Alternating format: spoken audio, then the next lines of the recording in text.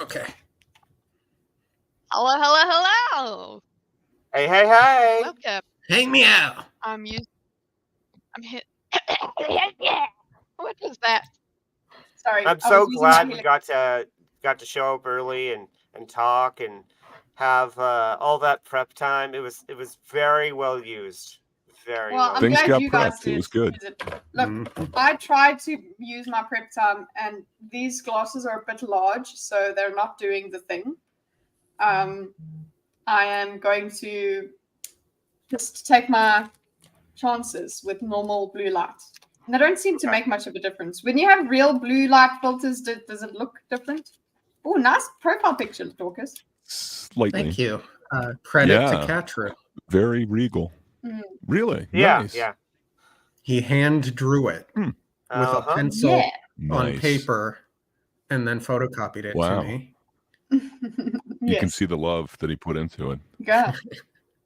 No, I do not. I mean, people have seen our Gardic phone streams. They know I don't have that kind of artistic talent. I don't know. There's But a yeah. certain, Darth I don't Cat. know what I'd call it, a style to it. Yeah. He is Darth Cat through. God damn it. Yes, happy Halloween. It's the month of Halloween. It's every day of October. Spook season. It's Halloween. Meowloween. Season. Meow. Yeah. Hollow meow. Meow. Meow, meow. Oh, wow. Okay, I'm not in. That's. ASMR does things to me. I don't feel good. Yeah, not happy. I like Spooky Catcher. Isn't it cute? I also like it. You know. I see you're now wearing your true crown. Yeah. Yes, that was what he's. Yeah, very good. Easy. I will bet anyone $500 that the Winds of Winter comes out within the next 3 years. How is that going, by the way? I think I would take that bet. Last I heard. I Go on, Gray. just have a feeling it's going to be more than that if it ever comes out. Isn't Last it I like heard, I a think dream he's of kinda painted spring into a that comes corner. out after that? Oh, whoa! What happened? Yeah. I think he said he was like 2/3 of the way through. Something like that. Sure he is. Uh-huh. I'm so glad that my Yeah. story's finished, even though my author Something died. happened. What happened? We had like a bunch of people and they all left all at once. That makes sense. Where? Did he steal We brought more up Game of viewers? Thrones. It's divisive. Yeah. He has like 2 arteries left. You better finish fast. That's true. Look, I suspect A Dream of Spring will be a lot easier for him to write than Winds of Winter will be. Maybe. Eh, I mean, it depends. If he has the ending all worked out, and it's just the bridge is the difficult part, right? Then yeah. A Dream of Spring will be easy for him to finish once he gets through this. Well, But easier. if what do you call it? If it is difficult, if it is what do you call it?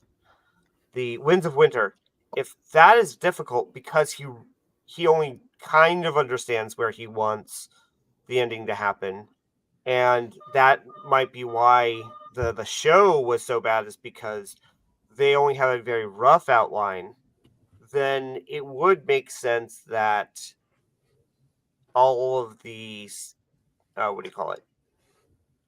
It would make sense that A Dream of Spring could take just as long, if not longer, because wherever he leaves off I'm going to say A New Spring over A Dream of Spring.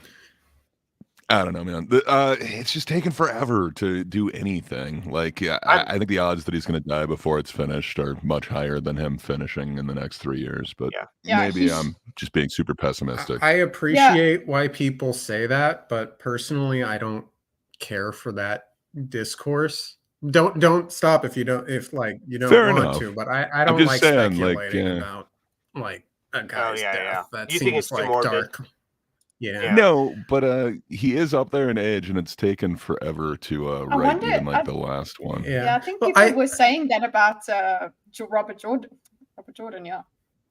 Yeah, So I know, and tragically they were correct. I don't know. I wonder if like Branderson could finish this Well, one. that's what as I was far thinking. as- I'm like, could we just have Branderson because he'll fix it. He'll finish. I it. heard Sanderson said that he would refuse to finish Game of Thrones if he was offered, and I think George Fair R.R. enough. Martin has been resistant to the idea of someone else finishing the story, which leaves me with a small bit of concern.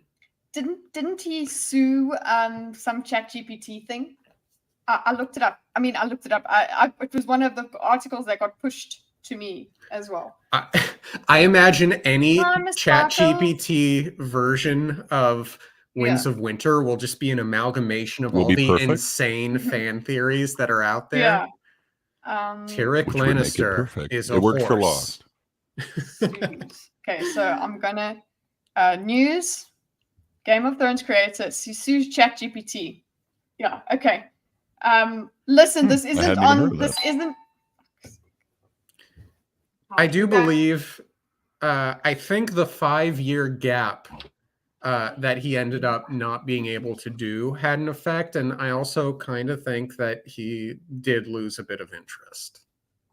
Hard Well, to I would say for think so. certain. After how that show ended, it's like, I don't know. That's what people are going to remember. Like, I don't know. When you picture characters from Lord of the Rings, do you picture like Orlando Bloom and, the other actors now? Yeah. It's going to indelibly affect people's mind, and more people are going to see it than actually read it. So Although, I don't know. It's kind of tough. Sultan, House of the Dragon is amazing. That scene where Viserys. What? I'll tell you I like now. how. I like I how. feel like it's important, but perhaps we should press on. Oh, okay. I like Yeah. how Kitty walked off, so I raised my voice to talk back to her as if she were. You're like, Well, Yeah. yeah. Yeah. I mean, she was in the other room, so that's the only yeah, way I you should hear have you. to. I like that idea. I like that. No, House of the Dragon was looking good, but I haven't seen the trailers, but I know that there's White Walkers in it, and I'm a bit worried. Yeah, Viserys walking to the throne was 10 out of 10. fucking incredible. Yeah. Oh, such a It had good show. moments. It was very good. I know this isn't on the schedule, but I want to read it. Let's just see what's up. Yes. Okay. Not that Dorcas, even though that's Aw. coming. He's just such a fan of literacy, though. Yeah. Yes, reading. So, U.S. authors George R. R. Martin and John Grisham. Oh wow, John Grisham are suing ChatGPT owner OpenAI over claims their copyright was infringed to train the system. Martin is known for his fantasy series, blah blah blah blah, blah blah. Learned by cool. It follows similar legal action brought by comedian Sarah Silverman. Oh my god. As well as open letters signed by authors Margaret Atwood and Philip Pullman. Ooh, wow. The same month for AI companies to compensate them for using their work. No. If you're using publicly available stuff, right? I mean, it's one thing if they somehow steal the what do you call it? If they used a pirated version of the book to train the AI, then sure, right? They might have some kind of ground there. But if they're using, if they rent a library, like not a library as in a physical library, but if they rent like a publisher's library and then go through the catalog of all of the works to help train their AI, that's the same. It's the process is different because of how AI works, but it is effectively the same as a person doing it. It's just that Mhm. the computer can do it at a much faster speed. Yeah. You know, and it's It's not like like somebody licensing. learning. It's Yeah. not. Yeah, it's You're not influenced by what you read as a writer. So right. technically, what all that this is doing is it's just doing it faster and arguably Yeah. better. But yeah. But they don't owe residuals based off. This isn't. They don't owe residuals to these authors and comedians and or any of that. It's the same. It's the same thing as if any of us did it. It's just a computer doing it. Well, Mhm. the chat They don't, GPT. and that's the thing. That is the thing that I bet a lot of the people that are wanting to sue is that they don't realize that the um that the computers are not saving the work, right? They don't have a copy on file of the books, of the jokes, of whatever, and then the AI scans them new and then uses them. They were trained once on it, and then it's over. And it's not committing a plagiarism, is it? It's Mm. not like Exactly. just Yeah. lifting. Exactly. You can do the same with your own writing. So you can like feed it your own. Obviously, I think that you have to do the paid version or whatever, but you feed it your own writing to teach it your style so that it actually can write as you, which is so I understand. So if they it's because that I don't know the how did the AI get access to it? That's all that I was wondering Yeah. about. Yeah. Like like a stolen thing. But what they've just said, oh no, it wasn't with permission. It was used without their permission. But how do well? Yeah, I suppose what does copyright law say about? It still doesn't make sense. No, you're I right. mean- It's like somebody reading you. Copyright law can't cover somebody reading your book, picking up your style, and writing in your style. Does ChatGPT learn and notice the same things that we do though? Like for my writing, I'm currently being influenced by Game of Thrones and Romance of the Three Kingdoms. So it's like, is what ChatGPT doing what I'm doing, but at a much faster pace? Not Than not Yeah. necessarily. That's Not what it should be. necessarily. Yes, but, but with different processing. so, More I would deliberate. say that what is it? If I consume the same things as you, I would probably pick up different things. Correct. If we were trained to pick up certain things, we would therefore probably have notice the same things, but that's because of the training. But just me, just Also in correct. general, going through the same things that you're going through, I would probably pick up on different things anyway. So it's not like there is one way that humans, or one kind of like there's a human process and there's a machine process kind of thing that is distinctive. We all have our own different processes, and sure, it's written out kind of the way that the machine does it, so we get to see it, but the machine, but that doesn't make it less acceptable, right? The only Just thing that because would the make it machine less does it acceptable, slow. yeah, the only thing that would make it less acceptable is if it was actually saving the data, which obviously it isn't. Well, what do you mean by saving the data? Well, no, Yeah, some sorry. people thought that when it scans the art, whether that's writing or pictures or whatever, that it saves. It has a database that it is constantly referencing, right? Like it doesn't learn your style, and they thought that it saved your work and then referenced your work to create new work. They didn't understand that it learned your style and then saved your style as a kind of set of instructors instead of instructions, and then is able to therefore replicate the style doing completely different things. They thought that somehow there was this database of different works that it was constantly referencing in order to create quote unquote new stuff. Let me ask you this. I've got my Celtics account, which is where I write some of my screenplays. To my knowledge, I'm the only one with access to it. But can GPT get in there and utilize my writings without? I'm against that kind of thing. I think that I have no clue. Like, is that in their terms of service? I never actually read those things, but I guess it could be. You It have could to be get into analyzed. it and look I at mean, it. Yeah. No, I think that part of. But could it do it without anyone knowing? Mm. Yeah. Well, it shouldn't be able to. Well, here's I definitely think that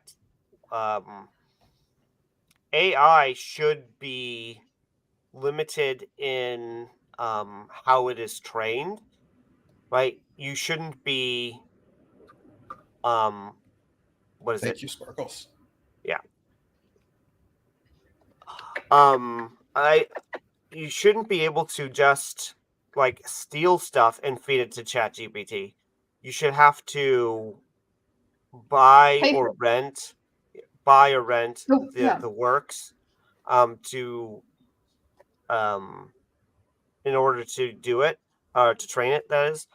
But if it's freely available stuff online, right, then anyone can just look that up and work out how to copy that style. And so anything that's free is open for ChatGPT.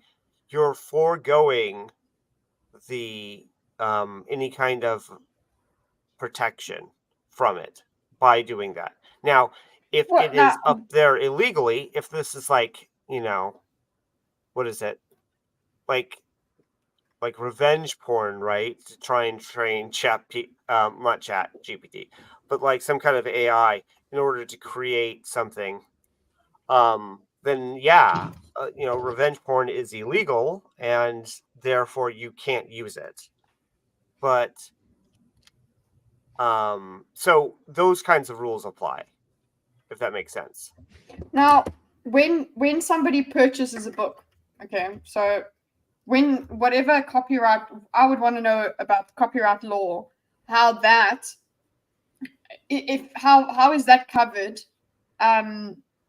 Because now maybe they can argue. I'm just spitballing, but maybe they can argue that because the technology wasn't where it was before, when at the time of printing or at the time of publishing, there was this understanding that even if you buy the book or you rent it or whatever, that the understanding was that it would be read, that it would be learned by humans. The understanding was that the style would still need to be filtered through humans. There was that reasonable, which I fucking hate about law, but reasonable thing that they put in there.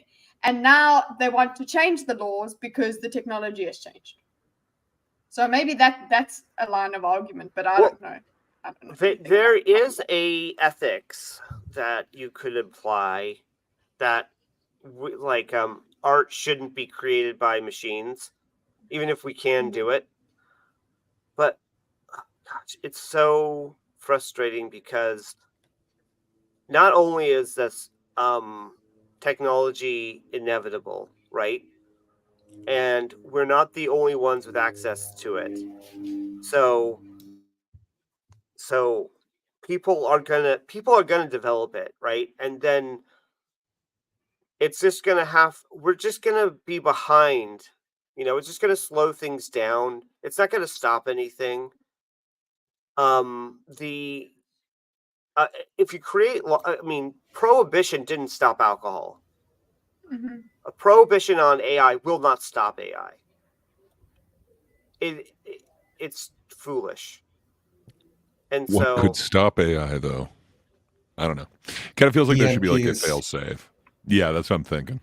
well, As long as we get a that's couple different. of those that aren't controlled by AI, we're good. No, I understand what you mean, but I just mean that humans will develop AI, not that AI is unstoppable on its own. We could put an end to it. We can, right? I'm not suggesting any particular AI model could be stopped. I'm not suggesting that. I mean that you don't have Nuclear Armageddon could also stop yeah, no. Okay, I just let's mean that get on I that. just mean that it. all right. You just Yeah. mean that? Maybe a black hole opening Yeah, somewhere. I just mean that AI as a technology will continue to be developed because it's useful, and if we're the stick in the muds, we're going to end up being the ones who are behind. We're going to be the ones. We're going to be the country who didn't develop blacksmiths, or we stuck with blacksmiths and didn't develop modern ironworking and metalworking technology, and we're going to be outpaced by some other country who does embrace it, who does develop it. Kitty And taking upon herself all of humanity's sins could stop it. there you go. I'll do it. Let's go. Not that it'll help. I don't know. You're saying it could, but I'm not too sure. Right. No, I'm not convinced. it's just gonna have. What'll happen is that, like, Asian countries, South Korea, Taiwan, Japan will develop this stuff, and then they'll have like really amazing, inexpensive art, and American studios will outsource it to there, and America will just be cut out of the loop, and we'll still be broad. It's recommendation. It's We'll like, just okay, be well, cut if out they're of the doing it, loop. we can't put ourselves behind, but we kind of don't want to. But if they do, then we have to. Nico, are you saying that somebody used ChatGPT as a lawyer? No, I think that your I don't know about Form of when. argument. I think that some guy tried to use it, but I don't think he succeeded. There were some failures. I remember seeing Bruce Rivers. He's a criminal lawyer. He spoke about it. So He spoke about the thing failures about- of ChatGPT. in ChatGPT, the way it is right now, it's basically a very convincing, like, 5-year-old. It can come up with like really silly stuff because I think Adam correctly phrased it that it's just trying to figure out what word goes next. It doesn't have a concept of. Yeah. It doesn't understand necessarily the words that it's saying. Yeah, but I don't know. Like it So- kind of does. Like for instance, think like that's a we I were think talking about the that's a trick. wokest movie or whatever. It is, Mhm. but it's Yeah. learning, which is kind of cool. I just like put into ChatGPT like what are some plot points for the wokest movie ever, and it gave me like some pretty awesome ones. Oh, I don't what know, did man. it say? One of my favorite is the vegan vampire. A vampire who's recently gone vegan struggles to find an alternative source of blood. They start a support group for other vegan vampires, leading to hilarious moments as they try to satisfy their newfound ethical cravings. Like, I think that's how does that?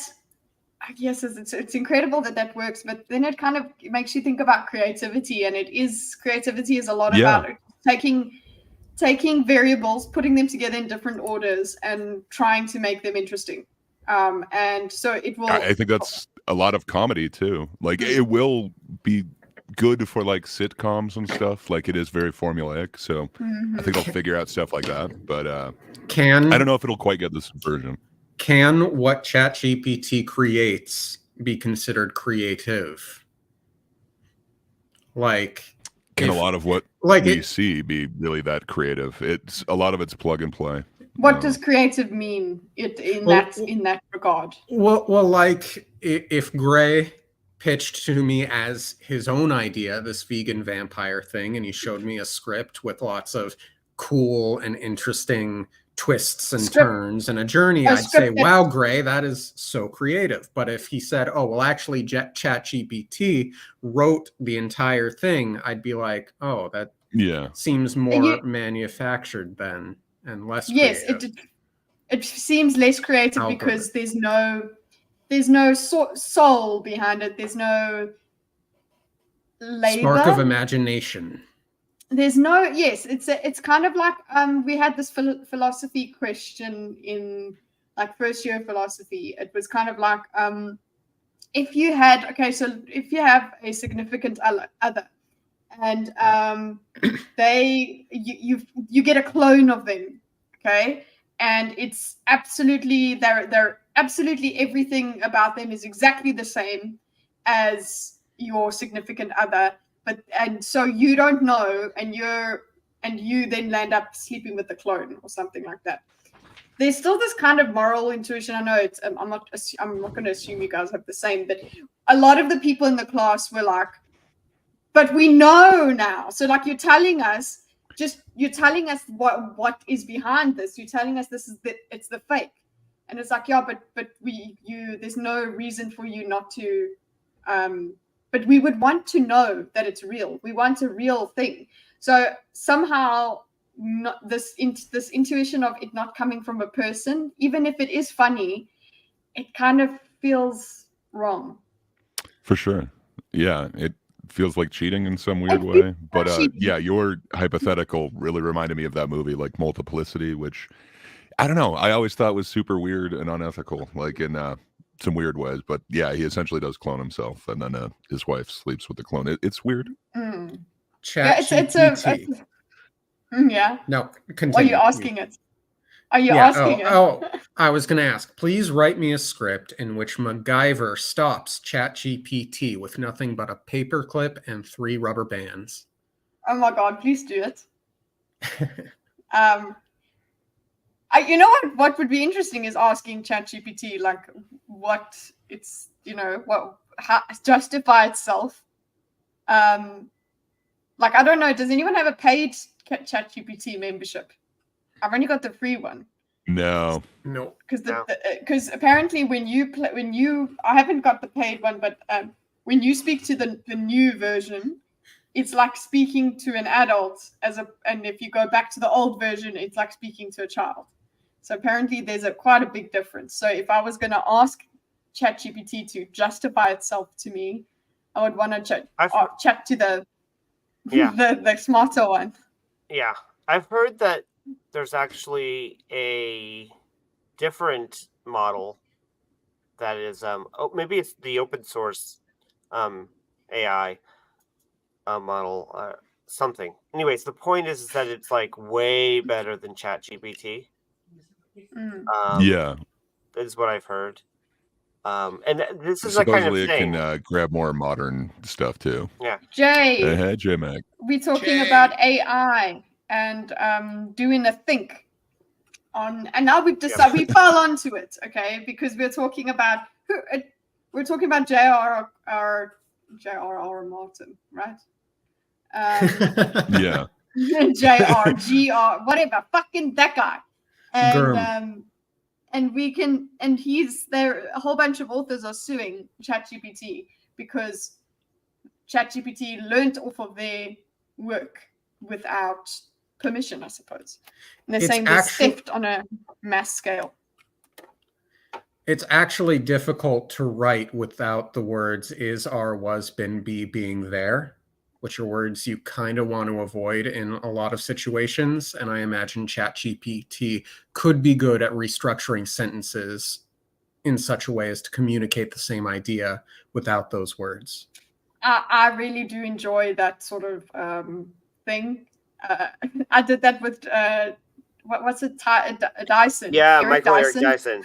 Yeah. I was like, what the fuck is that guy saying? Can you tell me what it means? Because the words are just, ones and zeros to ChatGPT eventually. So I'm like, yeah, compute.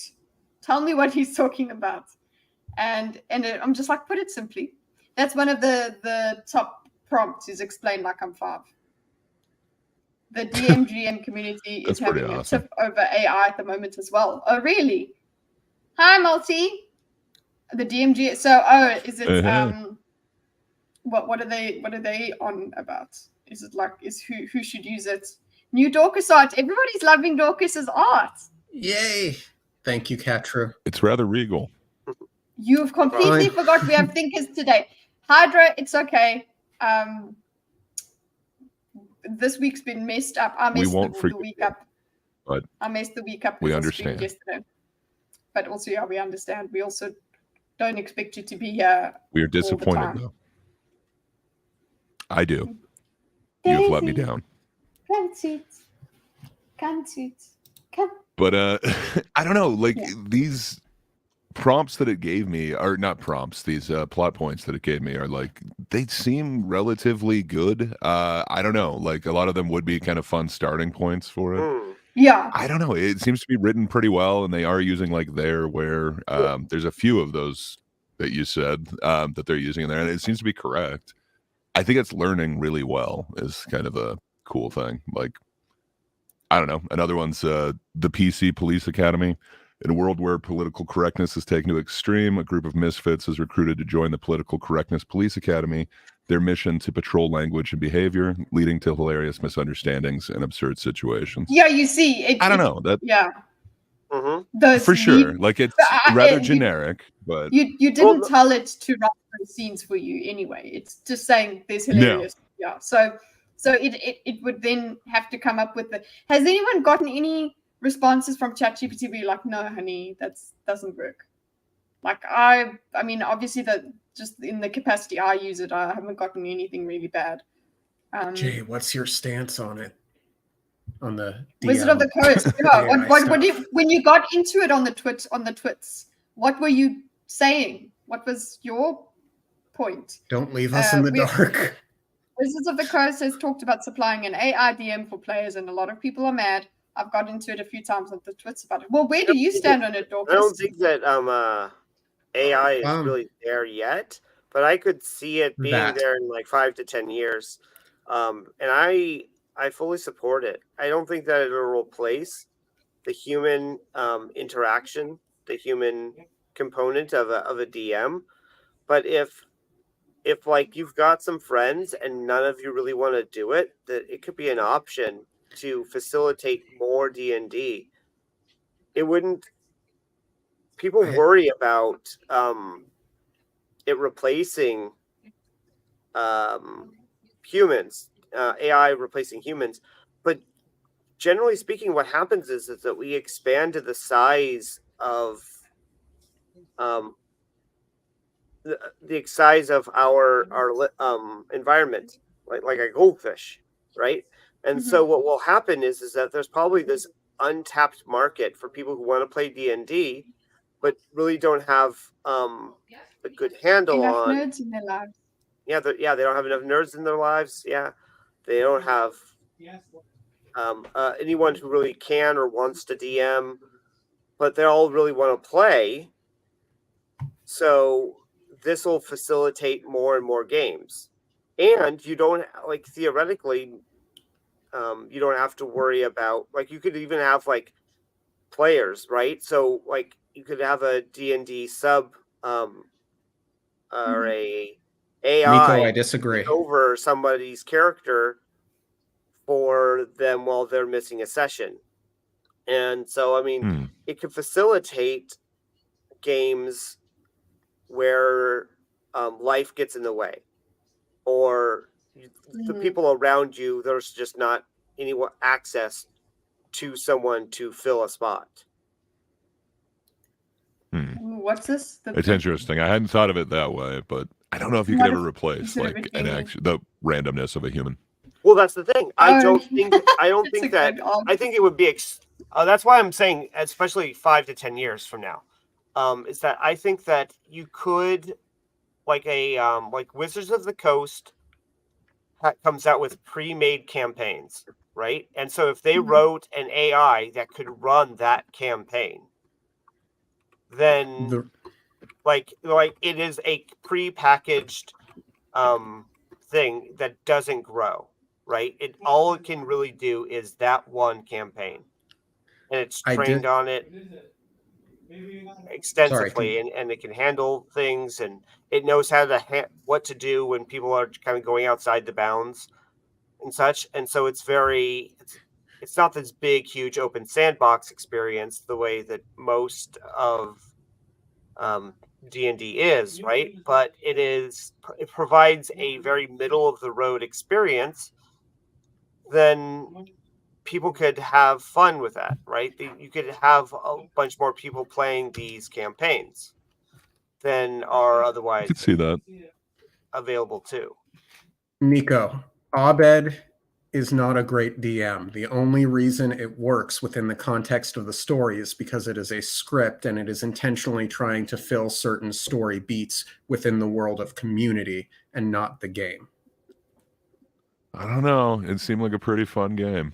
Better than a couple of the DMs I've had. He pit So- players against each other, and That and, sounds need to fun. and he had rewatch no, Community. he had very little to no regard for the players' actual emotional states. Well, I mean, one of those players was Ken Jeong. I don't know if I would care about his emotional state. I'm just saying. Well, like, no, okay, fair enough. but the guy that was considering unaliving himself's emotional state was important. So I would not have let another player steal the sword in that way. I need to rewatch so I can have more of an opinion. What specifically? On the- Community. Yeah. Yeah. but I think they banned that episode because of blackface. They did. Blackfish. Oh, you can find it. Yeah, Yeah, you can yeah. find I it, should but- hope yeah. so. That's so stupid. Yeah, dark. Can you elves. still watch Tropic Oh. Thunder, guys? It was absolutely the Yes. best, Nico. It was For now. absolutely the best moment. But again, it's for the context of the narrative of the episode of Community. If it were an actual game, there would have been seriously hurt feelings, and I think the Yeah. group likely would have fallen apart. Right. And so I actually think that is a problem with the youth today, is that they watch stuff like that and they don't realize that this only works in the context of a show, and you can't actually like emulate characters in these shows acting these ways in your real life and not have horrible, disastrous consequences. Because Yeah, there was a, Or hilarious. I've seen outcomes. kids adopt that kind of behavior, and it's like you have to tell them, no, sorry, that's a TV show. You can't actually behave that way. when You're acting like a Yeah. jerk. That character is actually a jerk. That you may find them funny, but it doesn't work that way. correct. And Orange face, orange frowning. Jay, you're in orange face in this message, just ironically. when it was not a normal group though, huzzah. Agreed. And like when Critical Role became massively popular and brought in all of these new D&D players, they all expected the game to be like Critical Role, but not every DM is like Matt Mercer, and it Right. did yeah. create, it unironically did create a lot of horror stories that you can read about on the interwebs. So Yeah, I've heard about that vaguely, but yeah. J-Mac. I mean, I Never guess mind. the soul, when it comes down to it, AI versus authors. I don't think it's going to have the same soul, but It's not going to J-Mac, have the you're- same soul. maybe it could. You're gonna DM a game of Thinkers, right? But Thinkers game. Jealous kitty. yeah, Yeah. maybe. Yes, I am jealous. Maybe. Like if what will actually start happening is we won't even realize there's AI authors, and we'll just enjoy their works. But the thing is, they will be trained off real people, and yeah, I guess it sucks because that's not. Then it comes down to this human value thing that we're thinking about. When something is handmade now, a lot of the times like that gives it more value. So it'll be like, oh, we might get to the point where it's like, yeah, this is a real human writer. And then there'll be controversy when we find out real human writers actually used AI. So yeah, it's coming, I suppose. And again, it's just a technology thing. It's inevitable. So we're kind of stuck with it.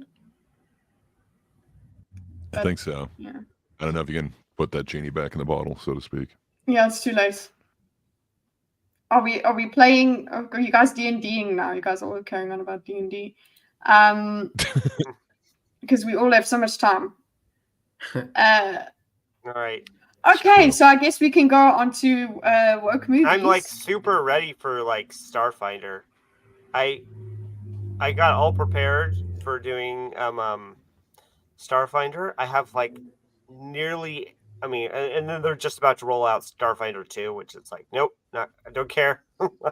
But I have like nearly all of the books, if not all of the books for Starfinder, all the guides and all the reference material and everything. I want to write a one-shot about a handful of Roman soldiers who go looking for a missing eagle. There you go. Golden eagle, not a living one. Huh. Okay, yeah, I was like, that's quite an ask. An eagle. Free as an eagle, as a bird. And then you got to try and find it. I love Starfinder. One of my favorite games was a Starfinder game. Uran was a Starfinder. Nice. Ah, nice. Then there's me as like Monopoly. Okay. Cool. Are we going to look at the woke movies tier list? Sure. Are we just going to go through? Sure. Or shall we just go through all of Gray's ChatGPT examples, seeing as we've decided we're embracing our AI overlords? There weren't a ton of great ones on here. A lot of them are kind of like, all right. So I don't know. I would be kind of interested in the tier list of the movies. I had a couple more suggested to me and ones that I wasn't thinking of, but it's like, yeah, okay, that one totally works. So I don't know, but up to you guys. I do have 20, so I do have 18 more of these prompts, but I think I chose my favorite two. Was it Dorcas? Is this yours? Yeah. Mine? Can we use your woke list and then you said you sent it to the wrong place? But gosh, I posted it in the Thinkers channel instead of PMing it to you. But and then okay, I really milked it.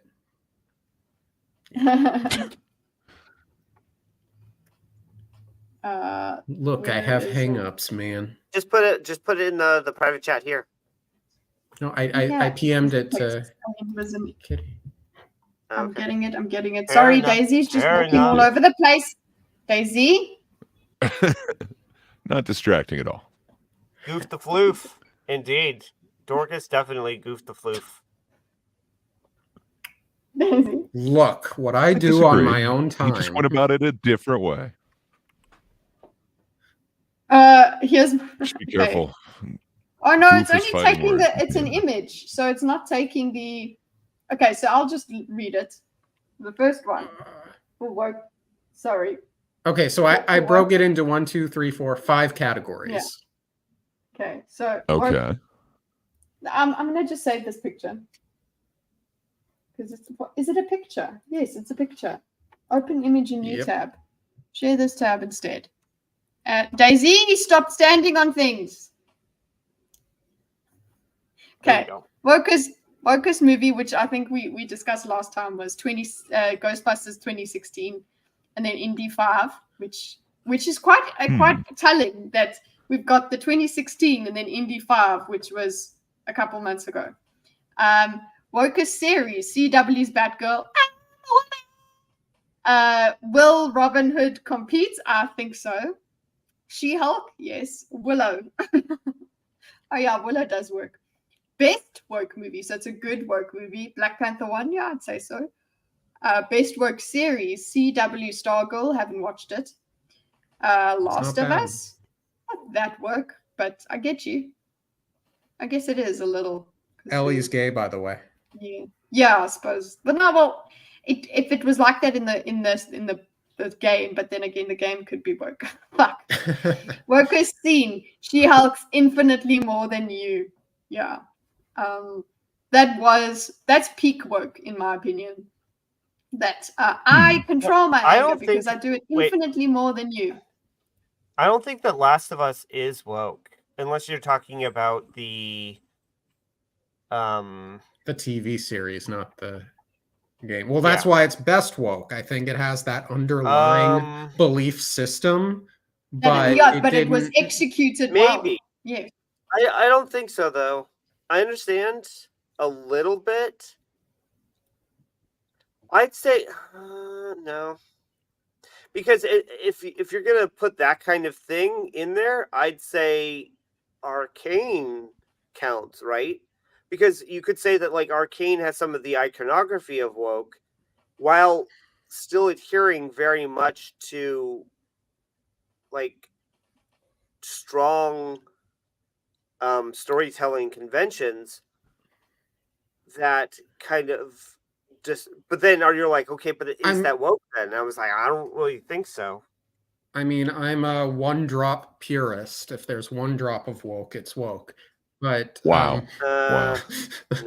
And that doesn't mean that Sorry. it's bad, because there's something he said best work. I would be inclined to say Arcane's better than Last of Us, but I didn't necessarily consider Arcane to be woke. I'd have to think on this one a because bit I more. mean, Yes. Black Panther was the opposite of woke. It was glorifying. yeah. I'd actually say that it's black. I don't know if black nationalism is woke. Okay. It is So, it's peak woke one- because it doesn't know it's doing what it's not supposed to do. Maybe It's not self-aware. That's the Yeah. point. there's a lot So of if you're saying things like that are one drop of it, then I think I don't know. For me, Yeah. the best woke movie would have to be Barbie. Like, not only is it like financially and box office the most successful, there's elements in there, and I really liked it. So I don't know. For me, I think that would outwoke Black Panther, but I can see what you mean by it. I just, I mean, technically, it is the kind of there's elements in Black Okay, Panther. so for the purposes of this discussion, we're saying woke is the underlying worldview, not the execution. Because a lot of the time when I call something woke, it will be when it means it's bad. Hi, Hydra. Hey. Well, We got hello, Hydra hello. After Dark. Just in time to talk No, about your I favorite couldn't- Oh, the thing. humanity. I couldn't. Stop. I couldn't. So we've set got a list up that you'll have to watch now. couldn't set up the picture on my phone properly still because I can't. Like when you have the select pics to choose from, the little X Doesn't- to delete the previous one isn't there on your phone, and you can only add kind of phone do additional you ones if you have? sign up or something. So it's just StreamYard. it's not my but, phone. I mean, I have a. StreamYard is way more usable. Like I've used mobile StreamYards before, and it's way more usable than don't- the way that you describe it. I'm not a phone expert. It's one of those ones that have like the curved screen edge, ultra modern something, and I hate it because I occasionally touch at the very edge of the screen at the curve when I'm holding the phone, and it's like, well, I paused the video for you that as you requested. It's like, no, fuck. There's a reason why that isn't popular anymore. Yeah. Okay. That reason, I suppose. The fold, That is the I'm reason. not so keen on the folding phones anymore. I like flip Well, phones. more Hydra, than what do things. you think is the wokest movie ever? Oh You're a god. movie connoisseur. I'm not a That's connoisseur at teasing all. him. I can count the amount of movies I've watched on my two hands, basically. But yeah. What's the workers' game? The Vocused game, well, in original presentation, as it was originally intended to be released and made, as how it was released, it would have to be Battlefield 5, the one that came after Battlefield 1. When essentially they decided that the movie genre, beloved for its historical accuracy and a great way to re-experience wars of ages past and beloved by all sorts of military and war nerds all around the world, as well as history nerds. We are going to do a World War II where, in a game that is supposed to be historically accurate, that is famous for being historically accurate, we're going to do a World War II scenario where we have cyborg women samurai with Viking face paint running around and just, I don't know, fucking never dying whenever. Just doing this up and down. And whenever gamers were like, I don't remember this conflict taking place on this planet. It looks very interesting. Could you possibly tell me when and where this was? The response was just, oh, you are all bigots. Oh, you are all haters. You don't understand. You don't understand women. You just all hate them. You could never possibly do anything correctly. You're just all bad people. You don't understand this. And then one of the, anyway, I'm just putting it in a nutshell because I don't want to go through the whole I'm sorry, it was a massive shit show, but yeah, the main issue was that one of them even came out like, if you don't like it, don't buy the game. And then people didn't buy the game, and then they went and complained, please, why is nobody buying our game? And it's like, you told them, and it's like, come on. Like, as a developer, it's like, if your first reaction is to fucking blame your most loyal customers when they complain, if your first reaction is like, go back to the core fan base and waggle your finger at them when something is wrong, you don't deserve to be a developer, because they probably deserve to be listened to and not just immediately go like, you don't understand, it's you who is the problem. Actually, what we made is perfect. You are the only one who has an imperfection in you. You are the only one that needs to be fixed. Our game is completely fine. What do you mean? But that has to be like the most politically infused, like the word white and man were censored in the chat, by the way. You couldn't type it. You could type anything else. All of the colors were fine, but if you typed out white, it would censor it. And if you typed out woman, it was fine, but if you typed man, it would censor it.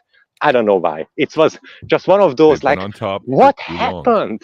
Like, it was so simple, because all you had to do was make another, it's not even a basic or generic, just make another average World War shooter. You didn't even need to put in any effort, even though people would appreciate it if you put in some actual effort, Battlefield looking at you, but you didn't even need to.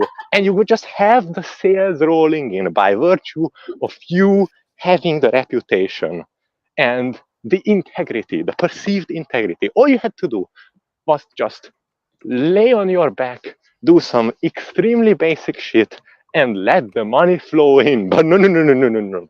You were like, you don't understand. I just had an epiphany.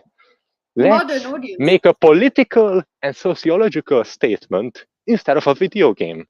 And then blame people who play the game when they don't like it. What could possibly go wrong?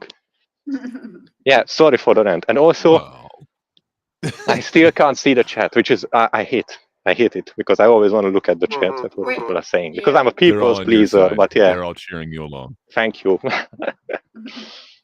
Lucy Sparkles was saying that you upset her because you weren't coming, you weren't here, but then you actually arrived, so that's fine. Yeah, I am. Patrick summoned me with his words, pleading at my disappointment. What's with these modern subversive lazy woke stuff? Why can't people make movies like Chinatown anymore? It's such a distinctly anti-capitalist movie, but it works. So you can have the same messages. I think you can have elements. You can have the same messages, but make it funny. You can even have something that has the same political message as these like woke pieces. You just need to be intelligent and artsy about it, because what people dislike is not even necessarily the political values or sociological positions that this thing says. No, they dislike it how it slaps you in the face. It's like, fuck you, you are the problem. When it's like, you sit down to play a video game. Most people, when they sit down to play a video game, they don't sit down to be told that they are a worthless piece of trash that is the problem and the entire world would be better off without them. You know, it's kind of not the vibe most people are going for. So you probably shouldn't try to like target that group as a market demographic. Isn't really healthy for your purse, but maybe that's just me. So yeah, the main issue is not that any certain type of political positions couldn't possibly be expressed within a video game and they all need to be political. It's that you need to be expressful and purposeful and eloquent by how you explain that position in the video Well, game. for sure. Like Interesting, any ideology artful. can kind of be thrown into any property, but yeah, hopefully you would do it well. You're not just gonna Yes. do it ham-fistedly, like you said, like And just also- smack you in the face with it. The major one, She-Hulk, right? With the so now Dorcas has said here, workers Season 2 soon to come. I do it infinitely more than you. No, so Yeah, serious. That's a bad. infinitely more. That's something that most of the times, if your piece of art has that message, one of the worst ways to convey that message is for someone to just shout it at the screen, essentially. That means that you have no creativity, that you have nothing other than the desire to pass this political position on to others. Which means Right. you don't But care if you about the write it art, into the actually. show that You you're bad just at care about the writing, then it's politics, a good in show. which case you should become a politician instead of an artist. That's it. Okay, so not Hydra, because Hydra doesn't watch, but did anyone watch Doin? No. It was on Netflix. What is Doin? It was about people who developed superpowers. It was kind of like a hero No. kind of like scenario. I want to go and rewatch Um, Heroes. I enjoyed that. And this Yeah. this kid developed superpowers, and his mom like had to deal and such. It didn't start out like the first 2-3 episodes, I want to say, weren't woke, but then it seems like they brought on someone that was woke, or they got like a executive producer who was came onto the team that was woke, because it took a shift, because it's like it a left seemed to turn. be like because in like the first episode or the first few episodes, like 2-3, they had like a black kid who was an antagonist. You could say he's just a troubled youth or whatever, but he was definitely not good. Not that he's irredeemable, but he was just kind of a bully. And I think the Doin, the main kid, the titular character, he had a white friend. I want to say the kid was a friend, and his like godfather, uncle type character was white, and his Doin, the kid, he's black. His mom is obviously black. Dad has passed away.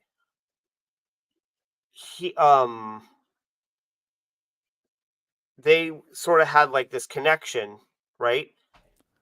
Partway through the series, like more than or less than halfway through the series, all of a sudden there is this weird like race element introduced, like where all of a sudden like she's very much aware of her race in like almost at all times in the show, and like all of a sudden like the uncle is weird and creepy, and they have to have a talk with the kid about like how you live in a racist world and you have to deal with racism and it sucks. And like and the then, speeches. Is there a speech? Yeah. And so it's just I'm not it was just this weird turn where I'm not saying any one of these points is bad in isolation, but it seemed like it was going for this one vibe and then switched over to be a different vibe. And then I was like, at the very end, they have like this cliffhanger. You could see that they're setting up like a cliffhanger or something, right? Just they foreshadowed it. And then I remember thinking, oh my gosh, they're gonna make the white boy be the villain of season 2 or whatever kind of thing, right? And then the cliffhanger happens, and sure enough, it's the white boy. And I was like, Yeah, well, you know, you can call it. I mean, you see these things and you can call it. that's the you're boring. Yeah. The way Az yells, he's like, because you're boring. That's the thing. It's like you can set, you know what the message is going to be, or you can, because you know the underlying message, you know probably what they're going to do and what's not possible. Because you go, oh, this could be a, you know, like when you always speculate in a show, like what's going to happen, or I say you always, but most Yeah. people that are engaging with the show, we're going to speculate what's going to happen next and whatever. Even Gordon does that, and he's not very engaged, doesn't like getting engaged with shows. Like he will even say, oh, this is going to happen, whatever. Like you do that, but when it becomes way too easy, because you like, that option can't happen because they won't let it happen, because no, the black guy can't be the bad guy. So it all just becomes a bit too formulaic. So I understand formula does things. It didn't. Yeah, it didn't start. Again, just to sum it up, it didn't start out having this weird race divide issue, but partway through the series, and definitely all the way through the end of the first season, they did have a issue with. They turned all of the white people bad, or represented very negative stereotypes, and the black people were good, and you know, being with other black people was seen as good. Yeah, sorry to interrupt, but yeah, Lucy said this too. Like, I hate it when shows are predictable and obvious. Like, one of the main things that I think we lost is that I really never hear of anyone who watches movies say that this new movie that just came out, yeah, it really made me think.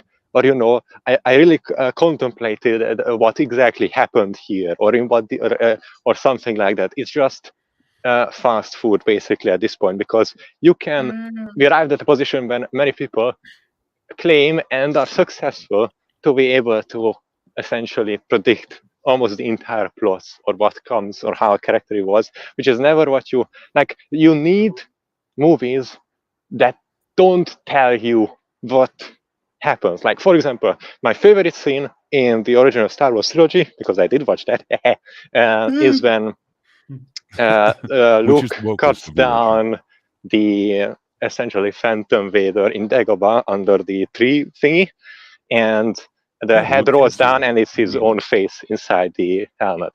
And I love that the movie doesn't tell you that what that means. Like, you could ponder about, like, what is this? Like, is it like is it warning him that you could become this thing, you have the potential, or this is related to you, or by striking down your enemy in anger, you are no better than him, or anything. But if Yoda just came down and explained everything, that would fucking ruin that scene, in my opinion, because that's the point, that you're supposed to ponder this question, and that nothing like that seems to be really popular or around anymore, is, I think, a great gem that we lost to the times of filmmaking, because it really is something important that occasionally needs to be there. Because if a movie is just too predictable, spills out everything for you, it becomes fast food. And if you only eat fast food, I don't think that's a healthy diet.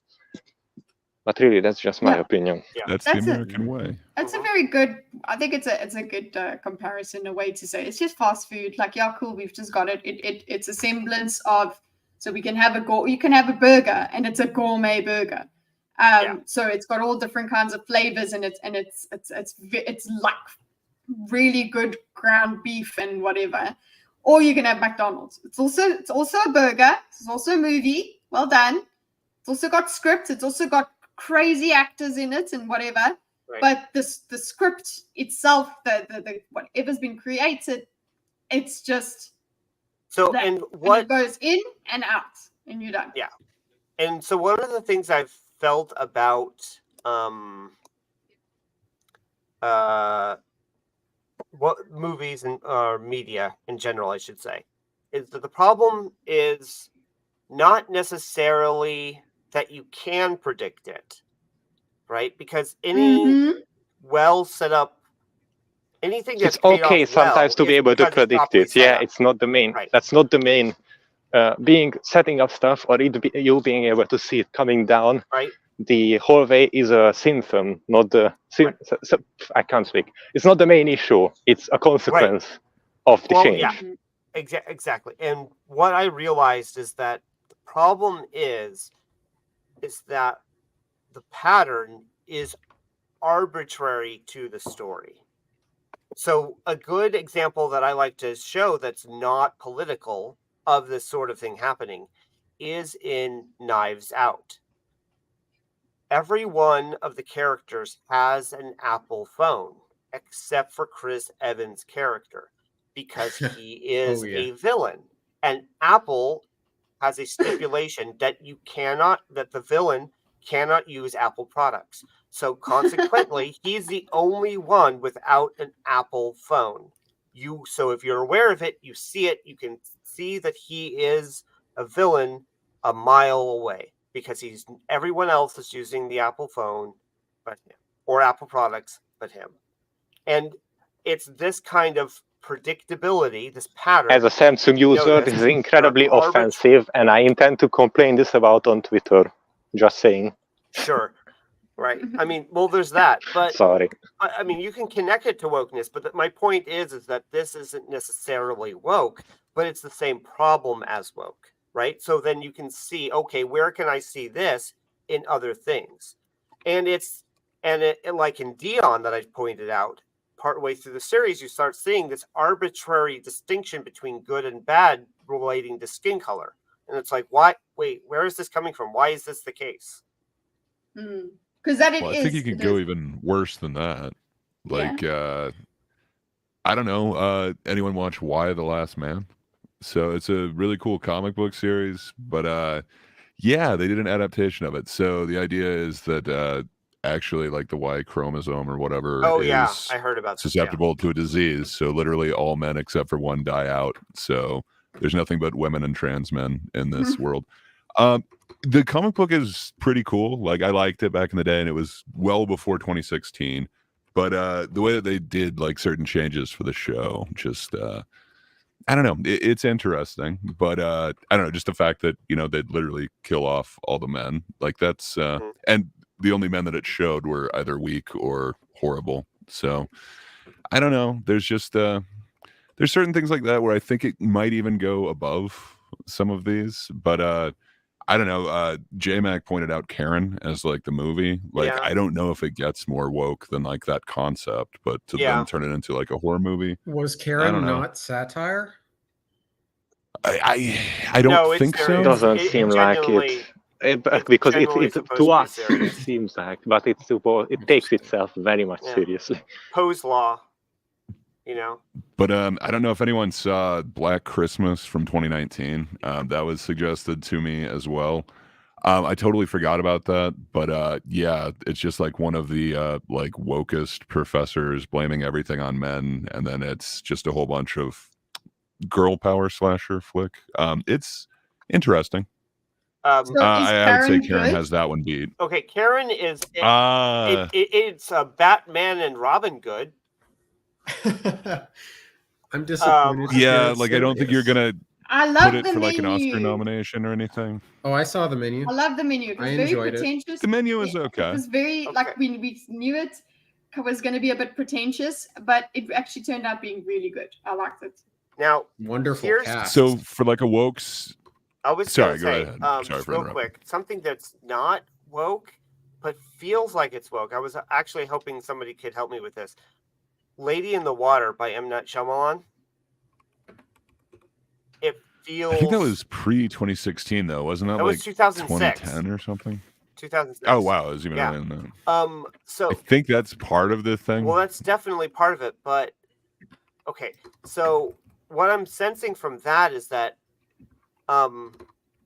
one, M. Night wrote in that like a writer is going to inspire someone who changes the world, and it's this this minority. Totally not a self-insert or anything like that. Right? Like, yeah. And he won't be acknowledged as a genius in his own time, but like someone down the line will will pick up this book off of a shelf, and that person will change the world. Nico, I didn't get any woke in the menu, but again, I could be wrong. I wouldn't consider that either, but I could definitely see how somebody could make that argument. Like there is a strong political message in it and strong female character. There is also that one like The Hunt or whatever, where it seems to be like right wingers are all I haven't part looked of at this human hunt thing. It wasn't great, Yeah. The Hunter. but I think or that would what? be woker than the menu. I think it was just called The Hunt. It wasn't Oh that great. no! It got No. delayed a couple The Hunt. times. There are two movies called The Hunt. One of them is Oh. One of them is.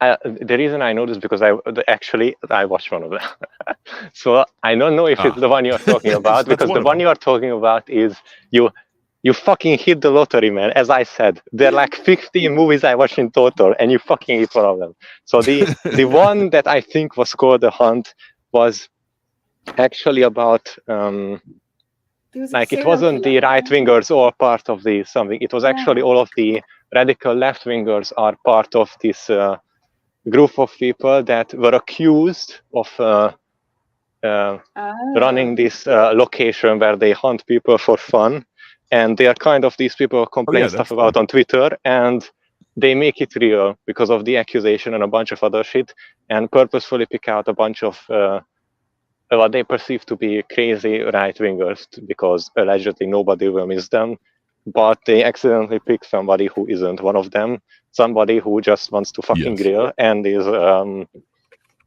combat veteran or something, if I recall. And that's the main That character is literally we the one follow that I through. was thinking of. Yeah, so I don't Like I think think that's there's elements of that are even more woke than the menu. elements but of it like feels which they one do kinda you? hit similar What do you mean by territory. the? Like so the way that they 'Cause it kind of portray showcases, the like, right the- wingers and like the way that they're explaining. Yeah, I would say that it's What not, I've but I could seen definitely that see people making that argument. Personally, it might just be my personal bias, but I think the movie did an okay job at like presenting craziness in both of the groups. Like obviously, the manhunting extreme far lefties were more concerned about like, Yeah. oh no, protecting the environment, shooting the pig, whatever. And but there like some of the right wingers that they selected, like the talk show host guy, who like believed that all of immigrants are like actors, and then they decided to make a scene just for Yeah, him, where they he's- actually were just to Oh, like play on his Alex Johnson. nerves. But like okay. so yeah, Yeah. I perceived it personally as showing like the most extreme what people can get on both of these political positions, but that may just be my personal bias, and I may have missed it actually being woke. But I think all of the woke parts were showcased that as look at this, I do this is believe that was the crazy. intent. Like, yeah. But I think people received it differently. Like, no, this is correct. Like, you should be doing it's. Really? But I think I'm not in touch. Like, I didn't. Yeah, I It didn't went after see. both sides. Yeah, the problem is I know the movie but I wasn't in touch at all with like the reception or when it came out, because I literally saw it on a whim of somebody else. Like that's it. So I don't know much about like the background or anything. I just remember seeing the movie and thought it was okay, but that's it. But yeah, Now, it was fine. It was fine. what do we think about Queen and Slim? I didn't actually see the movie, but I know that conceptually Fair it was enough. sort of woke. It was called woke, but I don't know if the movie itself was woke, and I don't know that the concept in general had to be woke. I just know that like some of the messaging around the movie was woke, if that makes sense. Does anyone remember Queen and Slim? No. I do not. Okay, so I it did not was watch it was But what's it's the kind pair? of what? Bonnie and Clyde. Bonnie and Clyde, Thank you. but with a black cast instead. Race swapped. Race swapped. Yeah. Right. And the part of the problem that was woke around the messaging is that this is historical. Bonnie and Clyde really did happen, right? They were real people.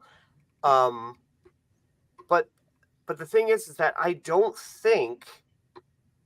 it was just based off of the concept Like that's what the movie actually was, right? It was based off of the concept of Bonnie and Clyde, and not, and not like We gotta literally a remember it race though. There were war. a lot of messages kind of thrown in there. No, Okay, it was did you kind of see more it? the concept.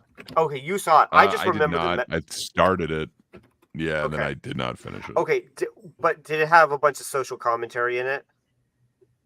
It did. Okay. Again, I didn't see the whole thing, so I wouldn't be Sure. great to give the whole thing, but it seemed very ham-fisted. Yeah, Kind okay. of the messages that she was saying seemed to be. Okay. Well, But then it there's was that. a product of its time, if you will. Yeah. Okay, Woman so Queen? What Oh, about yeah? a show like Velma? Like, would Velma be No. considered woke? So No. I think it's mean, lambasting a lot of the woke thing, but it's there and it's You like could- ham-fisted. it is if you ugly. say- I don't like it. if you say if you say that if there's the whole one drop thing, but what do you say about a movie that is, or a show or a movie that has like a drop of wokeness and a drop of like Christianity kind of thing, like bad Christian movie, and then it has a drop of something else. So it's got all these competing different drops of I think if bad there woke. are competing elements, then it would cancel out to a degree, because if it's giving Okay. fair voice to the other opinions, Well, then not it's about a fair, voices, it's a about balanced the real- movie.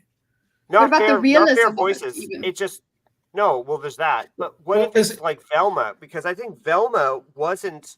One of the things that makes Velma not woke is the fact that it's such a botched attempt at woke, or at least it comes across that way, because you have the cops being incompetent and gun happy and all of this like horribleness, but then they also have them be lesbians, right? So that's like, I would feel there's so many things that are in there that are like, it's like, to me, it's almost as if you asked Chat GPT of the time to make a woke TV show, right? Because it's like, oh, it knows it needs But- lesbians. It knows it needs to have police We be need to bad, have but it these doesn't know that elements thrown police in should there. not be lesbians. I Because mean, then you are conflicting with woke messaging. but we also know the I'm ideology. biased. I like the show, so maybe I'm not the one to weigh in on this, but I don't see it as woke. It just has those elements, but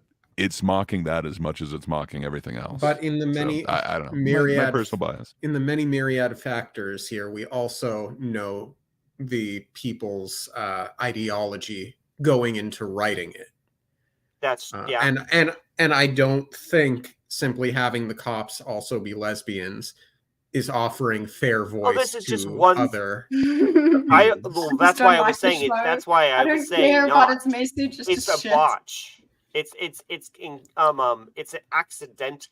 It's accidentally anti-woke, or like I it don't goes. know I It's mean, accidental, man. a lack of writing talent does not necessarily cure. This is the what No, I'm sexual it's saying. wokeness. subversive.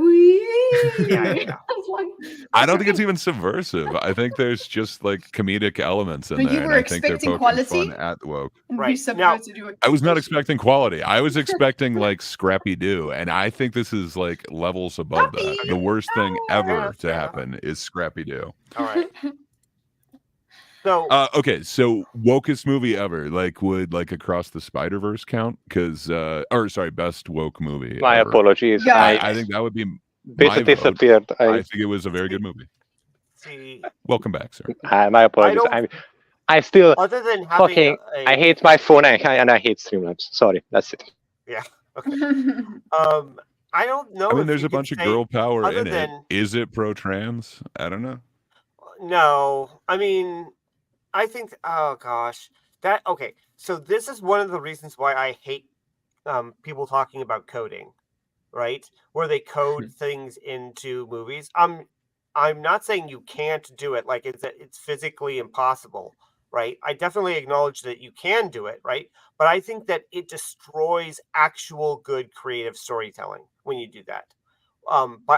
By letting people interpret things that way, because then all of a sudden it's strictly reinforcing stereotypes and hard coding in what things mean, and all of a sudden you're just using.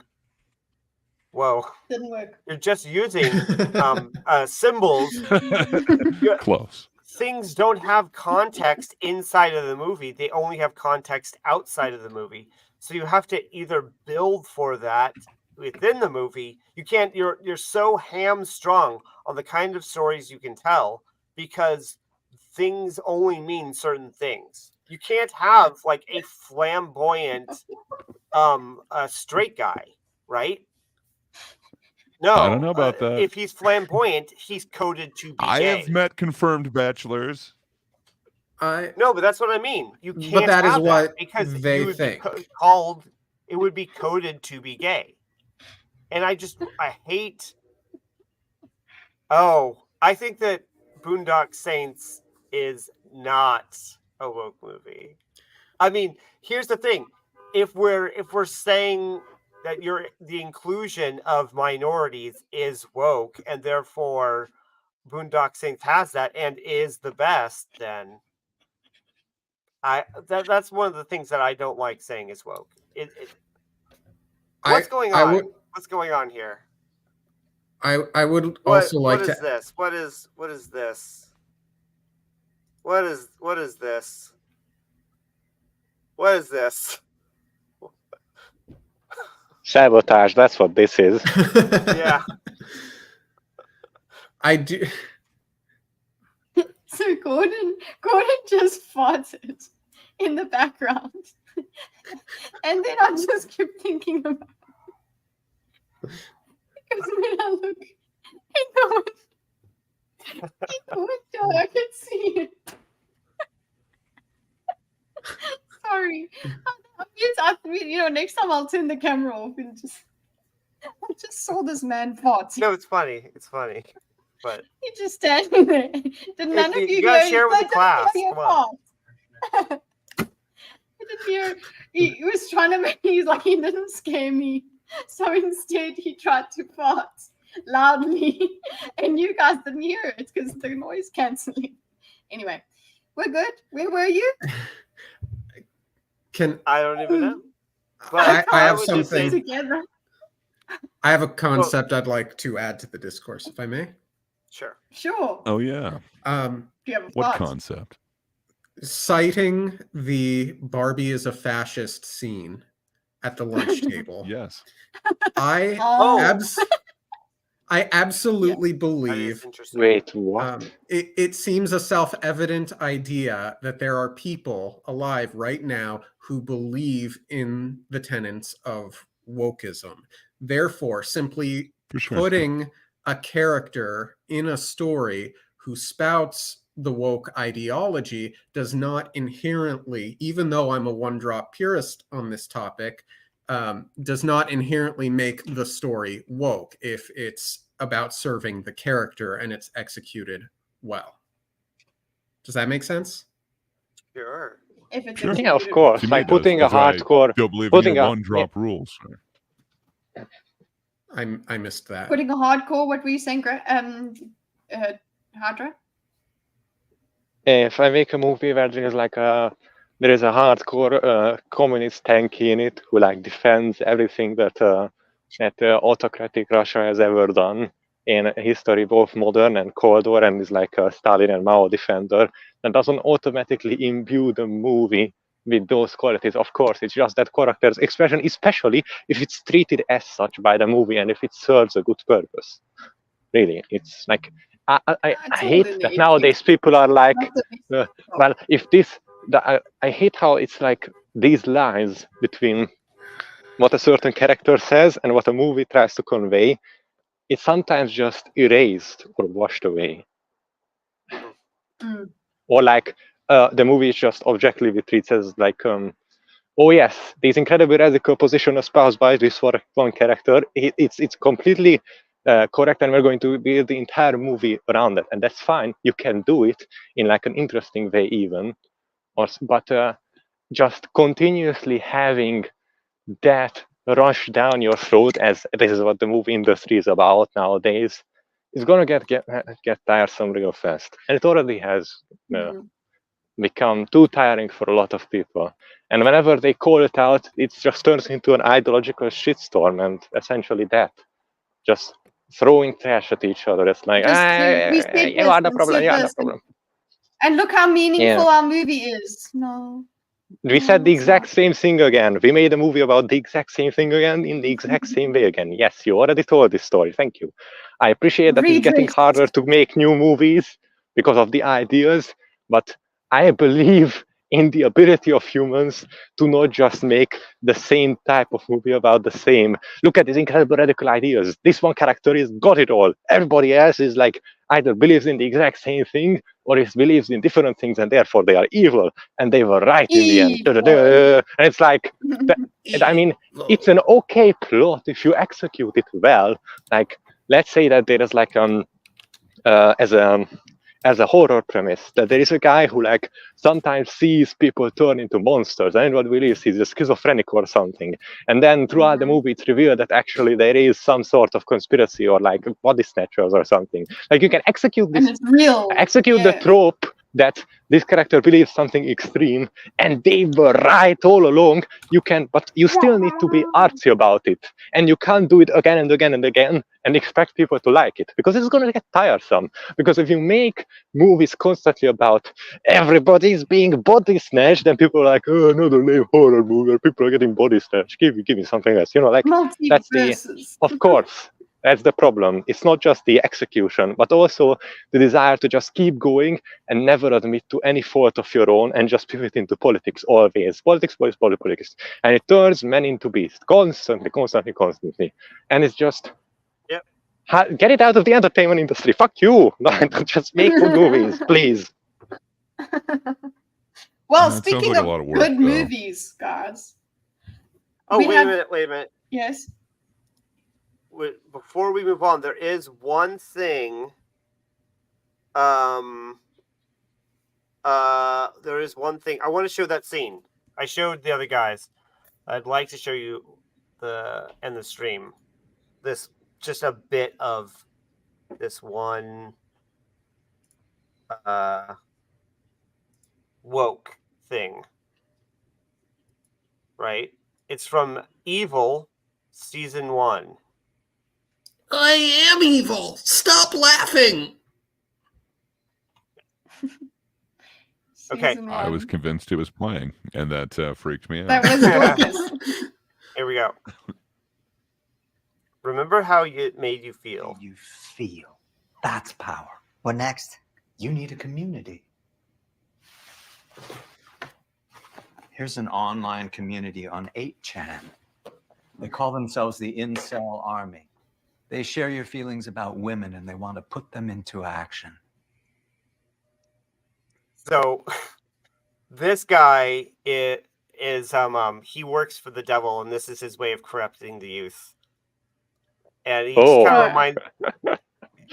If it's not just this thing over and over again, this is actually an amazing movie idea. I didn't see this movie, I don't know, but I already have my brain exploding with, oh my god, you could do so many things with this. So I don't know if this movie is good or bad, but just looking at this scene, it's like, oh, you could make such a good movie out of like, I'm going to like give you the devil's deal kind of thing. Such a good idea. The execution methods. So zero fucks. That's from Evil season 1, episode 7. Mm-hmm. It's yeah. So it's this weird. It's supposed to be a supernatural horror series about a bunch of different people. There's like a priest, there's a therapist, and then there's this tech guy. He's like a ghost hunter, And they all walk into a bar. but he doesn't believe in ghosts. He believes in like disproving ghosts. Oh, stuff, okay, right? interesting. So, but like the priest obviously believes in all of it, right? So, the team just kind of, and she's kind of the skeptic. She's agnostic to the whole thing, and so then they go through different cases, and it's kind of like a what is it? X-Files kind of show. but we actually see the antagonist's point of view from time to time. So that's the show that you just showed us. Yeah, that's evil.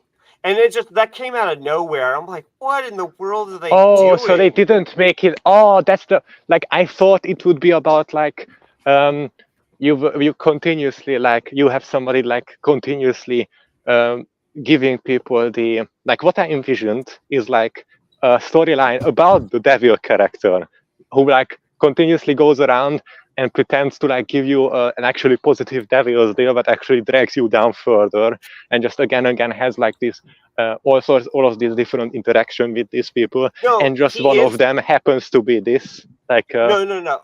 That is more or less what this guy is. You correctly identified this guy's character. Yeah. I just assumed that one the of those show is things. different. Yeah, just Yeah. if you had this happen with oh, you have this kind of thing that could be very harmful and dangerous in certain circumstances. Let me help you by putting you into a community where it's gonna get worse, but I actually pretending to I'm going to help you. But see, there are people like you out there. You could have this kind of happen several times over, or just could be a trope or something in the and this could just happen to be one of those, for example, and that would be, in my mind, a good execution instead of just it slapping you in the face out of nowhere, boom, this is what we're gonna do. Of course, you need to, as I said, be artsy about it. I just had an amazing idea about a storyline for this Devil's Deals character, but I hope it needs to be executed well. Yeah. Okay, so look at this guy. This is same thing, but this is a collection of sort of scenes and things. You're in way over your head. Leland is a psychopath who uses the metaphor of demonology to give his pursuits meaning. This time the pigs will not perish. The pigs are here amongst you, and they will cause great suffering. I'm gonna do for you what God did for Job. That man feels less alone when he gets others to do what he does. You have 4 daughters. I'm gonna kill every last one. Did he give you gifts? Did he make this? Yeah, he was teaching us. So these are demon symbols? Leland drew this. Symbols supposedly with magic powers. A mighty king in the hierarchy of devils and demons. Copyright strike. I'll cut it out. It auto cuts them out sometimes. You can just click the button. It auto cuts it out. Yes, up here. Are fucking kidding me? Can you pause? Can you hear this? Can you hear this? Yeah. Do it now. Yes. Hey, can you hear the meowing? No. Oh. No. So as this whole thing was, a fucking cat, this just jumped out and started meowing at me pay attention to me, something. And it's I was so focused on something else that this whole thing that it scared the crap out of me. It was IRL jump scare. It just out of the bushes pet me, I'm here, meow. Oh, he's but yeah, so it scared the crap out of me. Oh, that's so crazy. So I try to hey, can you meow into the mic? Oh. No, he just wants to cuddle me and my phone. Come on. He's just gonna knock his head against the phone. That is what he's doing. He's what is this bright thing? It smells like you. Oh, I do that. Yes. Do you wanna? That actor is so... He doesn't want to make any sound. Nope. I love that actor. Nope. Yeah, that actor's creepy. He puts the creepy factor on. Yeah. He did the creepy thing, yeah. Oh wait, I just realized. Catru, when did you get horns? He's been watching Evil. Horny for a while. He's been watching Eve. It's Meowloween. Spooks. Oh, I completely forgot. Yeah. But it's not inconvenient that they are in front of your ears. Do they get in the way? Maybe a little. He doesn't He doesn't do headbutts the way that cat's doing now. Yeah, well, he can't do the. It's ill-advised. He will poke you. Yeah. So speaking of, we were speaking of movies. Dorcas, Yes. how would you like to do this? Because remember Okay. last week, if you guys were here, we spoke about woke movie. Dorcas did a thing. I did with help from Katra. Things can be good. Congrats with the thing. Okay, so because we believe in cross-race casting in this house, Kitty will please play the role of Aisha, and Grey Oh, Poupée, wow. please play the role of Chris Gore. I need to open Okay. And then I will read the stage direction. Okay, wait. I'm well, assuming are we it's, going to share it up here in and read it? Discord. Yeah. What are we going to do I on mean, Discord? I'm okay with it. Okay. Sure. Yeah. Okay. I mean, if the group doesn't. I'll want try. to, but Go I ahead. mean, this is all a joke to Go me. ahead. I'm It not is, like no. taking I this- just hope I read it properly. You know, I just want to do it properly. Yeah, pressure is on. Okay. Pressure Remember, on. acting is about what you want from your scene partner. All right, you are playing pretend. Oh and boy, playing I feel like pretend I'm back in for- acting class. Yeah, that you just had that charisma of like, okay, this is going to be the next scene. Like I got transported God. back in a decade in time, and like Okay. Pressure is on. in my school game say it's like, oh, this is what you're gonna do. It's a long time ago for me, so I haven't acted in a while. I'm glad you have some sort of faith in it, but Do okay. we all have me. acting experience? I think we do. I just have normal school drama. I Apparently. don't have real acting. Well, I I don't have mean, real acting. I was in drama I'm just theatrical. throughout high school. Yeah, but I mean, I wasn't in anything proper. I mean, we But- all know that Hydra loves drama, so Yeah, we're all just Boo. very performative people, I suppose. I'm just me. okay. I couldn't be able to like You're just act King. out a Okay. character yeah, constantly. you are enough. Okay, so how do we do this? Okay, you read the stage directions. I'll read the. You read your lines. This is how we're gonna do it. Okay, let's go. Yeah. Okay.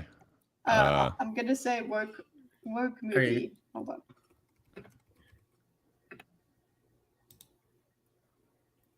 Yeah. Okay. Are you bringing the script up? Or should I bring it? Okay, I'm bringing it up. Just hold on.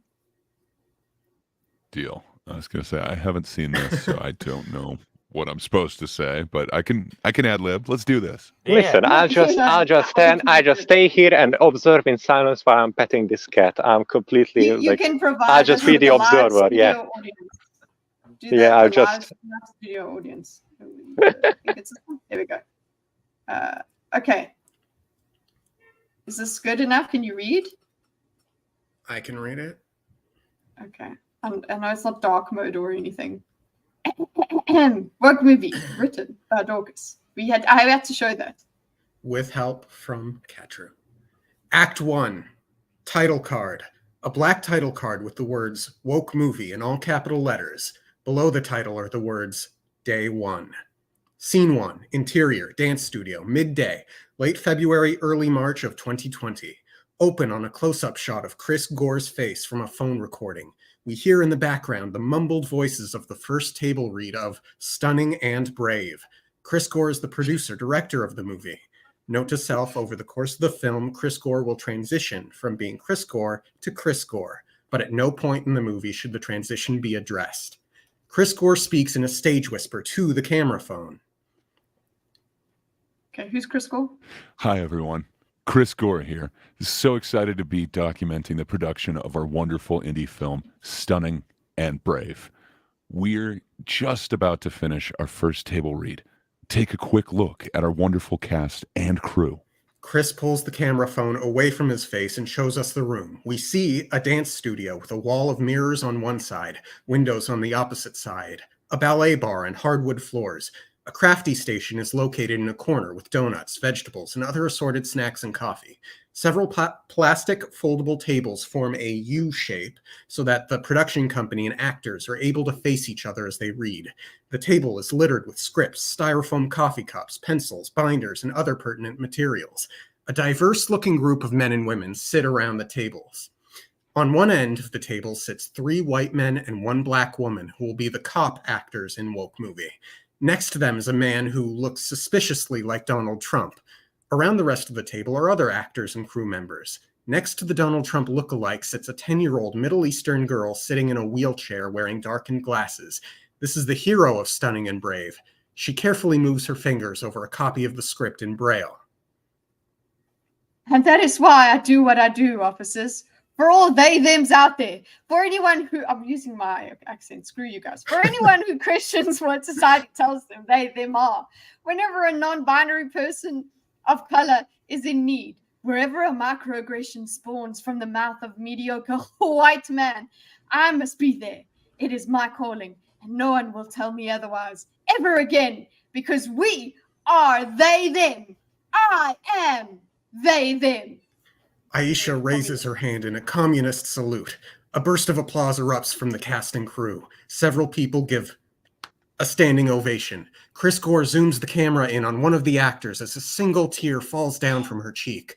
The applause goes on for several beats too long, leaving a very awkward moment. No one wants to be the first to stop applauding.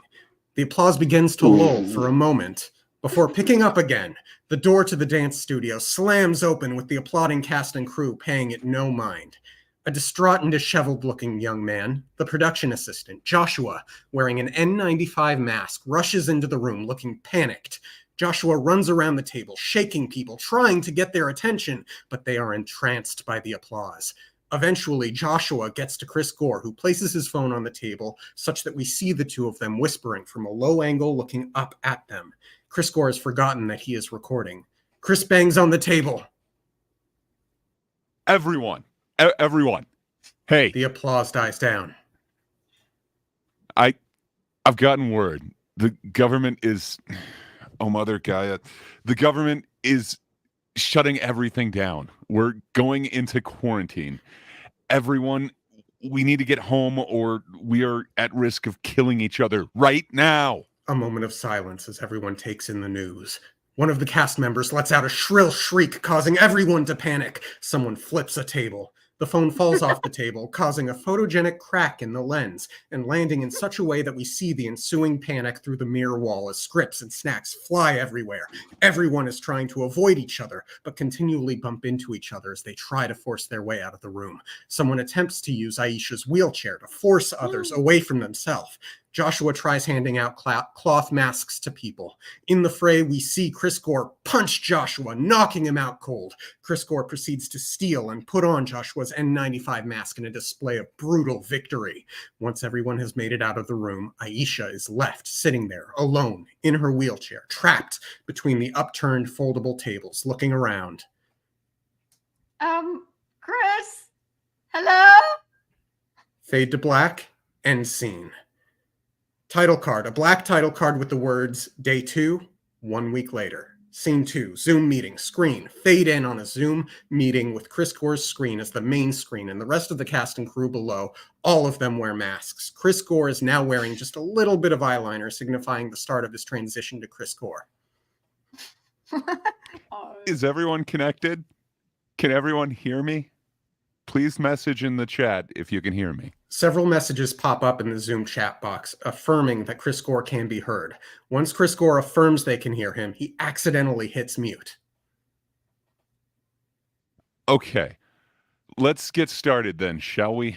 First off, we know we're all scared about this dangerous pandemic. These are unprecedented times, but we are resilient. We will adjust. Our script is too important to not risk our lives sharing it with the world.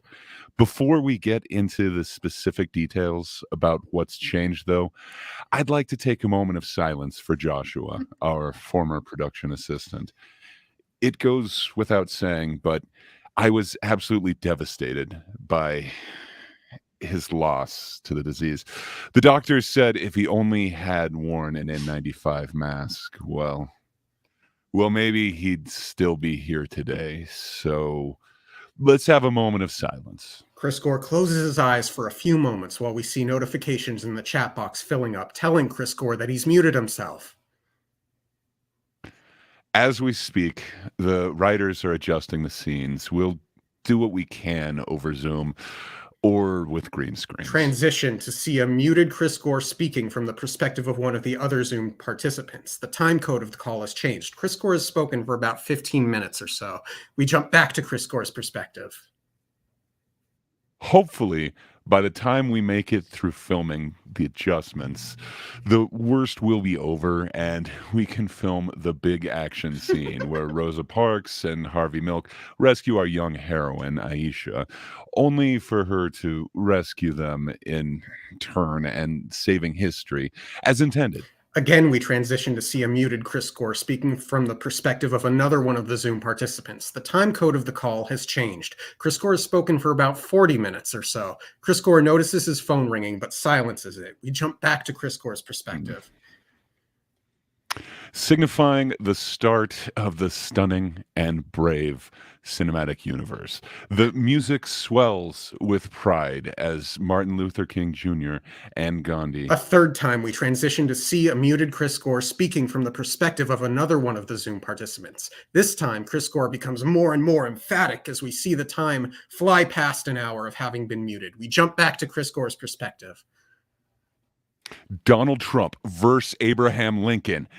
Chris Gore finally notices he had been muted the entire time. Shit. And then we have an alternate scene 2 ending, and then that's all that we have left. Okay. Donald Trump versus Abraham Lincoln. Chris Gore bangs his hand on the desk keyboard, finally unmuting himself. The Zoom participants cheer now that he has unmuted himself. Oops, looks like I almost muted myself there. Chris Gore once again mutes himself and begins gesturing. Fade to black and scene. I like the first. Is that the whole thing? I was so scared to interrupt in the wrong point, but yeah. That's all I have want to quickly say, listen, He has notes. Dorcas, I have some proper critique here. The parts I really like that you fucking nailed, that was amazing to me, how eloquently you described the environment and the scenes and what it looks like and everything with only words. Like I could visualize it immediately. It was fucking perfect. That's the part that's what I really like. That's what stuck out to me. Like I could envision, especially how to describe the chaos happening. Like it was so. You're so good with words, is what I'm trying to say when you are trying to envision a scene, essentially. Thank you. I appreciate that. And PC, it's day 2, 1 week later, because they went into quarantine and had to Yeah, that's what I imagined too. Like it's like day 2 of the production or something. The filming, of the filming. Yeah. So it's not day 2 of the pandemic. It's day 2 of filming. It's more silly. It's them running around reminds me of Barbie. And I think the way this is taking form is the movie will just be a series of short sketches with a very loose plot. There isn't going to be much of a formula or anything. It's just going to be a bunch of funny things that happen on various days of the production. Yeah, that's like you don't need to. I think that's like even if this it's as just an idea or something interesting, even if it's just that to work on something, even then I think it fits more so I can't really rationalize that way, but the taste of the whole thing, they are rather these shorter like interactions or scenes in regards to this whole event that's happening that we see. I don't know how to explain it properly, but yeah, it just fits. No, I think it is a joke, PC, but it's not a joke about the pandemic, whatever. It's just a joke, a running joke with us, like the election. Thank you for letting me share it with all of you. Yeah, I do, and you didn't have you said you were gonna write it, but and I was like, no, it's fine. If he has it, whatever. And you actually did write it. I'm really happy you did. I'm happy I could be stunning and brave. But I guess it's just because I'm the only female present this week. And thank you, Katru, for helping. I sent him some earlier drafts and he had some wonderful ideas, and adjustments. No, Chris but is- I mean, I think you're the one Chris that is pulled quite it a all villain. together. Oh, and I thought Honestly, you you're the- alone came up with all of this. Boo, I rescind all of my compliments. Shame on you, or asking ChatGPT help. ChatGPT wasn't involved. ChatGPT did all the scene descriptions and things. Yeah, exactly. He just Dorcas just sat back fiddling with his thumbs while everyone else did the entire thing for him. Then he took all the credit. Swooped in, took all the credit. No, I like Gray being Chris Gore as well. Sorry, I know that wasn't like that's not. It's just actually the way. Long, but yeah.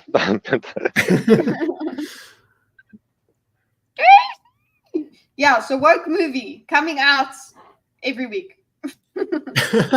Oh gosh, that might be tough for me. No, the puts are like Coming we are putting on stress on Dorcas. You're doing the No, worst thing ever. whenever. You're giving a timeline or a deadline to an Not artist.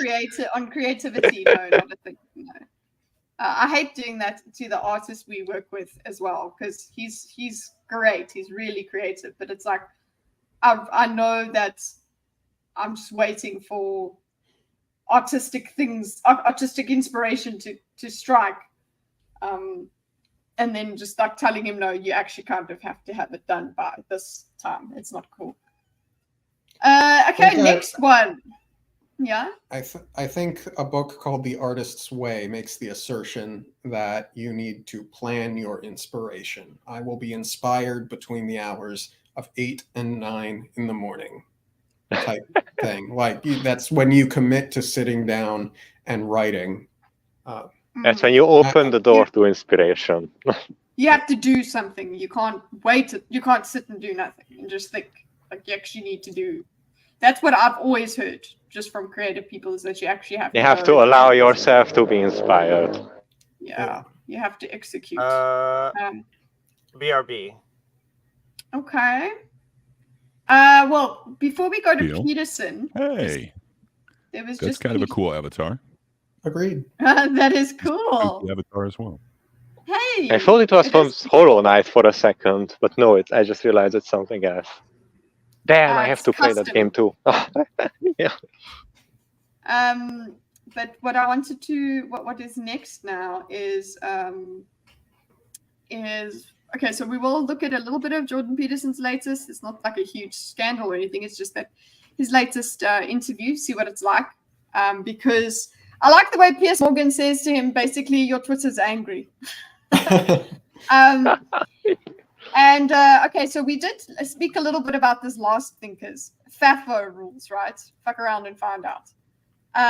And I don't know much about the story. I'll look it up now. Super prep. But some prankster got shot. Oh yeah, I know a little. Well, looked up some of the video and like background on it, and yeah, I'm just taking the lead, because I'm all of the most confident, most friend-like person here. Yeah, I'm the voice of authority. I'm just taking over. You all get to sit in the back seat now. Yeah. So essentially, I don't know what you guys know about it, but there is this new era of reborn YouTube pranksters that do some kind of humor that is designed to appeal to like the most average or below average people in terms of it being not even necessarily funny, but just relatively amusing for a lot of people to look at for a short period of time, and that's it. And this has, aside from these people pursuing essentially like fame at all costs, the side effect of it's not being really humor, but essentially fucking around with others and seeing their reaction to stuff, like going to people's houses, shouting at them, running away with someone's dog, pretending to steal it, pretending to steal someone's groceries. Essentially degenerate into, instead of pranks, poking people in like an irritating way to essentially drag out a reaction from them and then laugh at that, or even critique the reaction to their face afterwards and posture about it. Like, I wouldn't have let someone take away my groceries, what were you thinking, or something like that. So it becomes this mass-produced goods of like, let's fuck with people. Today we are doing the walking to people's houses social experiment or something like this. And one of these things included a prank where somebody, fucking yeah. Hold on a Okay, so second. I wrote in Just my got attacked by notes. cat. One of the first things I wrote in my notes was there was no prank here. Pranks involve a trick. I see a video frequently of a small girl asking adults to carry an impossibly heavy bucket of coins, only to then lift it easily, shocking the adults who failed to lift the bucket. That is a prank. Yes, so it's what I was trying to explain, that Dorcas so eloquently, once again, master of words, fucking just nailed it, is that instead of like pranks, it becomes laughing at people's reactions while we essentially violate their boundaries in certain ways because we find it funny because it's not happening to us. So what actually happened, I want to like get onto the tracks and actually explain the situation, is that this quote-unquote prank included using not Google Translate or text-to-speech, essentially playing a threatening message continuously into someone's face using a phone, like continuously pressing the button to like play the message. That was essentially a threat. And this person, who, even if you look at it just walking or seeing, like to me, I don't know if I'm just like a people person, because I don't think I am, but looking at him, I immediately like derived that this is probably not a stable person. Looking at him, like he's not well. You probably don't want to poke this guy because the reaction might be hindsight 2020. But yeah, not just if you rely on poking people for reactions, for clicks, you do have to consider what kind of cards are in the deck that you're always drawing from, so to speak. That you need to be prepared for some kind of reactions, because by the sheer number of people you go through, you will encounter some violent ones, inevitably. This person, when you look at him, you could tell from afar that I can't really, again, put it into words, but he was not, he was kind of the person who you would see around a lawless, rough part of town that you don't really want to mess around with or talk to. You just want to avoid that person, go to the other side of the sidewalk, essentially. And he was carrying this, I don't know, bag of something. And essentially, these people followed him around for more than a minute, continuously playing to him this threatening message. And he was continuously trying to walk away, shove it away from his face, like, stop, I don't know, everything, like continuously trying to evade the situation. And after a minute, he just pulls out a gun and fucking shoots the guy. Like, this is the situation, essentially, that this person was outnumbered 1 to 3, outnumbered 1 to 3, continuously threatened his life, essentially, tried to explain that he doesn't want this multiple times, tried to escape multiple times, was essentially cornered, and then finally snapped and used lethal force. So what to me, my personal opinion on the thing is that you pushed so far with somebody that you could see mentally wasn't fully there and was willing to be crazy. You pushed so far for clicks that you went past the line and they snapped. And any reasonable, not even intelligent, or somebody who just knows how to assess people, and a reasonable person would have backed off and realized the danger. But these people were so enthralled by either what they were doing or the fame, or just they thought this was funny, that they pushed so hard on somebody that shouldn't be pushed at all, that person snapped and used lethal force. And to me personally, even though I don't think that it's okay to do these pranks to pranksters at all, I do think that they essentially dug their own grave, because anybody reasonable would have saw this coming from a mile away, essentially. Like, it was so obvious that it was going to happen, and the outrage is because a lot of people take it into different directions, like streamer, like a prank shouldn't be there, prank should be banned, or they deserve to get shot, or like, this is insane, you shouldn't be ever allowed to hurt them, or something like that. There's a lot of extremist discourse on the topic, but personally, my 2 cents on the issue are, I don't believe that it's okay to shoot pranksters, even if they bother you, but these people completely essentially cut the tree branch under themselves, and I'm not surprised at all, and I don't feel sorry for them at all. That's just me, basically. They keep Also- pushing. Yeah, Dorcas, go through your notes here. This is great. This is extensive. Yeah, sorry, I spoke way too much, so everybody else feel free to chime in. Everybody's gonna have their chance. Yeah, Dorcas. Yeah, two, possibly three men who are significantly larger in size don't need a weapon to cause life-threatening harm to a person. Runkle of the Bailey suggested there could be an issue regarding the fact that Self-Defense Man was the first to initiate a physical contact by trying to brush away the phone, from his face, yeah. Yeah, but none of the other sources I pay attention to mentioned it, so I kind of think it's a non-issue. It would have mattered in other circumstances, not here. Yeah. Yes, the audio that they were playing was absolutely a threat. Like if the wrong person, it was tantamount. A threat on your life, basically. Yes. But no, wait, it was tantamount. Continue. Sorry, just in terms of the actual incident, I'm trying to. Dumb and Doomer over here. What is saying? Is it the guy in Japan? And Lucy's saying it's in. So there was this a guy that was in Japan and was messing around and then got shot. That was someone that. There was a separate one. He was just being rude. That guy. It's part of this culture for sure. But I think this was America, wasn't it? Yeah, I thought it was in like Virginia or something. No, this was different. These are two different people. This is the same culture, but the Japanese one was like I don't know, shouting people like I don't know, Hiroshima, Nagasaki, Fukushima, fuck you, something like that. Like that's that kind of like that guy got beat up, I think, and dragged away by the police or something. I'm not in touch with that, what exactly happened there, but sounds like that person too cut the branch under themselves, but with less extreme resort, and just got roughed up, essentially hauled away by law enforcement, which was well deserved because he was an asshole. And the lethal force is a completely different level, though. Yeah, but also once again, like you are continuously drawing from a pack of cards that you are going through whenever you are pushing around people in public, mentally, physically, whatever.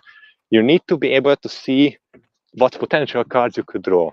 If you don't, you will quite possibly die. So we'll talk about the Japanese one because that is about it's still prank content. It's a prank. It's like you're just being rude. You're not being funny. That I watched that on Cinnamon Toast Ken. He was covering that guy Johnny Somali. But now this happened a couple days ago, and it was just after I had watched that video about Johnny Somali or whatever. So that's why they merged in my brain. So sorry, just summarizing us for our stalkers, and Hydra, you both know about us. So a guy was just he did with Google Translate, and he was saying actually quite threatening things. And the guy, and he did continuously aggressing with multiple people. Yeah, so there are multiple people involved in this prank. They continuously kept up the pressure. They followed him. They cornered him. They continuously pushed the threat in his face. So from my perspective, he did every reasonable duty to try to retreat from the situation. So it was understandable that he touched on force. The lethal force is a completely different aspect. But you did push somebody who wasn't mentally there, and you completely cornered him. Yeah. Okay. Sorry. Then Dorcas, continue with what you were going to go over. Okay, yeah. He wanted to say so much. Sorry. Yeah. No, I just wanted to confirm what we're talking about because I as well had those two incidents, and I didn't want them to be the same because of this article that I brought up here has a different person in. Yeah, and also I'm running out of battery, so I might disappear any moment. But maybe I will be back if I can. Got your perspective on it, and that's thankfully I got it out of the way before I put in. But I will stick around as long. So feel free to talk, though, because I will pay attention. I mean, I hope I'm not talking too much this stream. No.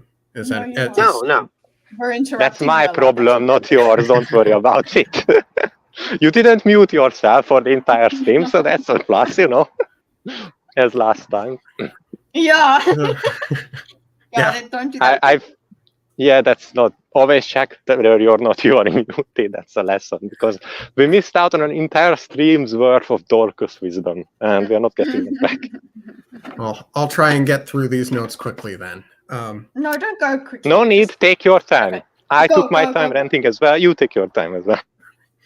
Self-defense man clearly seems to feel he's in danger. His hands were full, and the audio clip being played was sexual in nature and tantamount to an accusation of sexual assault. And it was a high-pitched voice, I think. Anyway, it was played at the wrong. Were it played at the wrong place at the wrong time, I believe that could have potentially life-changing, harmful effects. He leaves. They follow, possibly cutting off an escape route and appearing threatening, in my opinion. Then self-defense man does the thing. I think he was absolutely justified in thinking he was in danger. If, and in my notes, they're like asterisks here, and it's in all caps. If I were to compose an argument against him, it would be something to the effect of, I, Dorcas, did not see him pull out the weapon before it went off. Had he pulled it out and waited a moment for the prankster to realize it was there, he might have backed off. But no, big but, big no, but, that's not an argument. big but, big but, big but. Let him finish.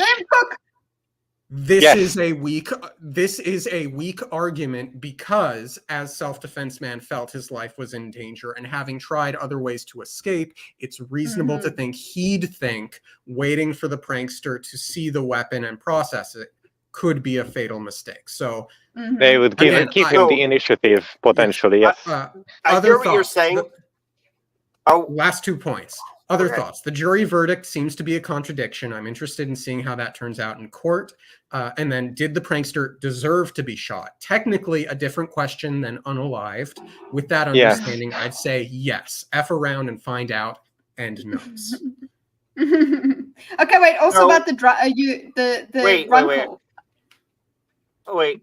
Real important there is that from everything I've learned about self-defense, from correct, Lucy. Bronca, is that you can't actually threaten people. You have to commit to decisions. So he needs to, so if he had pulled the gun and allowed them to escape, he could have been charged with menacing. He could have been charged with some kind of assault, right? I agree. So brandishing a weapon in public, not a good look. Usually, the only response that was available to him was to pull the gun and to shoot the guy, intending to kill him. That's the only way you can use a gun in self-defense. Agreed. You can't threaten people. You can't aim to wound. You have to shoot to kill. Legally, unfortunately. Agreed.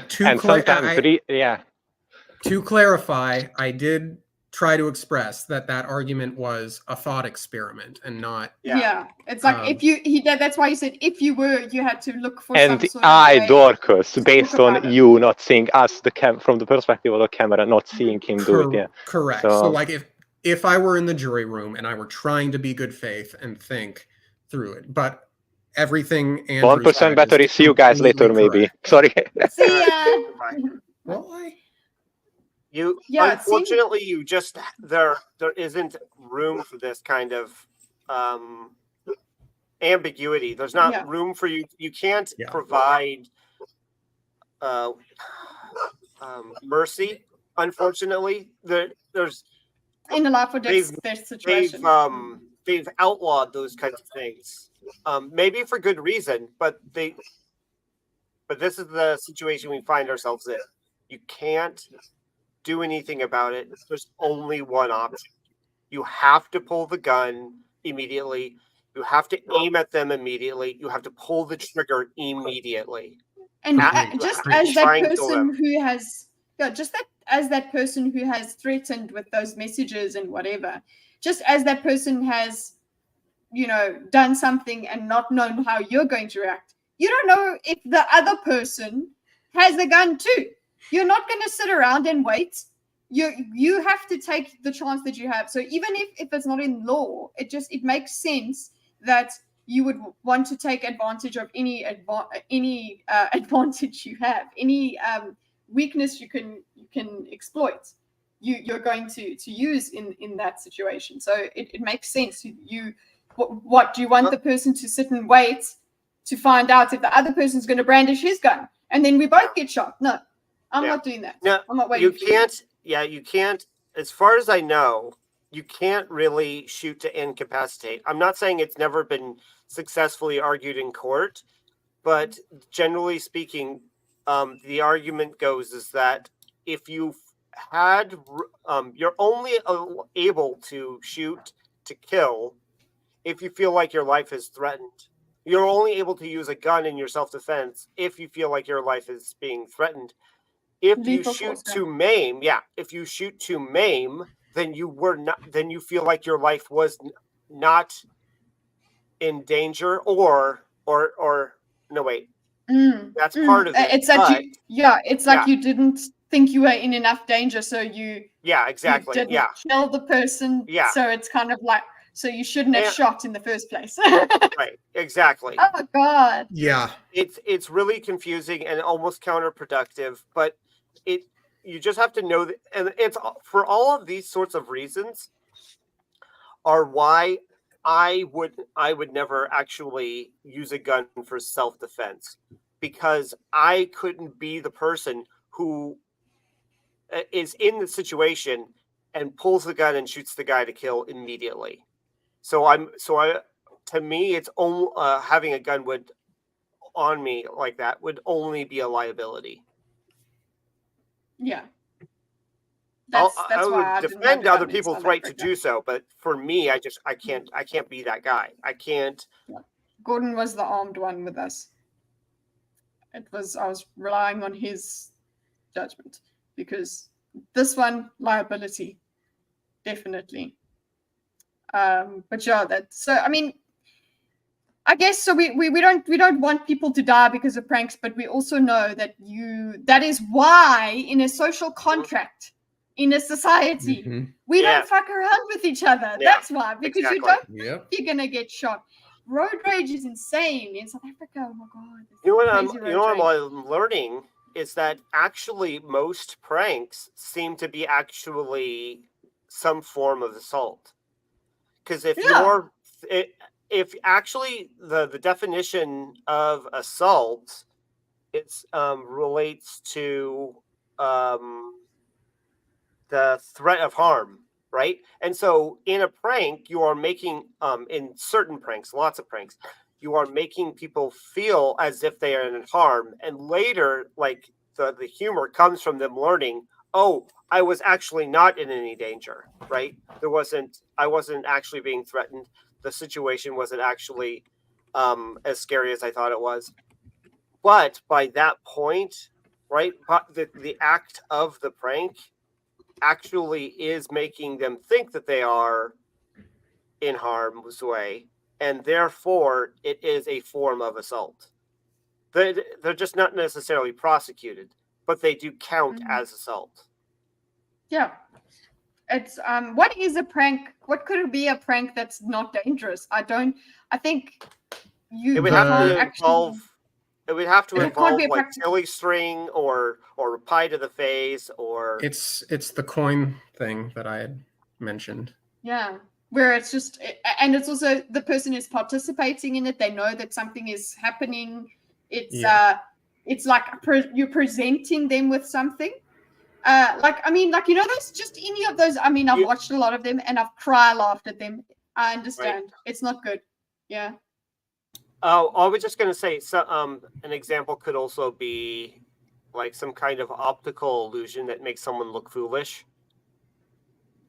but not necessarily look like they are in harm, right? Yeah. The would-be victim needs to buy into the thing. They need to know going in. If you're dealing with people that you don't know, you can do. Okay, what was your coin one? Because I think I missed it. What was your coin one?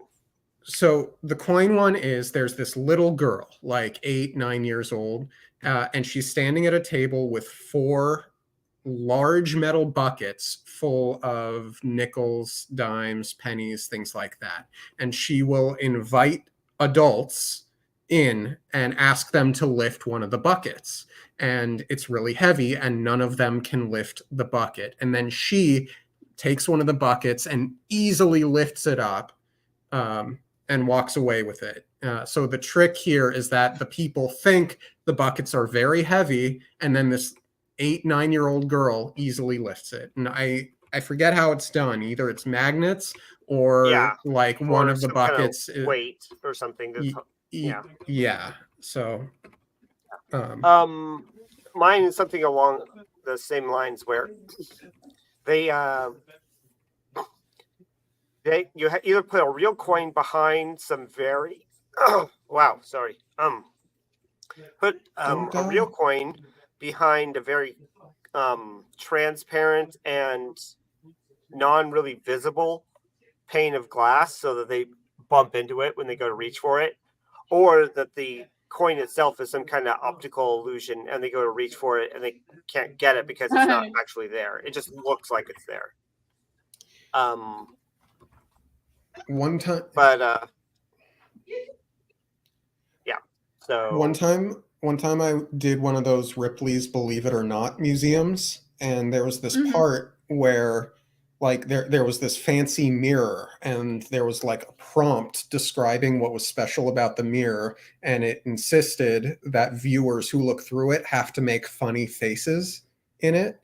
And then so you do that because it asks you to, and then you go through the rest of the museum. Eventually you loop back around and you find out that it's a one-way mirror, so people can watch all the other visitors making funny faces. That's kind of a cute. prank. I like that. That's, It's kind of a prank. It's not physical. In terms of it's just making you look a certain way, making you look foolish. But it's temporary. It's not assaulting your person. I mean, even those pranks that people play. There's those YouTube pranksters that they play pranks in the household. They always there's families that prank each other. I swear to God. Okay, Gordon. Yes, he was trying to scare me. That's as far as it can go. Because if he had to prank me, like there's the one family that's always throwing pies at each other or whatever. I would lose my shit. I have no time for that. People tried that once, tried some sort of prank. They used to do it at school. And you see, at least some people at school. They would go and they would pinch and undo your bra. That was the little thing that would happen at school. Or they would take your tie and pull your tie out of your jersey. And that's as close to a physical prank as you could get. But you could not mess with me. I was not taking your shit. It was not fun to prank me, unless you were Gordon. Like if you prank me now, it's like Gordon just has a great time making me angry. I think I understand the joy of pissing someone off, but even in the household, it can become too much. But out in the real world, where you don't know people, holy shit, man! Don't expect it to all just turn out fine. It's not all candid camera, also like just for laughs, those sort of pranks. Some of them actually could turn out bad. But some of them are just normal pranks. I saw like this one prank where they made gunshot sounds, and you could see on camera that it was not a gunshot, right? They clearly made the viewer easily see that it was an artificial way, but then they had an actor fall down like dead, and so and from around the corner, I mean, you can see the camera set up so that you can see around the corner, but the people around the corner can't see like what's happening with the fake gunshot, right? And so they think this guy's been shot, and like they run off. That is not funny. But if they pulled out a gun and started shooting or whatever, what happens if somebody decides they're gonna help? No, it doesn't. Exactly. Even have you seen those ones where people they jump out at someone from a dustbin, from a trash can? They jump out and then the person gets punched straight in the face. Yeah. Yes. Yeah. Yeah. That's what's going to happen, honey. And you're lucky you get punched and not shot. Can you imagine that? Yeah. Just find some sort Okay, of so veteran or whatever. here's the mess around and find out kind of thing. But it's with an animal. All right. Okay. So I mean, because it elicits this reaction in us, okay? Because you go, oh, and then we also talk about it. This causes people to make content. But oh no. I got a video. Thank you. Oh, hey! No, Mike. Yes, he's the dog. Just move. That's a bear. That's a bear. It's a whole ass bear. I would be holding that shovel there, dude. Did you think that gate would do anything? And people tell themselves that the gate would do something because it tells the animal, there's a gun. In Canada, I believe someone can be arrested to pretending having a gun and shooting. Yeah, I think there's even laws like that in South Africa. They are way too chill, even if it's a black bear. Yeah. Pussy bears. No, that was not a black bear. Wait, was that legit or was it a prank? No, it's just that was just a situation. That's what you're doing. People say don't poke the bear. It's the same sort of thing. But still, that was fun. That luckily that it went that way. I thought it was going to go a lot worse. Yeah, no. Luckily it did. But I mean, he was definitely messing around.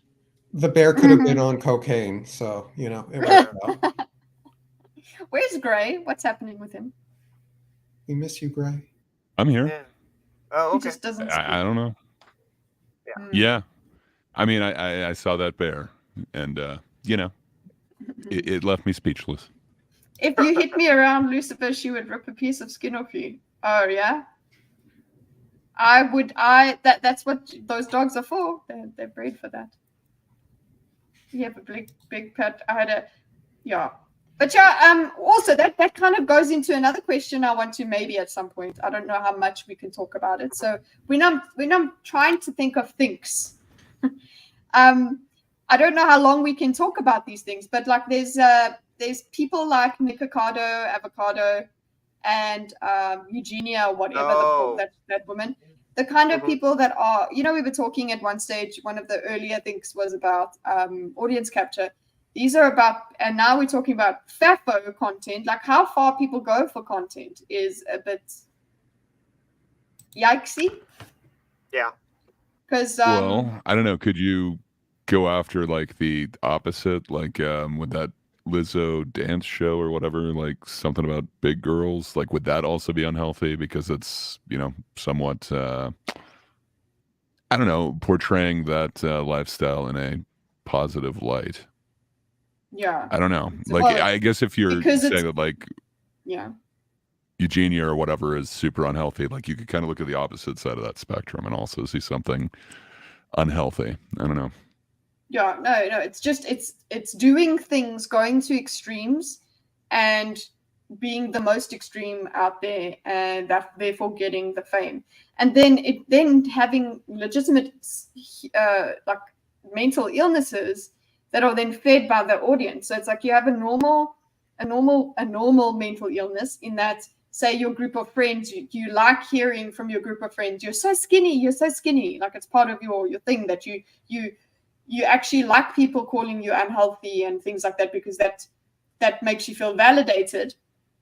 Then you have this huge audience that's actually exacerbating that, feeding into that mental thing, because you have even more people than your normal social circle, to the point where you ignore your close friends who are saying, actually, no, really, you are not okay. We need to get you help. And you kind of just stick in this kind of symbiotic relationship with your audience. And there's not much you can look at. Axel's coming in. It's like, stop talking. Just come and give me foods. Yeah. But I mean, there's not much more to say about, damn, that's bad, man. Like, what else could we say about it?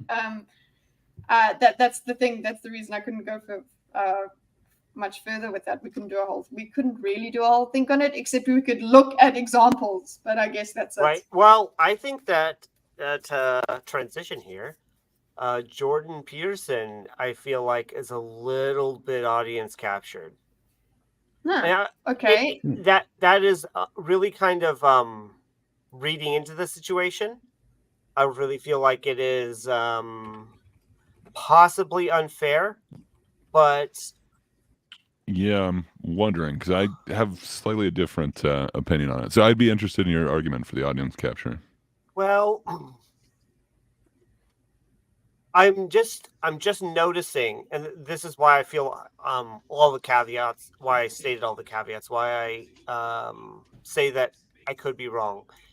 And the reason why I'm saying that is because it's a little his response is a little convenient that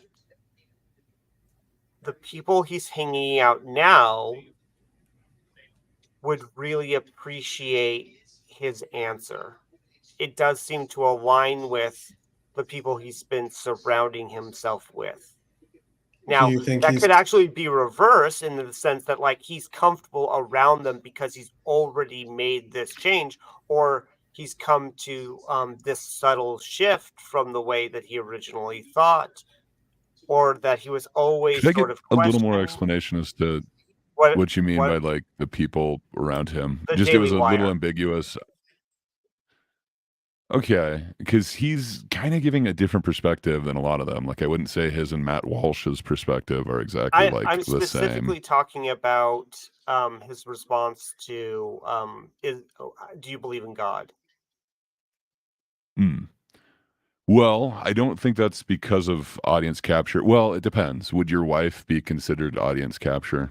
Because supposedly, after his wife nearly died, she became very Catholic and really strongly devoted herself to the church, and That's that why I influenced both also him and said that I Michaela to don't know be that it's more. fair. I don't know him personally, so I don't know exactly where, like, I don't know his trajectory from that close a perspective. That's why I said, Mhm. like, I feel like it might be audience capture. I'm Because he kind of goes suspicious over this in the of second half of the interview with Michaela there, but they did kind of talk about it. But yeah, Okay. when his wife almost died, she was like close to death, like every day for I can't remember, like 4 months or something like that. And she predicted that she would be better by their anniversary, and then she magically was, and that kind of gave her the conviction that God saved her, and this was something miraculous. So her devotion really took another level at that point, and then supposedly his did as well. Yeah, And you know, he always was studying the Bible and biblical Mhm. stories No, and stuff like that. I get it. So I get it. I just think It- that it. I mean, he seems way more agnostic. He seems way more. And this is just again, this for is a sure, and he perspective was, of and Piers calls him out on that too. The last Yeah. time that you were here, you said you, I can't remember how he said it, dodged the question. yeah. I had always been under the impression that he took the more Joseph Campbell, Carl Jung perspective on the existence of God, and you know, after all of the sickness stuff and surrounding himself, and I don't mean that as a pejorative, but like involving himself with the Daily Wire folks, who I think are more I don't know how to word it, but it did change a little bit in how he conceptualizes it. And Sure. it is a common story to hear of people who go through near-death experiences and come out of it with a renewed faith in God. For Yeah. sure, you're looking for some kind of meaning, for sure. No, I mean that's again. I'm this just not is sure that why I had it all would be this the Daily caveats. Wire as the thing.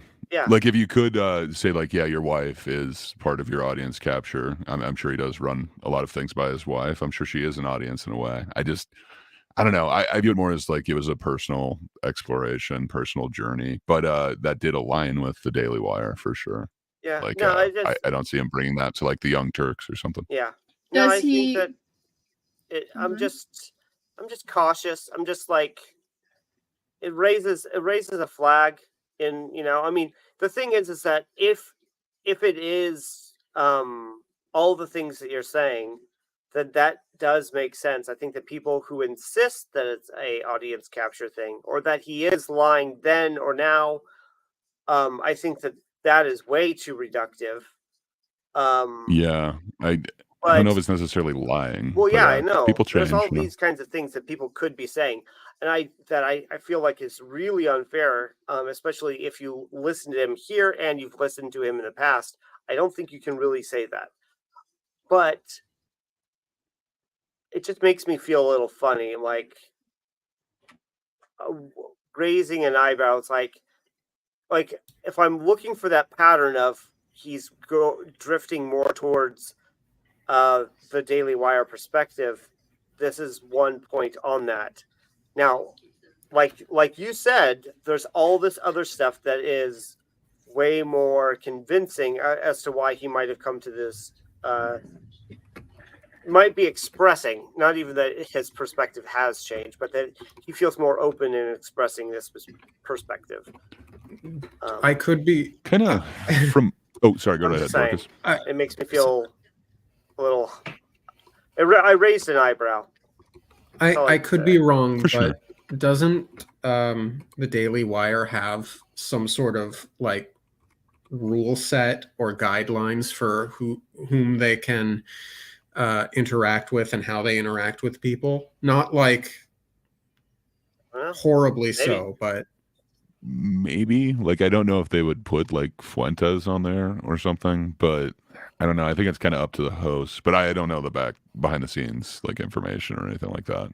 But I know they try and reach out to like people that have different political views, but most of them will not come on as guests. In fact, Jordan Peterson kind of mentions that too, like him specifically.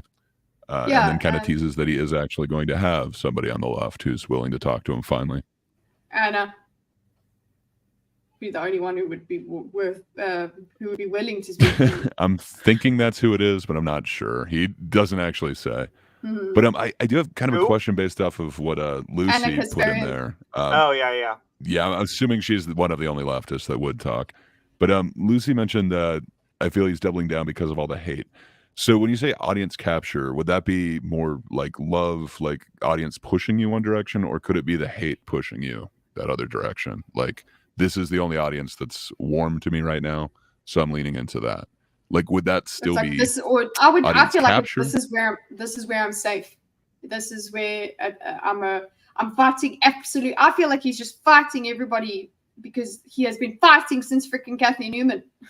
Before that, since the day at the university, that video at the university, he's been fighting everybody, and he's been mischaracterized and whatever. So he's in defense mode, and he is seeing an attacker everywhere, and he's had personal problems. So even without all of the personal problems, literally the public problems are enough to drive a person insane. And I think there's still enough there of him. I still stand with him. He's insane on Twitter. I'll just say stop with the fucking haikus. I'll say it every single time. But like, he actually does. Let's see what goes on here. I mean, this is why I wanted to revisit it, is because it's something he's done recently. This was when was this now? When did it say it? Like a couple days ago. Yeah. Yeah. 4th of October, yesterday. 4th of October, yeah. Well, I'm joined again by Jordan Peterson. Jordan, it's been 1 year. Can you believe that, since you came and sat in my studio? Prefer this. I mean, I don't love this. Sorry, I don't love this suit, but it's much better than the other one. Yeah. Also, I agree. We are at 1.5. Just to, you showed it, right? But just let people know. We are watching this at 1.5. The interview got very emotional at one part of it. Can you? You actually can see him breathing a lot as well, body language-wise. I believe it's a year. And what kind of reaction did you have to that interview? Because some of the clips went so big and everyone was having a view about it. What was your reaction? Well, I enjoyed talking to you, and I'm never that happy really when I become emotional about something that's being discussed, and sometimes for me that's a consequence of not exactly optimal health. You know, it makes me a little bit more emotionally fragile than I'd like to be. But by the same token, I wasn't unhappy with it.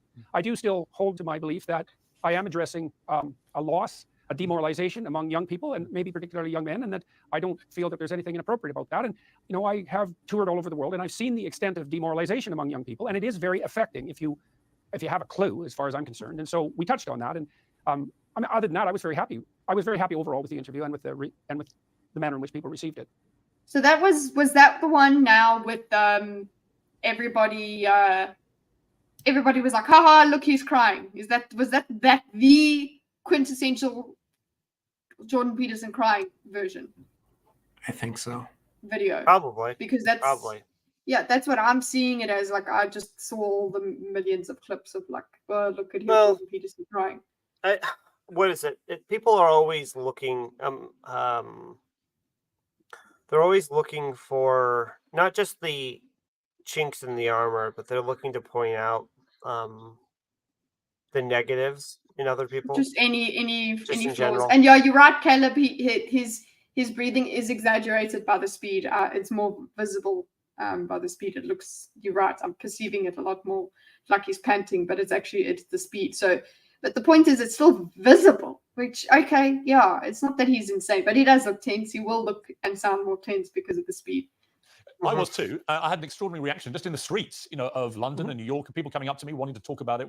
But and the thing is, it's chest breathing. Okay, I'm not trying to act like an expert here, but it's literally the reason that we even perceiving his breathing, the more relaxed breathing comes from your diaphragm. So. I don't know if maybe he's tense, but doesn't matter. I would be. I need to know what I thought of you, and it made me realize just how wide your influence is and how important you are to so many people, especially actually young men. How do you feel about that influence and power that you have through that influence over so many young minds? I do like this answer a lot. That he gives here. It's a good answer. Well, yeah. What would you people that haven't seen it? What would you want him to be saying? Yeah, no, it is the speed. It's the speed. He's falling off the. It's the playback speed. Power, you know, because power is not a good thing. You have to be a fool to want power.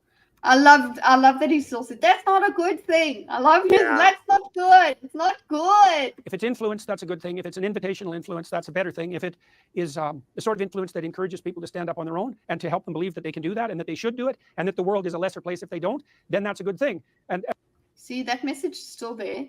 And I understand Adam's criticism of Jordan Peterson says the same thing over and over, but it's like that's what you're for. That's what your message. That's what people are talking about you for. So you're going to repeat your message all the time. Yeah. That's why you're going to hear a lot of sound clips of Blair White saying the same sort of thing, because she's talking about a certain issue all the time. So I don't think we can blame him for that. He's not one note or whatever. I don't think that means he's not intelligent enough to have broader conversations. It's that this is his job now. Literally, it's not just that he's an intellectual that just has conversations every now and then, whatever. Now this is his job, and he has books to promote and messages literally to promote. Yeah. But what does Jordan Peterson think is the wokest movie ever? Barbie. He actually hasn't seen it, so probably not that. I don't. The Woman Queen. I think the Woman Queen comes in quite well. He cries a lot in a lot of videos, and there are bad faith people who will bemoan, "Don't trigger me in my feelings," but make fun of their ideological opposites when feelings not their own are concerned. Yeah. No, I also, actually looking at these two guys, right? Piers Morgan is very hated as well, but he's just a hated guy. Mm-hmm. Okay, he's just one of those guys. He irritated most people. Most people can't love him fully. They know that there's they can pull up some video where they're like, I freaking hated him this video or something like that. He's just that kind of incendiary person. Jordan Peterson, on the other hand, is still has this depth of personality that he is flawed, and so him being attacked. Yes, but him being attacked and hated is a far more personal thing, I believe. He's not a personality in the same way that Piers Morgan is, where Piers Morgan is just all an ego and just a personality and just a big voice. Whereas Jordan Peterson has a lot more, I don't know, I feel like he's got a lot more, he's got a lot, he is held to a higher standard than Piers Morgan, I think. And because he's supposedly telling people how to live their life, when it's because people have listened to him. People don't like that Jordan Peterson has been listened to and has received the fame and support that he has, and he's changed lives the way that he has. They don't want to hear that. They want to hear that he's evil.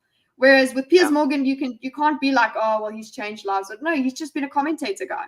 It's a completely different thing. He's hated, but they hate that he has been effective, and they've tried to tear him down in this way. So yes, I still stand him. I'm sorry.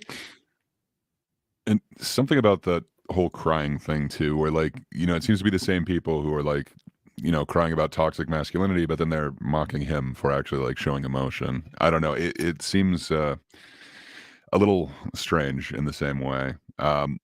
But yeah, a lot of people seem to keep lumping him into this like manosphere thing, and I don't see the comparison at all.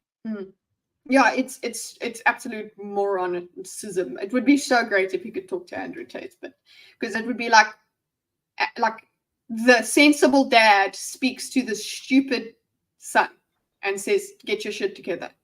But no, they're put together in the same sphere, as if anything. Just because there's some tiny overlap in the Venn diagram, they're somehow the same thing. It's disconcerting. He's the most cited clinical psychologist in history. God, and I was doing psychology like just as he was becoming famous and stuff. Damn it! Would have loved to have cited him and studied the shit out of him and whatever. And I do think personality psychology. That's what's happening. That's the stories I receive from people. And I would say it's daunting, because to understand that the message that you're conveying has played an important part in people's lives is an immense responsibility, and you have to handle that with all due caution. You know, I do everything I can in my lectures and when I meet people, when I talk to people, to be pleased as I can possibly be that they're positively affected by what I've been doing. And I would also say, you know, I'd like to... That's actually quite interesting, the fact that he's talking about this power that would be cool. He supposedly has. What's cool? It would be cool, like if you know, people were telling you like you have positively affected me in this way. But could that be outweighed by how much like hate he's getting? Like that whole depiction of like Red Skull being essentially Nazi Peterson. Like I don't know. Could it ever like outweigh? I just wonder. And also and a deep thinking guy like that as well will be thinking about and always questioning whether these people are right and going, no, I'm still checking. No, I'm still fine. But imagine how frustrating that is, because you have this feedback of all this positivity, but then you have all of the like this yelling and carrying on as if you're the end of the world, you're the worst person in the world. So you've got these two crazy things happening in your life. You've got this overwhelming, you know, where he would cry because people told him how much of a difference he made in their lives. And that's saddening for you as well, because you realize that the world is latching onto you. Where like you've changed, you through content have changed somebody's life. That's how bad that life was, that the content is what changed it. God. Okay, that's scary. That's what he said. He's like, I've seen a lot of disillusionment and whatever. But then there's also the fact that now you are criticized for that influence. God damn. So you see, so he talks about the weight of this and the responsibility of having this many people, this power. Not that he likes that idea, which I don't think it's power. If you also believe in the individual, you're not exerting power over this. But on Twitter, that's not the message I get from him. I still get this combat, always this combative, just always having a fight. So he's talking about the way he's he's talking about the way he's inflammatory. Yeah, he's talking about the way he's interacting with people, and I feel like previously he was interacting sort of that way on Twitter, but Twitter now it's just all negative.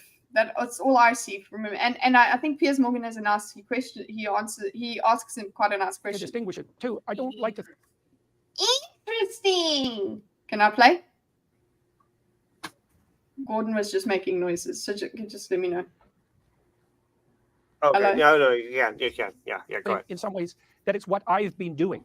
I'm an educated clinical psychologist, and the reason that the words that I'm using and the stories I'm telling are having an effect is because they're deeply grounded in a solid scientific tradition and also in a solid philosophical, psychological, and theological tradition. And insofar as the message that I'm conveying has potency, it's because of its fundamental grounding in those underlying traditions rather.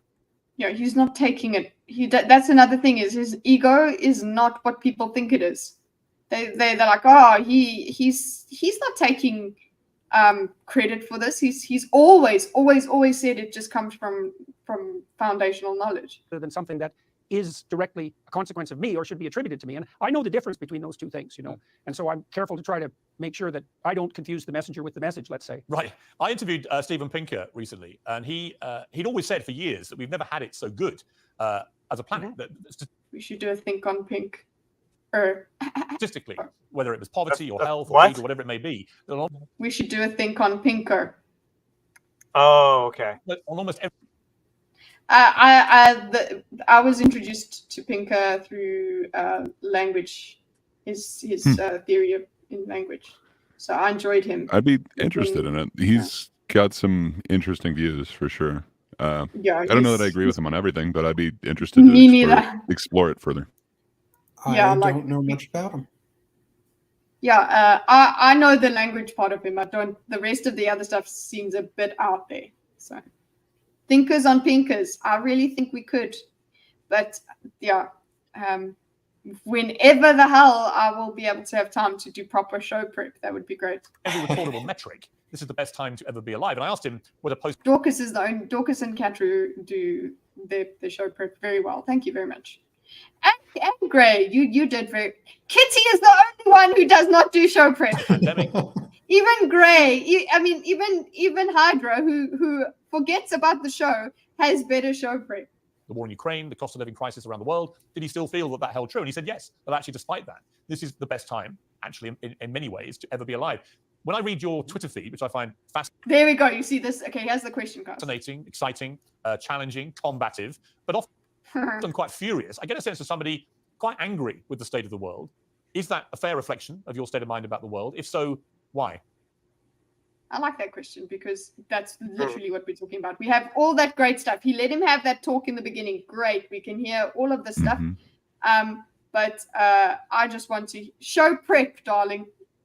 Talking about show prep. But, I haven't finished watching this, David, but I want him to. I didn't let him finish this answer. Let's go.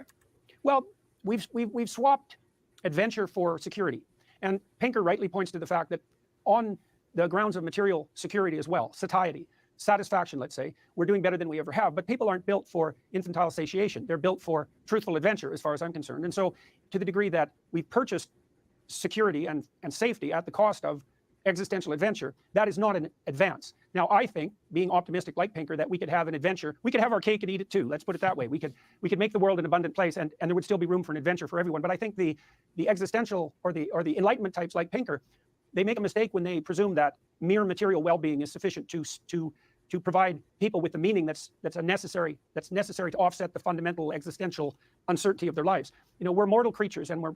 Okay, he's addressing the first part of the question, which was about Pinker. So I'm happy, but I'm really hoping he does get to an answer about and address his Twitter. We're prone to decay and to the loss of everything that we have, even if we're rich.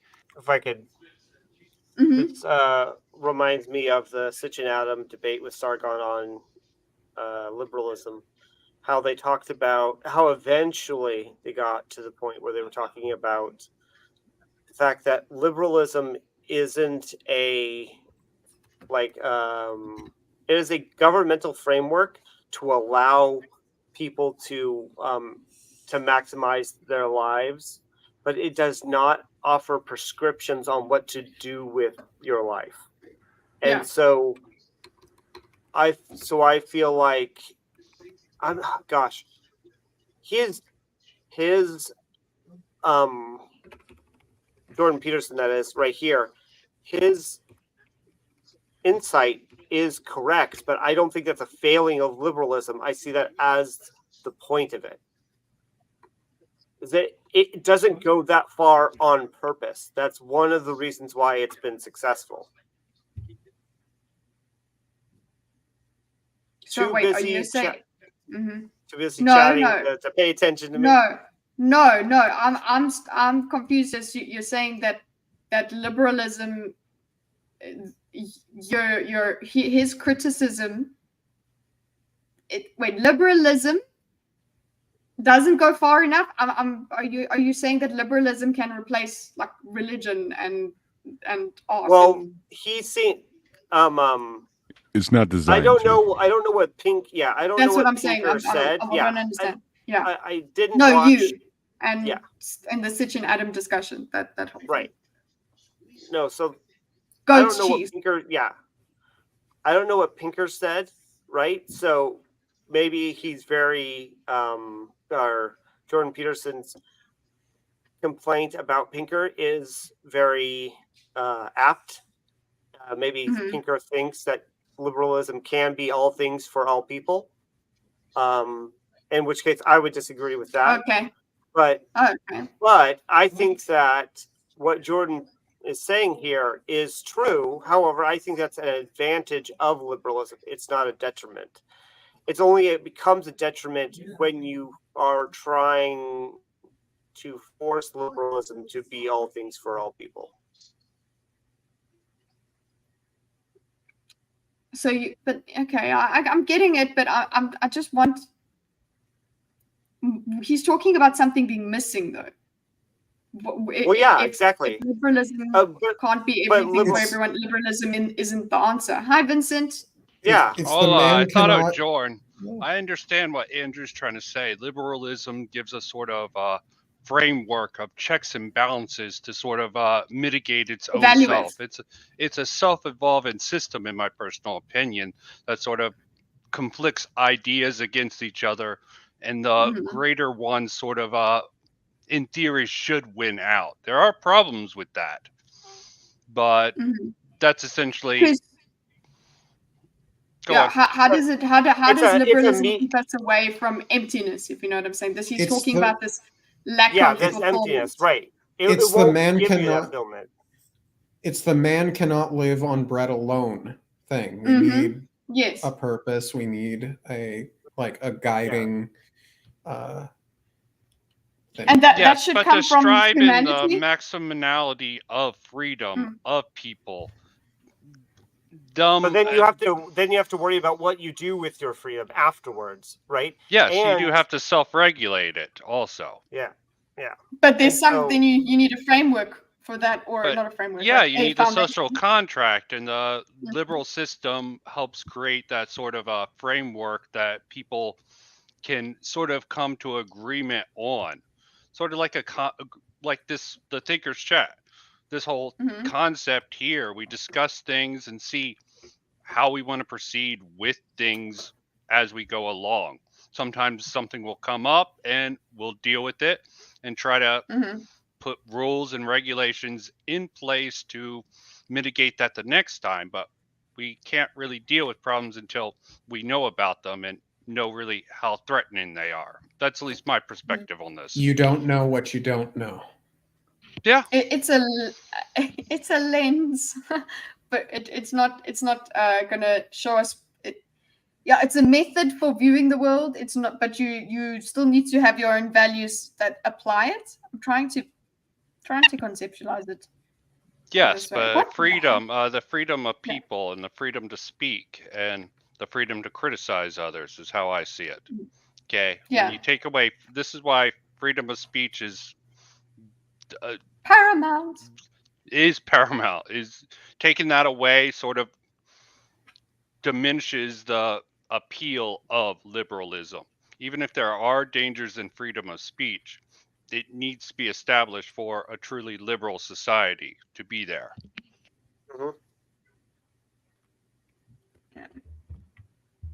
Okay, let's see how it goes. Okay, because I want to. He's speaking about the emptiness, which So Katru, just to summarize the point was liberalism is good. It's not a failing. Liberalism can't give us this meaning, whatever. It's the function. It's a mechanism. In fairness, though, like Pinker's book isn't about that either. It's just about like taking a look at like everything that is like really actually good right now, and that we have kind of just taken it for granted. Like, yeah, like I was saying, I don't know exactly what Pinker said that is triggering this response in. It's a cool book. We should look Peterson. into it sometime. Yeah, I know about a lot of the surface level stuff, but I haven't dig deep on Pinker. And you need a meaning that offsets that. And I don't think the Enlightenment types have done a good job of addressing that at all. They don't really understand, or they refuse to understand the depth of that spiritual longing. Am I angry? Yeah, thank you. He answers. No, I wouldn't say precisely so. I'm liar. Upset at many things that I see. I think the net zero. He's upset. Okay, that's Frustration is different than anger, though. Yeah, he's upset. Different dimensions. I'm absolutely appalled that the globalist utopian elitists would sacrifice the poor to save the planet, especially when there's no evidence whatsoever that they're actually effectively utopian elitists is a travesty in 5 different dimensions. Many things that I see, I think the net zero move is a travesty in 5 different dimensions. I'm absolutely appalled that the globalist utopian elitists would sacrifice the poor to save the planet, especially when there's no evidence whatsoever that they're actually effectively saving the planet. And we could take Germany as a case in point there, and I would say the UK to some degree. But I'm fundamentally optimistic. I think that people. I don't see optimism on his Twitter. I'm sorry, Jordan Peterson, sir. No. Yeah, not I on agree. Twitter. His Twitter just comes all of like that's the point that it's the old point that we made the last time we spoke about Jordan Peterson, that all of him, if you go and watch his content, he's still there, don't worry. But if you get on his Twitter, it's like some sort of crazed haiku monster has taken over, and I don't see any optimism. It's always disparaging comments. It's he's been he is very negative, Hydra. Well, I would like to see his Daily Wire contract. There might be some stipulations for Twitter issues on there. There might be people who advise him on the most effective means to sort of be effective. Because I actually had a friend. I don't think so. That was specifically one thing that Crowder was saying, that like he had full control over his personal Twitter. Okay, that's just really. You're like twice as loud as everyone else. I actually had a friend who anything. That's talked weird. to Ben Let me hop Shapiro. that back in again. He's sort of a liberal. He was like the president of his college, and he talked to Ben Shapiro. Now, take this with a grain of salt. He said basically it doesn't matter how he convinces people. It's all about, he sort of wanted a protest, wanted some pushback at this college, because the sort of chaos of the protest helps his cause. But take that with a grain of salt. This guy's a Bernie bro. Which guy? Oh, my friend who said he's talked to Ben Shapiro because he was the president of his college. Oh, okay.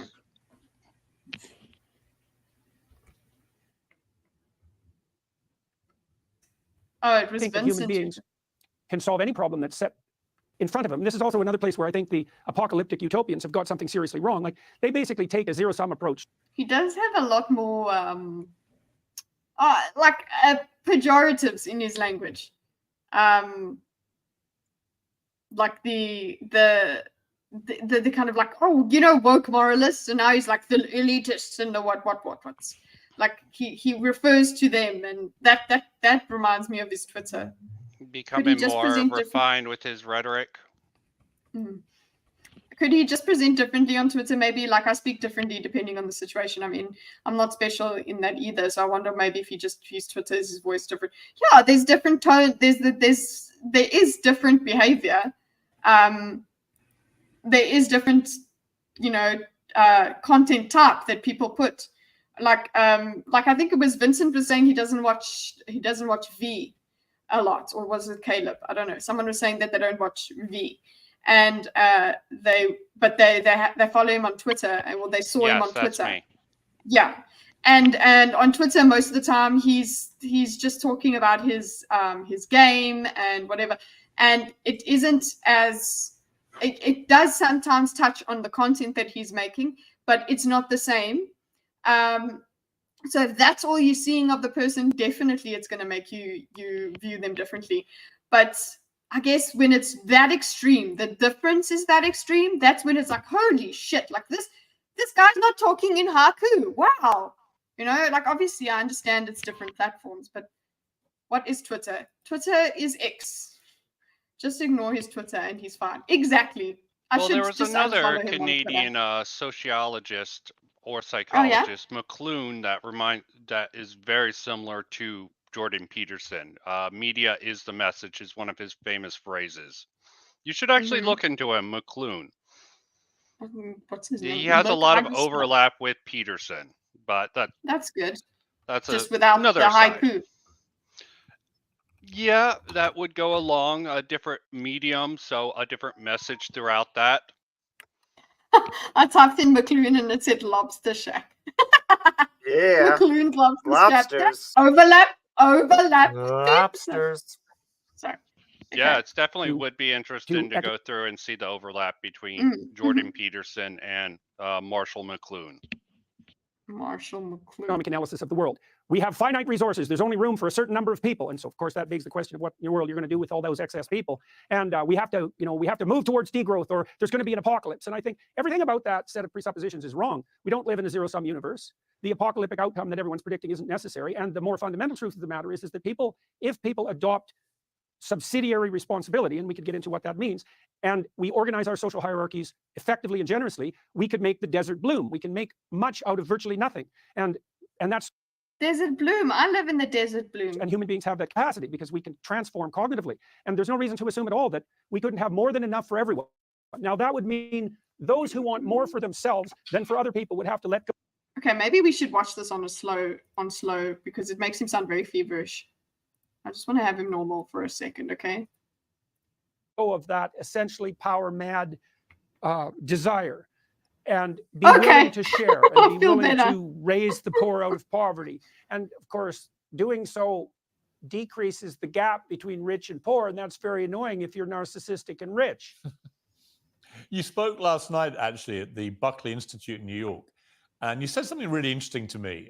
How do you have the adventure of your life? You asked the people there, including many students. And your answer was, tell the truth. And then it's so bloody interesting and engaging and exciting that it justifies the misery of your existence.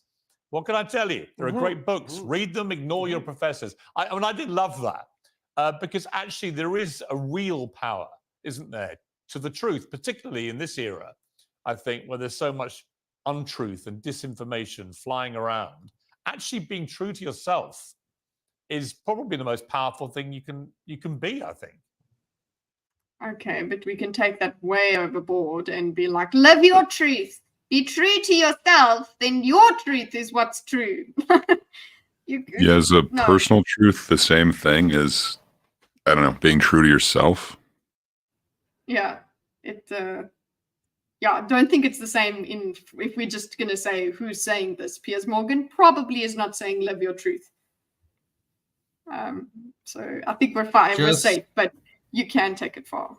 Just as long as my truth does not infringe upon your truth, I think we're good.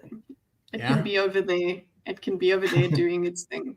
Yeah. You go truth all over yourself there on that side of the room, away from me.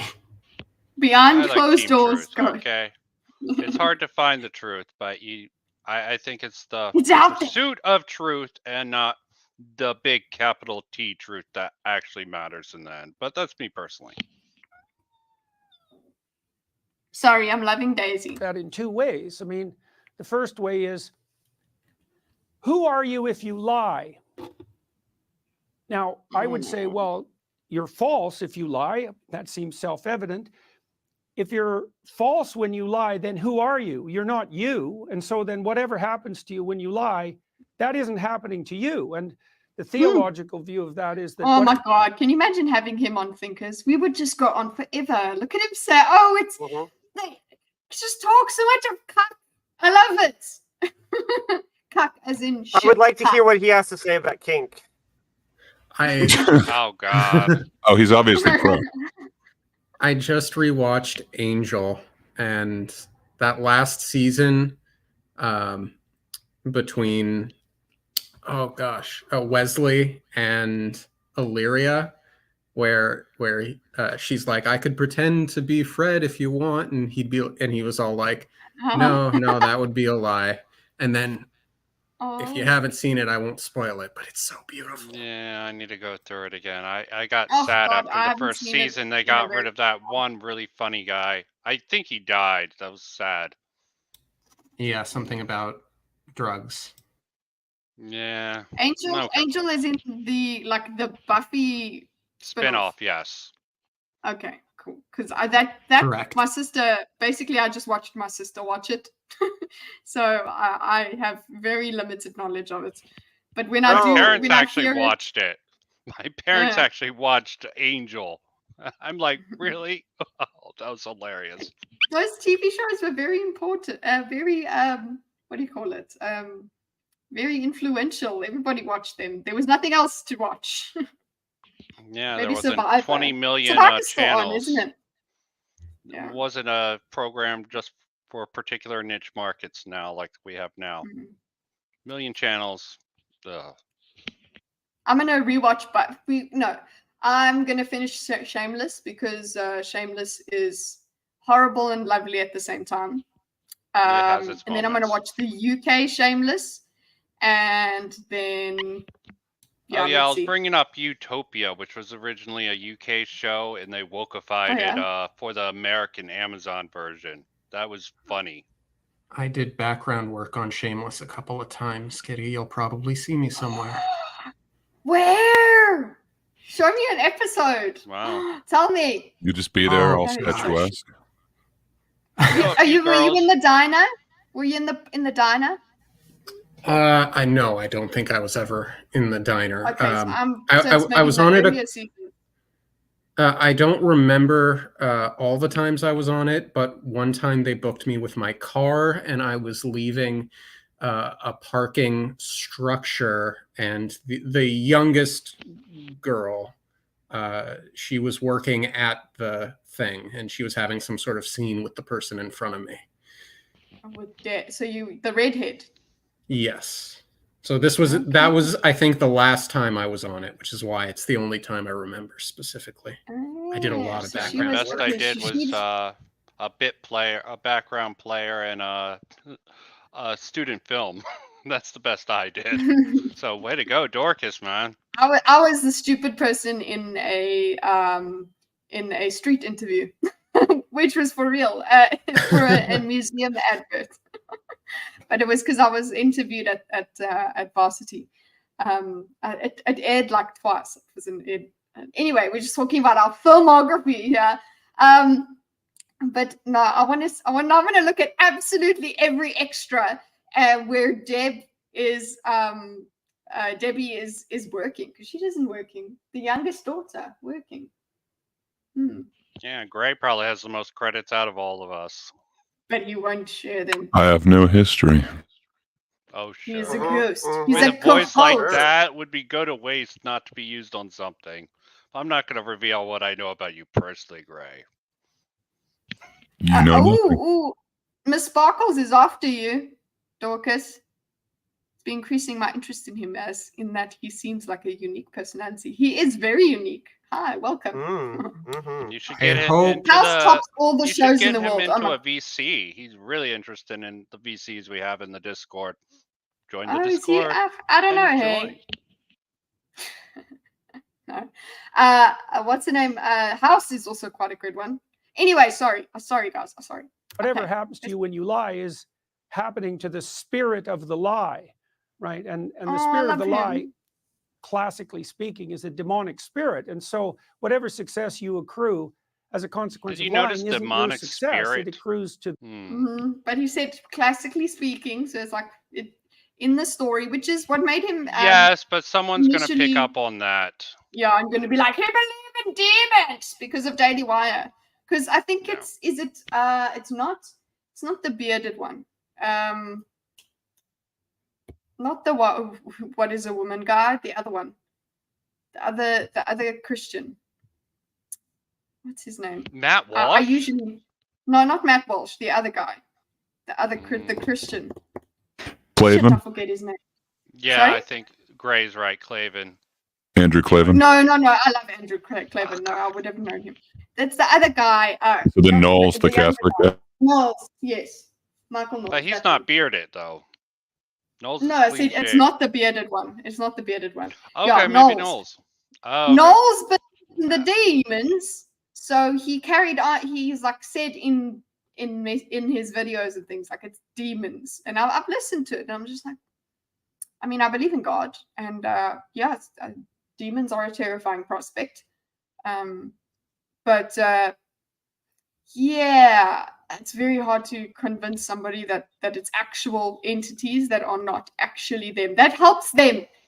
That helps them not blame themselves and not take responsibility. Oh, well, there's demons in me. No, that's not Yeah, going to help. Jehovah's Witnesses have a weird view. I had a friend who was Jehovah's Witness, and pretty much he was saying they teach that anyone who encounters like D&D or anything demonic opens themselves up to be possessed by a demon. I'm like, that's such a I cop out. remember that because, like, I'm a Catholic. I'm The upbringing. Satanic Panic. Yeah, we had. I mean, I went to a Miss Catholic school. Sparkles watched us go over that, me and Tiamat. But go on. We got the Satanic Panic. Yeah, I mean, we could, if you want to revisit that with us, that would be great. Well, I have researched, gone deep in with it with Tiamat. It's quite interesting. Did you go into the those boys that got sentenced for a crime because for a murder? We mainly focused on the McMartin stuff, and there's like a documentary about the person who wrote the book. So not the boys, I don't think. We didn't really get into that. We went with the main culprits. That's my I have to main look that up. exposure to those. It's the something 7 West or something Memphis like 3? that. 3, that's it.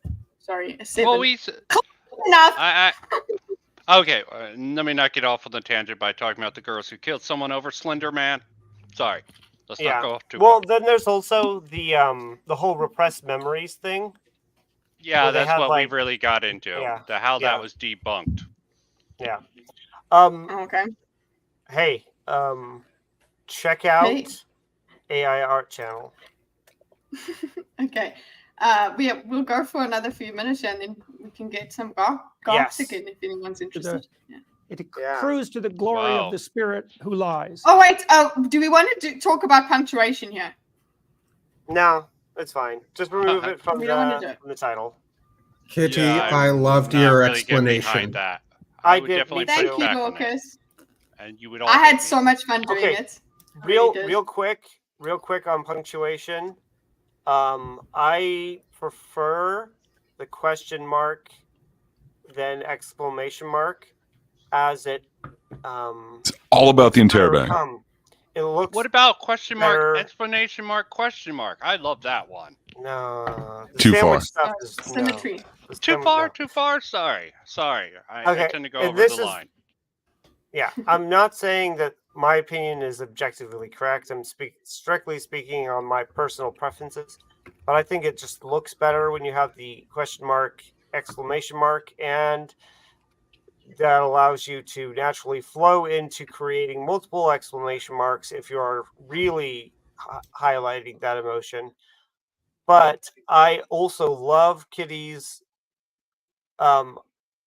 argument in favor of using both for different situations. But more than any of this, I just want a system that we can all agree to, or at least put down I in like writing. Lucy's lemon bugs version of it.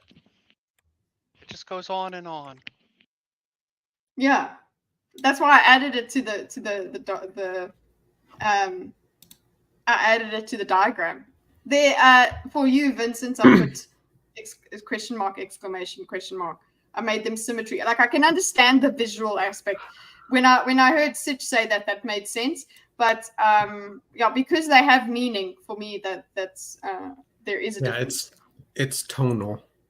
Yeah, it's tonal. It's very it can be tonal very marking. subtle depending on the I've depending been on trying the to use emotes Yeah. to sort of give a proper tone to things. I don't know how effective that is, so you can make argument for those also, and it gives too. Oh God, that rabbit hole. Okay, sorry.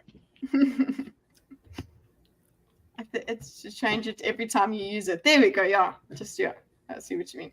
But now I have to no, you don't. You see, that's the thing. And mostly, if it will, a lot of the time it won't make a difference because of how it's being used in chat and things like that. That's why it's not that much of it. That's why I wouldn't go as far, Adam, as correcting Sitch. Yeah, probably not. I like the dot question Adam mark personally, chose but that's me. violence on Tuesday. He just chose violence the whole fucking stream. Doesn't he normally? Yeah, but it was just more violence was chosen, not just Added violence. with a side of violence. Yeah, that whole stream was just like them arguing over like what they had like 4 or 5 different arguments in that stream. It's great. I love it, but yeah, it was like okay, boys, relax, and that the audience does egg them on. It's kind of, and that's a very bad idea. I like it when they argue. We all do. I think we really do like them arguing. Idea, but then as well, the adventurous element of the truth is associated with the following idea. I mean, I could come on this interview, let's say, and I could have been thinking this morning, well, what in the world do I want to accomplish if I get to talk to Piers Morgan? I'm going to talk to several million people. How can I grow my brand? How can I use this opportunity to ensure that people feel better about me or admire me more, or something hypothetically self-serving, eh? But it's not self-serving exactly. It would serve a very narrow part of myself. It would serve the narcissistic, self-aggrandizing, whim-oriented, hedonistic element of myself. And maybe I would confuse that with myself, but that would be foolish. And then maybe I would get what I aimed at, and I'd have an impressive conversation with Piers Morgan, and that would redound temporary to my glory, and I would walk away satisfied. But the problem with that is it's a stupid goal. And if I attained it, that would just make me successful at being being foolish and narcissistic. So this is just the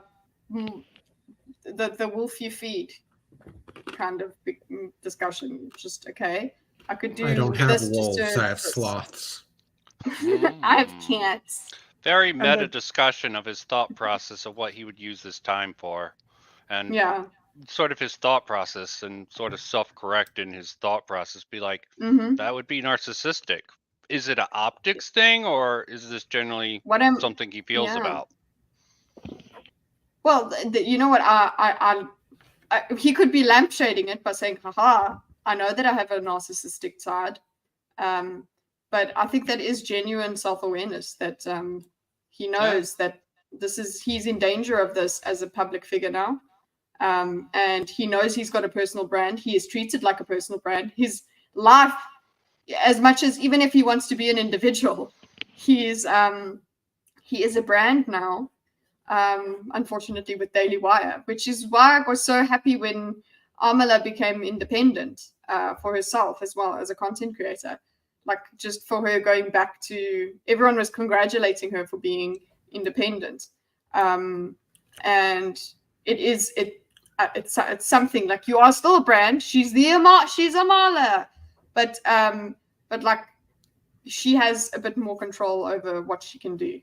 And I feel like Daily Wire has had some, maybe not a conscious effect on him, but it has had some sort of given him more awareness as him being a brand, because Daily Wire is a brand. It's very much so. Thankfully, not treated like a Russell brand. Kind of like a cultural element, and you are the average of the people you hang out with. Yeah, I'm so surprised that I didn't pick up what Andrew was talking about Daily Wire, though, when he said the people he's hanging out with. I was like, huh? And then, oh, wait a second. Yeah, it's Daily Wire. And I think a lot of people will say, please, God, just can he finish his contract with Daily Wire and then just get back to himself? It would be really nice if we could do that. I remember being excited that he was joining Daily Wire, but that was just before everything became a bit too crazy. I don't know. Like, his suit is growing on me. I love this suit. This suit is nice, but also because I just prefer blue. So. Agreed. Consequence of doing that repeatedly would be that I would become more and more foolish and narcissistic. And also, I like the chaos. Is this the chaos suit? I guess that's the chaos suit. That's why I like it. Okay, it makes sense. It resonates with me. Chaos theory is always There's interesting. no success in that. Even if I got rich doing that, I'd be rich and pathetic, and nicely done. That's not helpful. And I'm sorry, I love the Kermit voice. Remember when he was actually on one of the late nights and he was talking to Kermit or something? Alternatively, I could come on here and I could just try to say what I believe to be the case, and then that would be me, and it would be the truth, and then I would be aligned with reality, which seems like a good idea, because if it's you against reality, like, good luck to you. But there's more to it, Pierce, because the incongruence between reality and what you are busy trying. Lying is more difficult than telling the truth in terms of the cognitive load. Keeping track of the truth is, keeping track of the truth is so much easier than keeping track of your lies. So in life, it's the same way. If you're acting, that's why we're all so starved for this authentic content. So when people are not, that's why I don't want we all wear masks, like that meme. We have different masks for different people we talk to. It's just a general, but it still looks psychological truism. And it comes off as fake, but it still has, it's code switching. But it still has to fit you. You can't have a completely different face. If we're going with the metaphor of the mask, you can't have a massive mask that's completely disproportionate to your face. Yes, it covers you up, but it's uncomfortable. I can see your point. You want a sort of consistency, but code switching shouldn't be considered disingenuous or dishonest. No. It's just you're going to relate to different people in different ways. And different medium like Twitter and an interview completely different than one another. Yeah, but you still want to be true. You don't want to serve the wrong part of yourself through those actions. You don't want to. You have the to self-serving nature of yourself.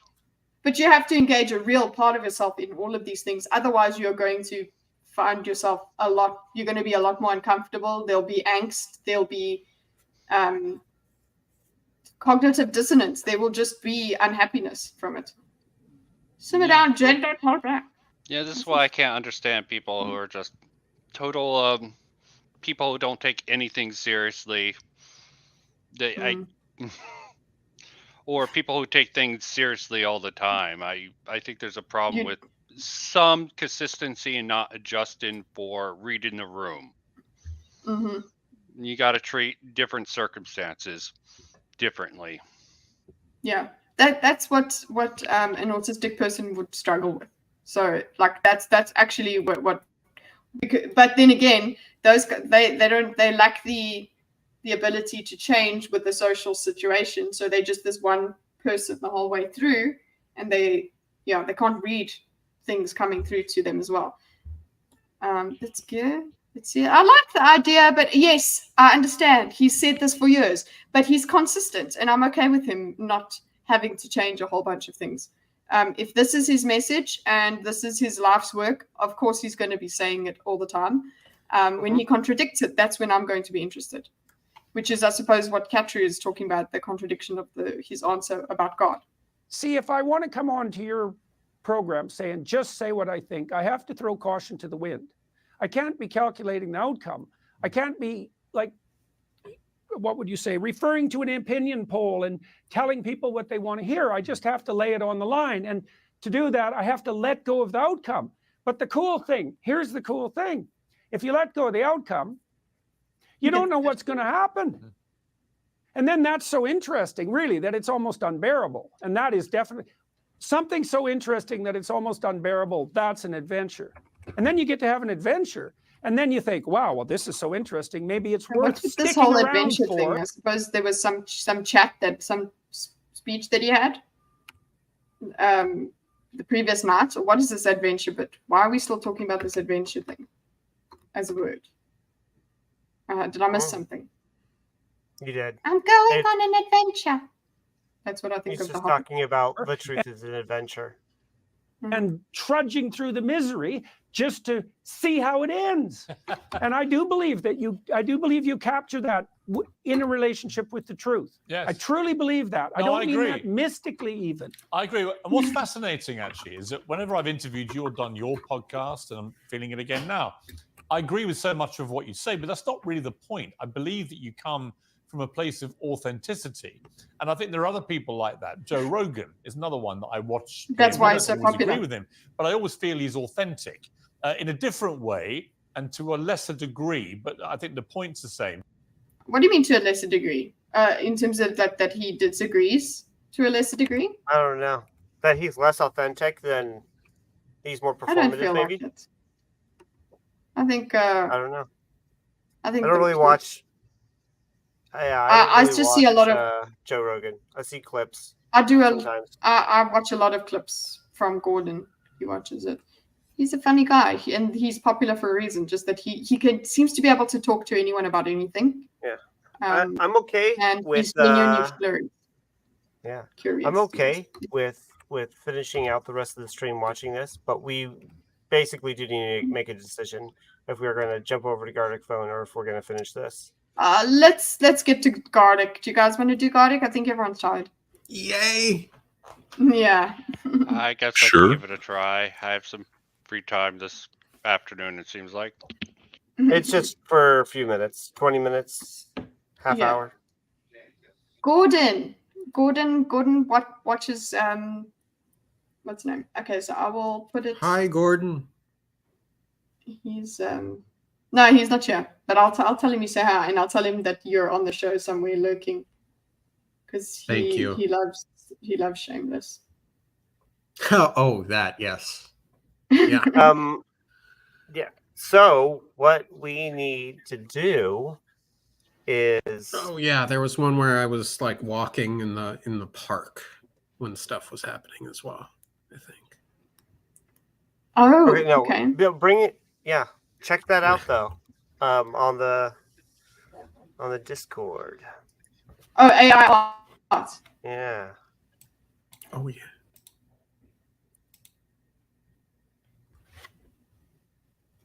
Woo! Oh my gosh, that's awesome. Is that anime, Kite? I'm gonna show the screen here for everyone because it's glorious. Just hold. Share, bitch.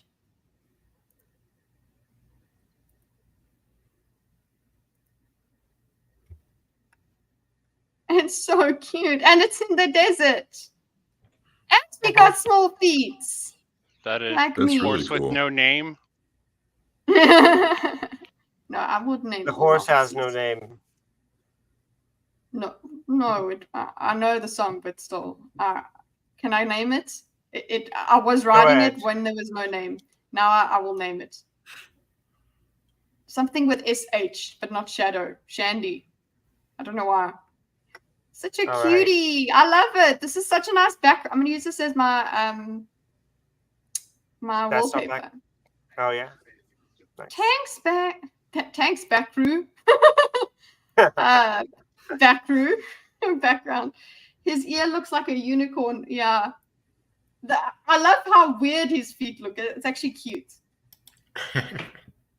Okay. I'm gonna get the links and then put it in the.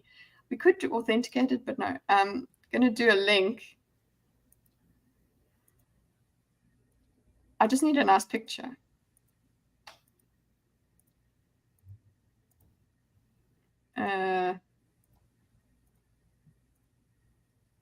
Oh, for flip's sake. There we go. Okay. Stupid ad. Penundra? Shadowfax? Shadowfax. Blah, blah, blah, blah, blah. But All what is Arabic. a shadow fact? What are fact the given to shadow you. facts? Okay, You so never I'm know the putting shadow facts because they're in the shadows. the link I will give you guys the link in the private chat here, but I've also Okay. put it in the open thinkers chat on Discord. Nice. So the audience can play along if they would like. Oh no, an advertisement. Have you been targeted? Catcher, is it me or is your kitty happy to see me? Sparkles, you just horny. Well, you just horny today. She's it's the pregnancy hormones. She's having kittens. We're both having kittens. You're having kittens. Together, me and her. Congratulations, Mazel Tov.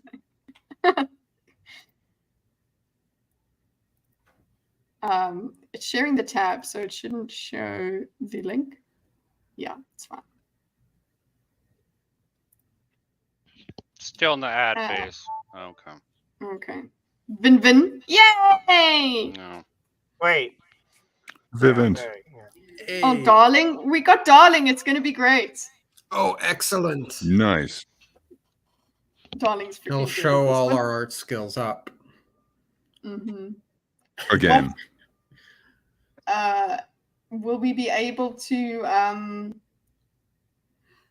we need to catnip this in the bud. Oh my god, how have I never heard that, David?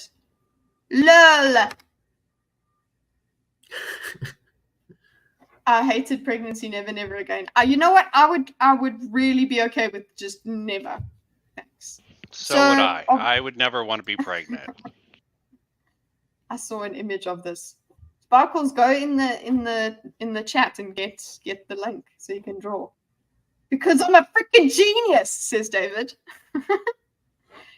It's no fun. What, pregnancy? No.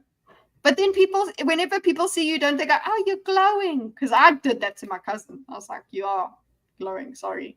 I did that. I did all the things. And I knew a woman who loved it. I don't think I've known a woman who loved it. Oh, okay. Get this, all right? I knew this guy, right? And his mom had like 8 kids. Right? He had like 7 other siblings, and then they got their tubes. She got her tubes tied. Okay. Mhm. Then they got them untied so they could have more kids because they realized they loved having kids. Oh wow. Okay. Yeah. You know what? She had enough kids for me. So fine, it Undecisive. works.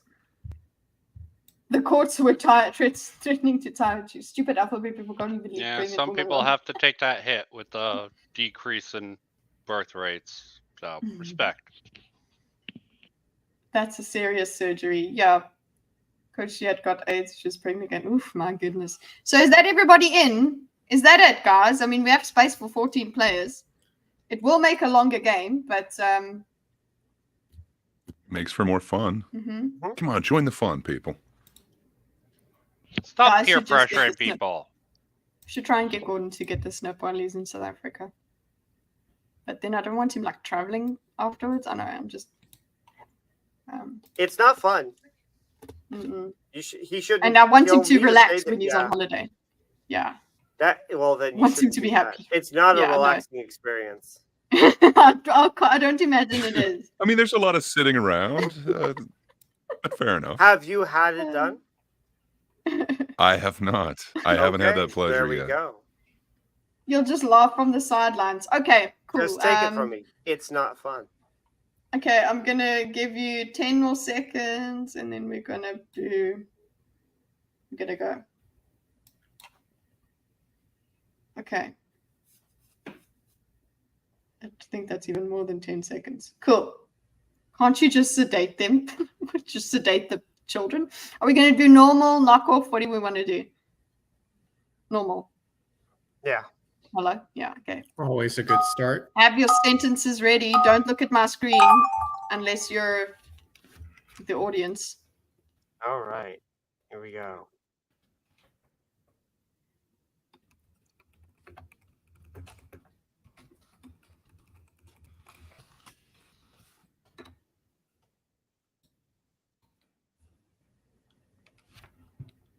Where did Jordan go? Oh, he went. We went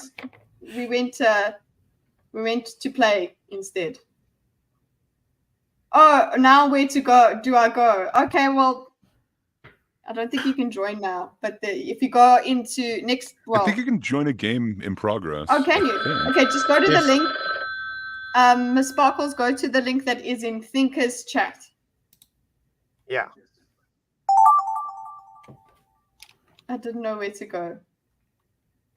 I thought you didn't want to come here, Sparkles. Okay. Oh, God. How the hell do I draw this? Okay. One of you sucks.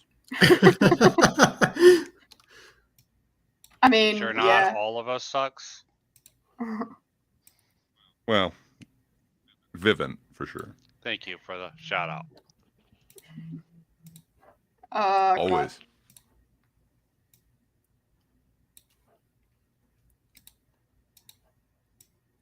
I'm trying to do those meme things. Pedantic. Okay.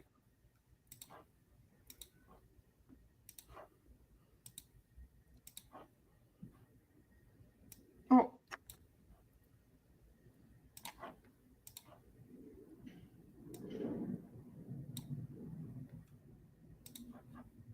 Oh shit, stupid timer is making me.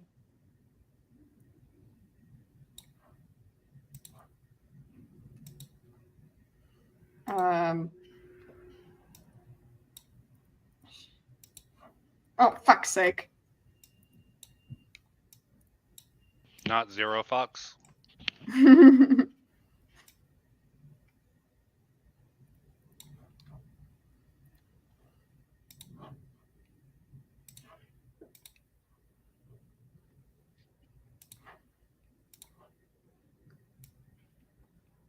Well, I don't know.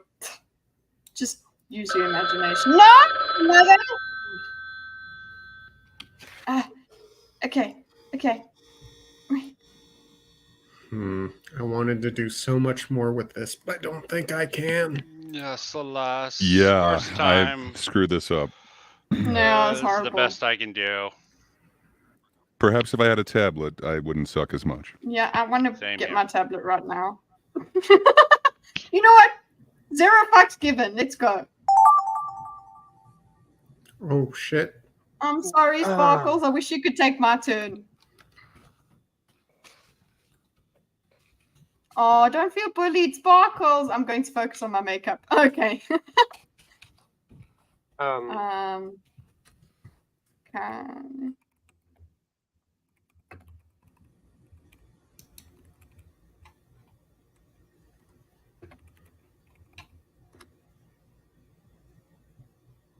That's what I see. I don't know if that's what you see. Given me what? There, fuck.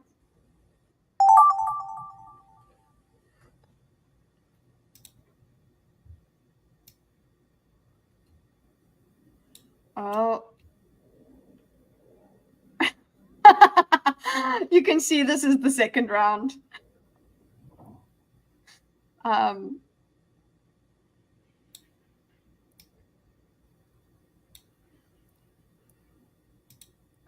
Oh, shoot. Okay. Andrew's getting into it. Shoot. And I don't know what she looks like.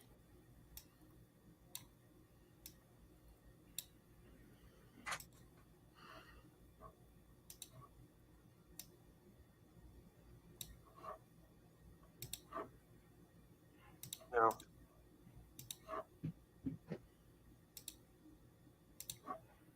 Oh, Daisy. See meow at you, Gordon.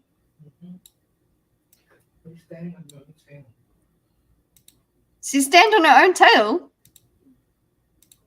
Oh, crap. Come draw a penis, Gordon. Did you guys hear his fart?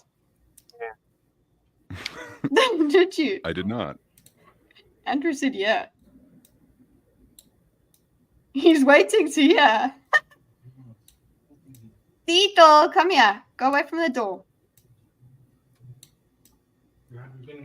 No, of course not. I've been loving her.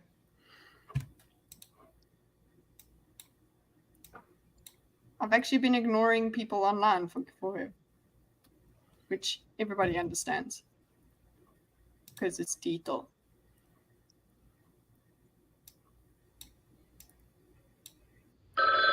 No!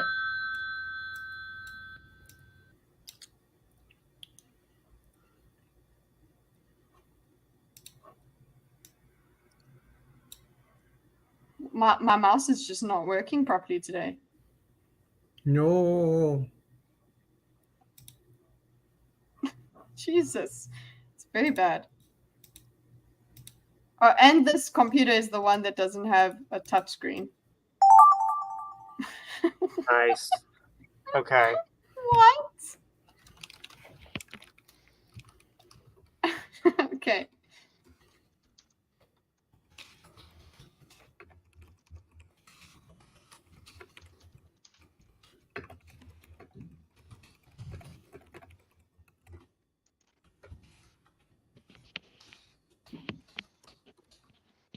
Are text Oh, is allowed in this? Can you actually write stuff You out? can. You know what? It's considered You can- taboo. It's unorthodox, but when you can't It's taboo, draw. but some people are into it. Oh my gosh. Okay. Okay.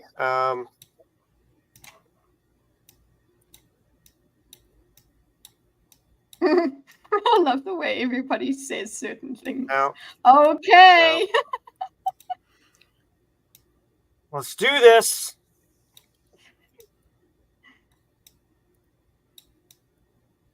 Wait, I should. I'm put some so music on. sorry, guys. You should be. I don't know I why, really- but you should be. Well, we'll get there.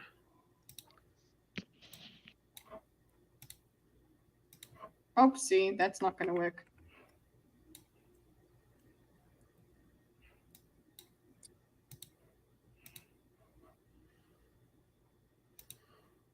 Whoever wrote this sentence out should actually be more sorry. I will not apologize.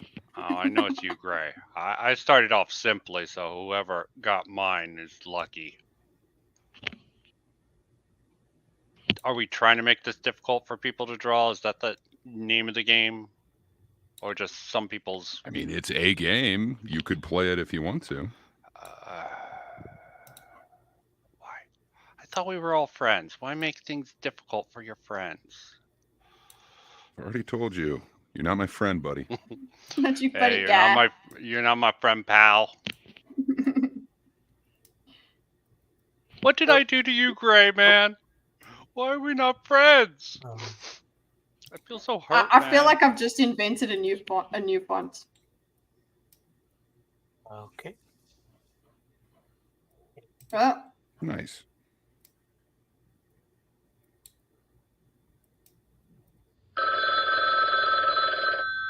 Oh no. Oh no.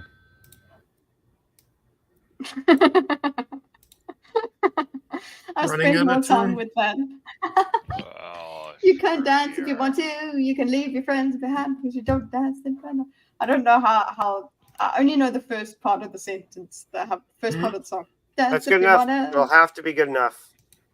People will say, "Oh, okay, I see what he was going for." I There's don't no way think people will say anyone's that going about to my say that. Yeah, no one's going to. All Yeah, right. putting the voiceover. Okay. Are you supposed to Yeah. make friends with this game? Because me and Gray sort of just had a falling out just now. Seems counterproductive to good things. It wasn't just now, sir. Oh, what did I do? Lucy goes to The Yellowstone. building. Okay, you, Lucy. I'm sorry, Lucy. I did not do you justice here. Wow, Lucy. Kitty in Yellowstone watching geisha. Okay, it's me now. We all won. You could see it was a geyser, though. It's so cute. I love that Catherine put a little bell around a little thing around my neck. Black cat protecting Christmas tree from blue portal on dirt. Oh, Dorcas. that's good. That's good. Dude, Dorcas's imagination. Vivian, what did you do on this now? Oh, Yeah, now I about know to why find Vincent out. was like, what the fuck? Wow! Nice. Okay, that's really cool. Do you have a That's- tablet, sir? No, wow, I do that's not. beautiful. That's good. Wow, I'm downloading that. you have shamed us all. Pictures, thinkers. It's a gift. Finland conquers the world. Oh, That's what that was. Well, that is my I thought so. Country owns the world. I'm like, wait, Well- I thought it was. you didn't say which country. I didn't, because I I knew it was a should have actually country, but I just put- couldn't think of the Yeah. name. I should have just said Finland. No, it's fine. You did great. I was the American one buying the wrong. world. American buying. At least he bought the world. That's cool. Well, the money signs. And then he drew an actual American. This is Nice. America. I like it. And this is I like American. it. Not sure who he's paying, but He's paying The lizard. the It should be world. the lizard people. Riding through the ocean on a fish with no name. that's what that was. That's Oh, wow! nice. Look at Darling. Jesus. Cowboy riding a Darling, giant you're green awesome. fish in the ocean. Two I clouds. failed on this one. Wow, Dorcas, very. There are not two Close. clouds, Vivian. Yeah, I Man couldn't get riding a fish like it's the bomb in Doctor Strangelove. There we go. Hey. I mean, the fish and the writing kept all the way through. Yeah. Because we just didn't know what to do. Okay.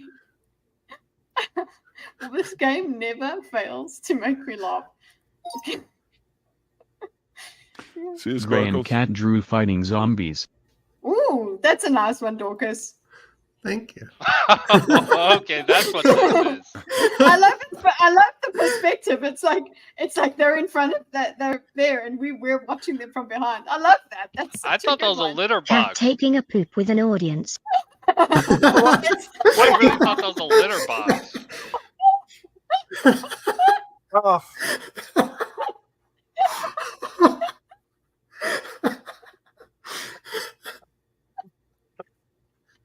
Just a green audience. I mean, they're practically the same thing. Again, the audience knows what I did now. Modern performance art. Cat pooping for a crowd. Nice. Not Yeah, fair, not I love, fair. I love that Win puts yeah.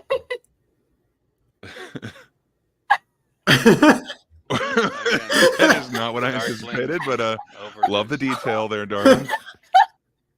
Oh my gosh. Nice. Nice. That's a good one. I love how happy the cat is. And everyone, you know what? Also, what you've captured here, darling, is that it's performance art. Ooh, look how they're looking at it. Yeah. In Yeah. Whitman's one, it's like, yeah. In yours, they're like, ooh. Never mind. And then wait. Also, I would like to mention that Gray disappeared. No one picked up. It disappeared? Yeah. All Oh, he in did the was focus picture. on me. I was like, You no, were I'm here. there. I'm just quiet, man.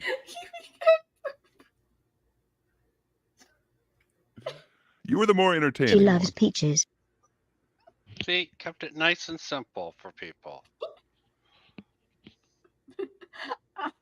It almost looks like Peach I'm loves with this. peaches. Princess yeah. Peach reaching for a Okay, peach, yeah. but she has no hand. Oh God. Oh, this is sorry, guys. I'm Peter. So sad. Princess picking up peaches. Right, yeah, there you go. With no hands, no feet. He did it. He did this exact. He got it right. Okay. If that was the prompt. Oh, what was the one? A horse on roller skates Okay, busting a move. figures, Gray. It's a horse. Okay. Oh dear. Uh-huh. Okay, so I thought it was a cow. Cow dancing on rollerblades. Close. Oh! Outperformed. That is awesome. That's roller- Darling, you've got talent. Cow roller Yeah. skating gracefully. Gracefully, yeah. Well done. It is so graceful. Nice. The dog cow. The way I have to download all of them. Okay, can we do one more? Sure. Yeah. Wait, let's see if Yeah. we can get I think Sparkles had to go. Yeah. Oh, does Sparkles go? Oh, okay. I wasn't Lucy, are you cheating, gonna so- join? Lucy, will you try and join? Join us, Yeah. Lucy. Yeah, hypersleep. Yeah. Poop my cat. I'm so upset. Just this entire jar of mustard just becomes poop. I thought it was a it's kind litter of in the box. name. I thought it was a litter box the cat was going towards. Should we try Like missing Gray. piece or just do normal? Just more normal because it's still fun. Okay, she's gonna join. A missing piece could be fun. Oh, We might nice. even have enough to do an animation if there's time. Up to Let's you. do a normal with Lucy for the first time. I don't know. Lucy's Yeah. played before, I think. But let's do a normal and then we can do an animation for the grand finale. Cool beans. Deal. There she is. Okay. Lucy, you Good. have the same avatar as I do. We're connected now, you and I. Lucy, you can't look at the screen now, hey?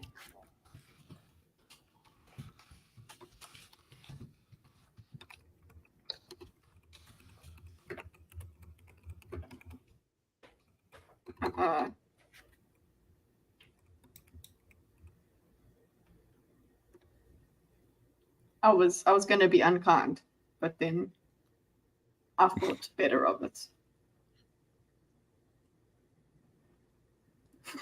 That is.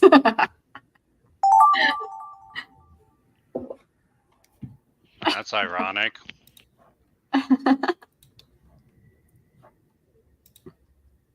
Oh, well, I don't know.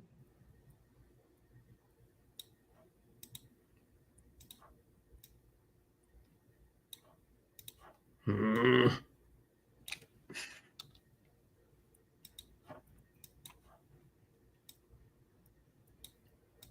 Oh, this is not going to go down well.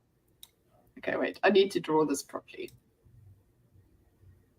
Yeah, this is a really hard prompt. Good times. You're welcome. I assume it was Really mine. Probably missing my- mine. Really missing my tablet right now. Really vivid. Even my phone. I miss.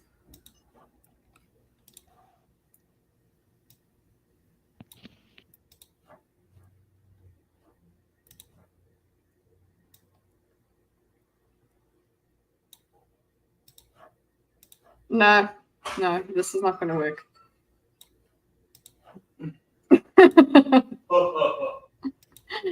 Okay, I'll just go. Shush, Gordon.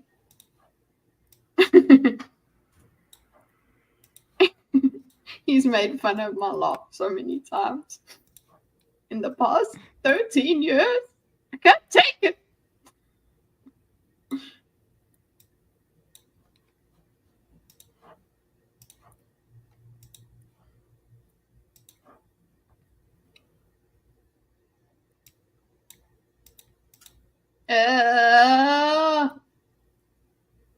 Okay, I'm gonna.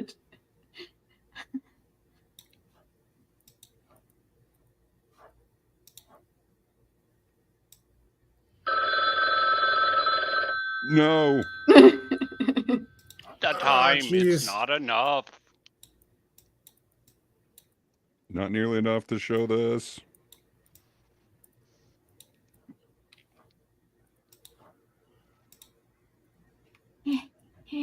think I got it. I think I've got it.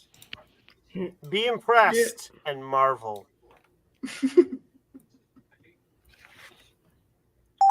Oh, damn it. Okay. Okay. I think I know what this is.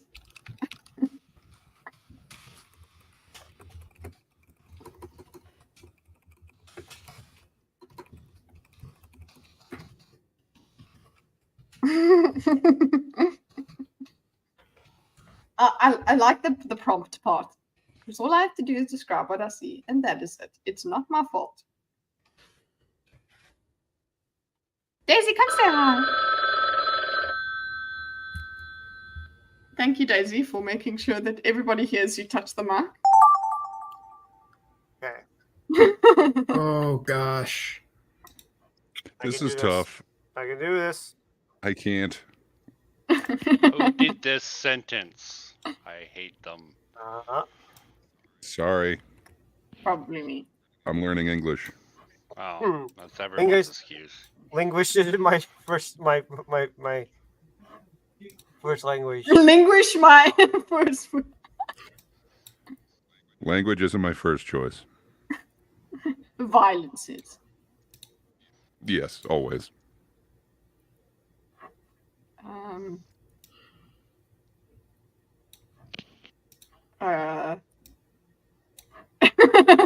Wait, this is not gonna work. Ah, change it all. Shit.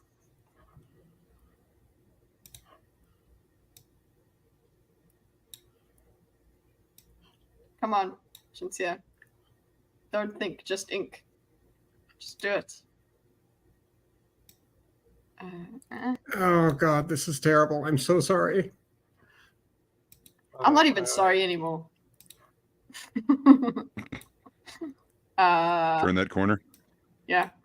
I just, you know what, we all deserve it. And it You'll all definitely turns out deserve fine. this one. All turns out fine in the end. All right. All right, that was an attempt. That was a thing.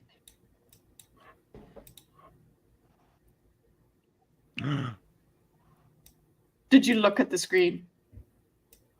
No, I somehow hit back when I had my masterpiece done. I need to redo my last step. No. Yeah, this is a failure here, so.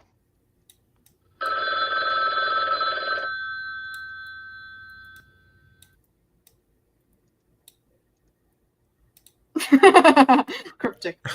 Wait. I'll...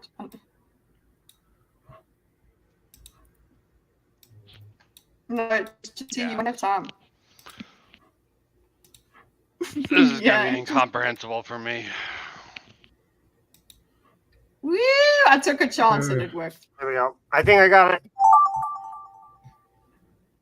Uh-oh. Okay.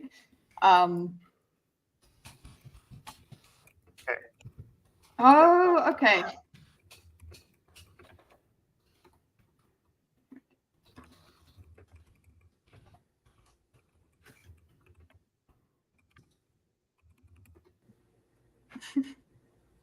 Wait.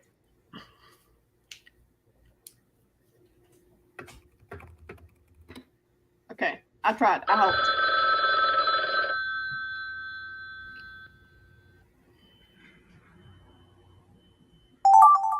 Yeah, that's about it. What? No. No. Oh no, what could be happening? Interesting. Okay. Right. I don't see how this is possible, but okay.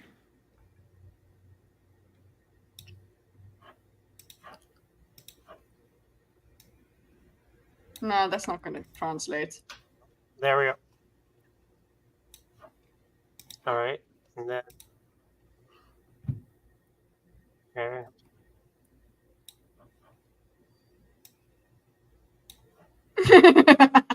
I'm going to misinterpret this on purpose.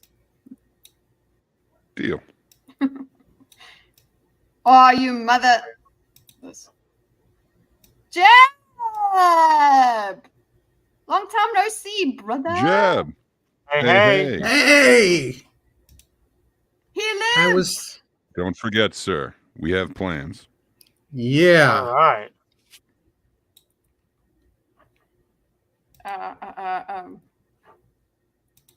Now this, yeah. Oh shit! I'm not gonna have time. Come on, Shinsu, you can do it. All right. Wait. No. No. No. All right. Come on. Nope. I'm just making this worse. This does not look good. There. Yep. There. Incomprehensible. Okay. We're gonna have this here. It's gonna go like this. It's gonna go like this. That. Nope. Wait. Yeah. Wait. Oh fucking hell!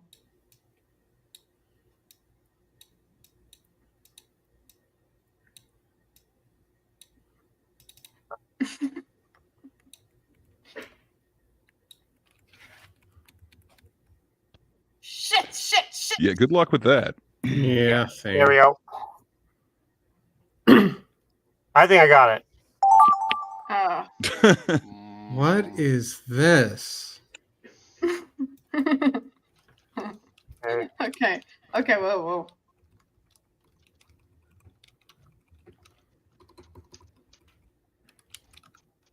Wait. No, I got it. I'm simply awful at this. No.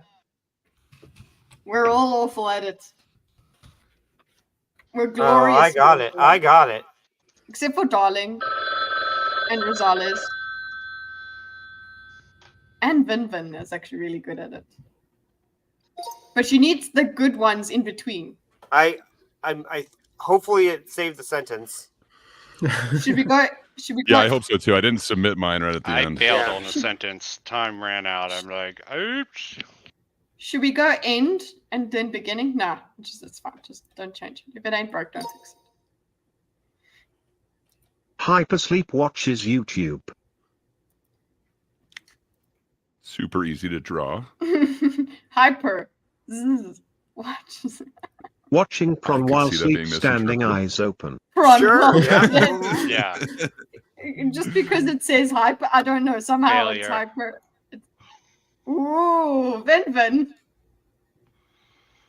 Okay, I I saw failed this on the one. Door-to-door salesman sees the light. Ah, that's cool.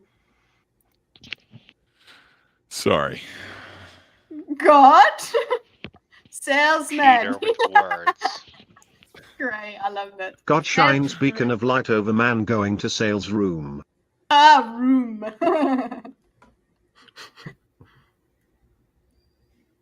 You know what would be Nice. fun is watching this like in a few months' time when I don't remember. Spooky, scary skeletons send shivers down your spine. Really? Thanks, darling. Oh, No, I hate darling. that's what that was. Yeah, I was honestly like, thanks. Like, Skeleton man scares a woman. it's close enough. It's actually one skeleton, so Red lady with blonde hair scared What? of skeleton. What the AHH. I must have write scary there. Why did I not do scared of skeleton H? Hey. Nice, Lucy. Hey, Boo. nice. Yeah, Lucy. Undead to attack go. best It's not blonde. bad. Undead attacks. Place blonde. It is the best blonde. Undead attack. Okay. Fat cat bean feed by Adam.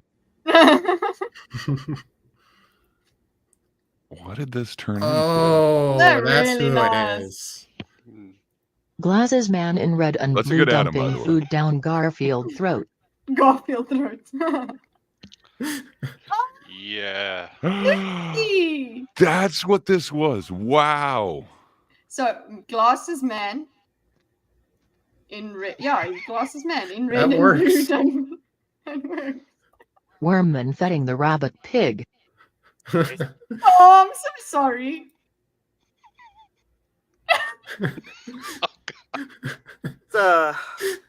Green stick guy, pig without head and a brown bunny axis.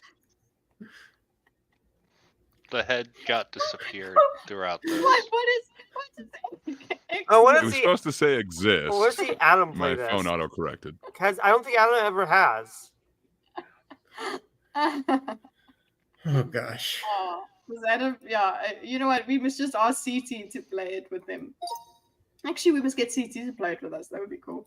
Sammy the snail in a lightsaber battle for his I life. thought you were. I should have known it was Sammy. Sammy. Yes, when I drew, I was like, yes. But then you see, Catra brought in Grey again Slug lightsaber fight with W. with Yeah. W. I, What I was trying to write something. That's where I failed. Were you gonna write with the litter box? Do you see? Because he said slug, so I did think of Sammy, and I was like, oh, okay, but the thing is, he said slug, so I don't want to give it a shell. Yeah, I should have said Slugs snail. battling with a red and a yellow lightsabers. You just didn't care about my W, Gray. I didn't. I just ignored it. At least the lightsabers stayed through. Nice. That's exactly what it would look like. I'm like, yeah, they have hands and whatever, and then no, these are still slugs. Slugs having a saber duel. Well, we kept it. We kept the spirit of it. Yes. They lost their Except shells for I along changed the it way. from snail to slug. Because I was. And You again, don't know darling, you're Sammy. awesome. Those Sammy's are amazing. Yeah. Dorcas and I have an attachment to Sammy the snail. Little pig goes to the Agreed. store to rob it. Haha! Store. See, simple. A pig bank robber holding up a store with his gun and a mask. Oh my gosh. This is going to be crazy. This is so going to be crazy. Excellent. That's beautiful. Nice, darling. Pig vigilante robbing a bank. Vigilante, Watch what I Lucy? did. Watch what I did. Gun and mask. No problem. Wait, did I get this back? Super pig holds up a bank. Sorry. I put in, No. This is, Surprisingly, this is gonna next be prompt funny. is going to fit Yeah. right in. Yeah, it's gonna fit right in. There were several. this funny, this though? thing happened again. Yeah. That's like crazy. Yeah. But then I'm you see guessing that's your my prompt. last. Whose prompt was But that? then I Ray, I said- guess. It's mine, yeah. Okay, we're about to see it. A superhero pig. That's what I was thinking. See. Oh, Vivian. I don't know what's happening down here, but okay. Yeah. Super pig as a boo boo. Yeah, super pig Where's has the a boo-boo? boo-boo. Oh, that's Lucy? a boo. My fuck up. It comes right back around. Super pig, but he's injured in the side. My little mistake with the color. Dorcas God, over give out it my injury. side. Super pig bleeding heavily from the side whilst flying. But he's flying. Somehow the Because it's injury scab or got something. added. That is interesting. Kite and Sparkle's baby kittens are cute. Yay, Lucy! Sorry, I screwed this up. No, I knew what you were talking Nah. about. Though. It was a Nah. I reference. lost time. I don't want Sparkles to. and Kite have kittens. I'm ashamed. I'm sorry. Oh, whoa! Wow. Wow. Huh. Huh. I can see the sparkles, though. I was trying to do sparkles and I didn't have time. So at least you got that.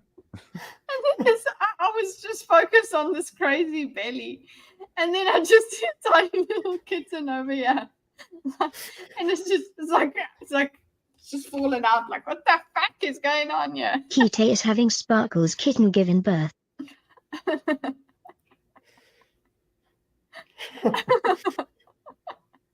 Better.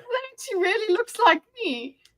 But wait, Sparkles is supposed to Kitty is having Sparkle's kitten given birth. Like, wait, actually, it's the other way around. That's me. I was like, Kitty helps with Miss Sparkle's giving birth. giving birth. I love I'm like, that. wait a minute, because I actually hit H, but it did finish before then. But sorry, I want to hear it again. Can we hear it again? I turned it around on everyone. Play it again. Giving birth. I don't know why that. Okay, we'll try an animation. Just one more.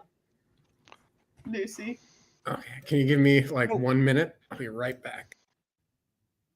We wait. Fine, I guess we can wait. Hey, Patience is a while virtue. we're I waiting, don't have- wait, Zero Fox made a meme. Oh, okay. It's in the meme channel. Ooh, a meme.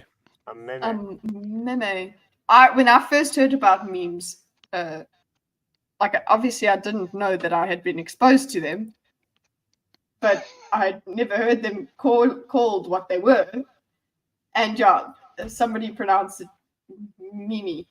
Who actually brings up memes as a technical I'm back. term? Is that Height? Who brings up memes? Yeah, I think so. Because memes is a greater technique, and they've sort of been reduced. I mean, Dawkins was kind of the first one Okay. to. I think he brought it into kind of the popular lexicon. But yeah, It was probably actually McLuhan. No, Oh probably my not. gosh.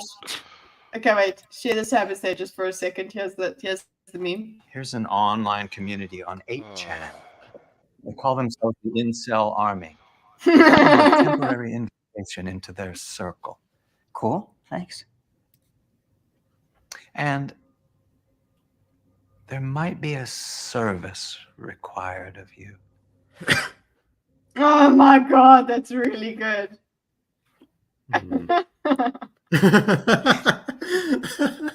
That's very good, $0. wow, those seem affordable. Yes, very good. Okay, everyone's still here? Cool. We're gonna try and play. Mostly. We're gonna do animation, right? So you're drawing That's the next great. step. It is a great format. I'm surprised that it must be hasn't because happened. the show wasn't well known. Yeah. No, Zerofax will bring it into meme mainstream. Okay, so what are we doing? I forget how to do this. Okay. Animation. So just draw the create first drawing. So draw an object Yeah. or something that will move. Oh, okay. Right. So literally. Okay.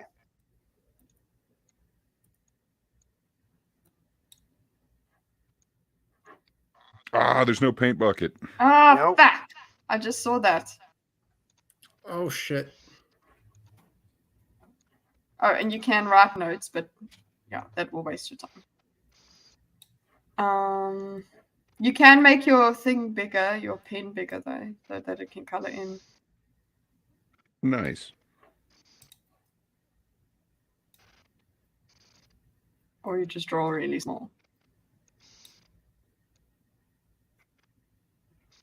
Oh my god, I'm spending all my time. Who's finished? Not me. Not me either. I'm gonna create something a little Sounds cute. like it's been. There we go. Always got a straw man me, Gray. Sprinkling in a little bit of that deceit of yours. Ain't I getting enough from that weird group that I barely commented on? Thought you enjoyed the frog guy. Oh, so much. You talked about him like 37 times or something in a stream. Oh, did They I? counted? Oh, that's funny. Yeah.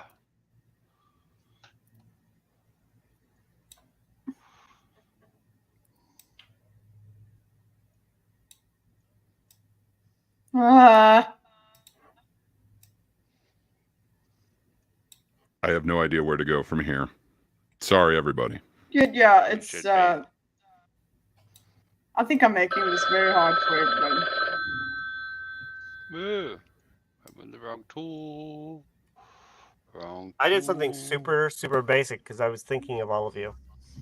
Oh, thank You are. Now you're looking at the screen. That's why Catru was the first one to finish. lack of A little flow. messy, but it's done.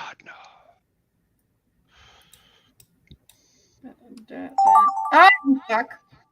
Oh my god, who did this?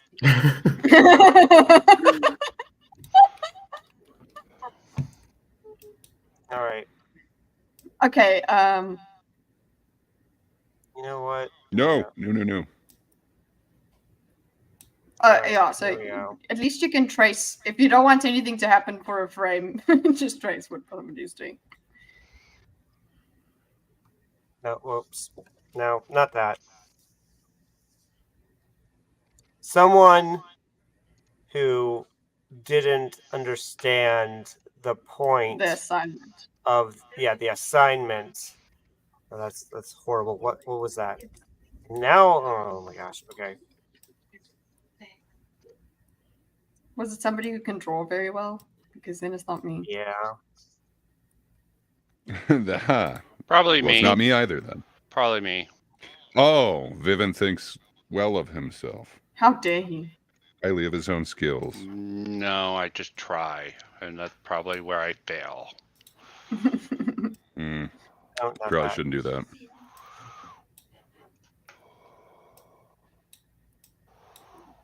Axel. All right. Oh. That's good enough. No, I don't have This time. is I'm actually so the better busy. thing. Okay, perfect. Oh shit! I forgot legs. Oh wait, you don't have to draw the same thing, do you? You don't have to draw over it. I don't think so. I mean, you I've can forgotten. continue it, Yeah, or you you could can. just do it completely different. I don't know if you have to redraw the thing. I was stupid. I think I've done this before, where I redraw the thing that's supposed to. Oh God, I'll just have a. Well, if you redraw it, that just means it doesn't move for a frame. Yeah. So no big deal.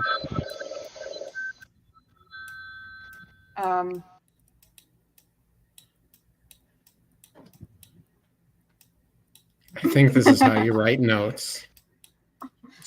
Yeah. Okay. Okay. When we're done with this, we have to watch the second meme.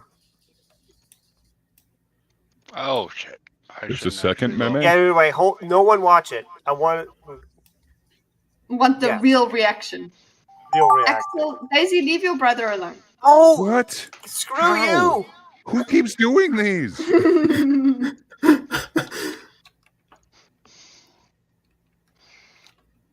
Wait, what is this? Oh, okay. No.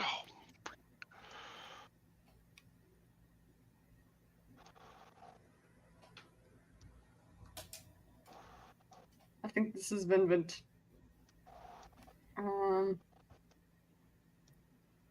Does it seem like it's someone who's full of themselves? That would be you, Gray. That's why I was asking, because it might not be Vivint.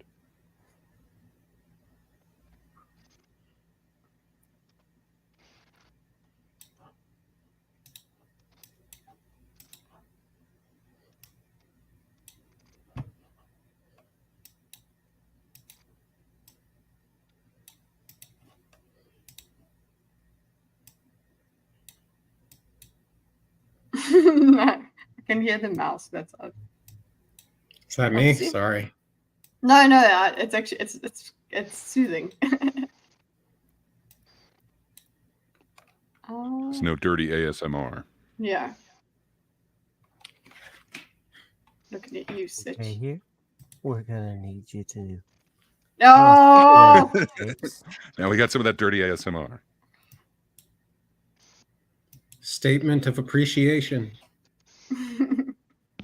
We Return statement of appreciation. very much appreciate your patience. Who's doing that? It's Catru. Of course, it's not me. Okay. Pretty sure It's it's ASMR voice. My ASMR voice will pierce The the soul. void forever. Oh God. Whatever. I tried. Whose stupid idea was this? It was mine.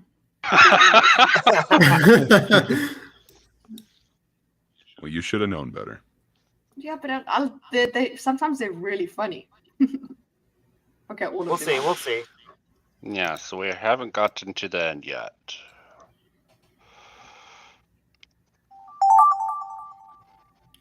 Oh, okay.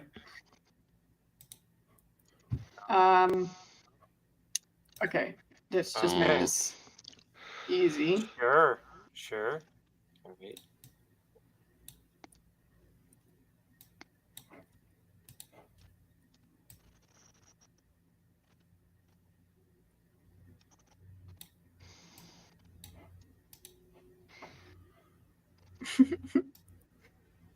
It is a lot easier to trace on somebody's work. So I guess I Definitely start can with ChatGPT on this. Thanks.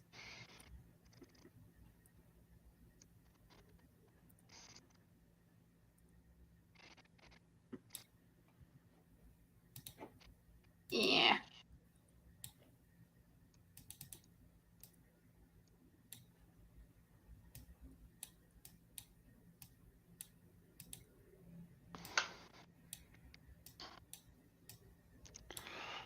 My color scheme's gonna. I'm just letting everyone know my color blindness might cause some color discoloration here. That's hilarious. I also think it's funny. It's an advantage. And we're gonna go. Okay. Well, I think it gives you the palette This is that the previous person used. So Yeah, but if that's you are helpful. adding something, yeah. I have no clue. Well, I'm not totally colorblind. I'm just not careful enough. Well, that is life. Okay, I think that one will be fine. Showing off your manliness, your colorblindness. Yes, Sure. it's truly a man trait. I just learned only dudes can be colorblind. Really? Why? No, it's just very rare. It's very Yeah, rare for females to be it's like colorblind. it's like It male can happen. Yeah, it's like male pattern baldness. It's like 99% male, but there's I mean, or it's a something medical like that. condition, and we should stop punching down towards it. Yeah. Oh my! Oh, who's a? How? Who? I'm blaming Darling for all of It this. feels like Darling started all of them. He did all of the first ones. Why, Darling? Why?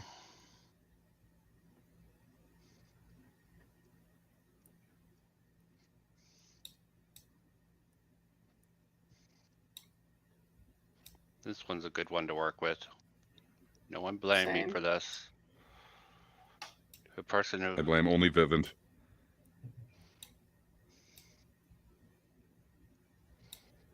Out of principle. Well, I'll take the heat from Gray. The heat is on. The heat is on. I can't sing, so I shouldn't.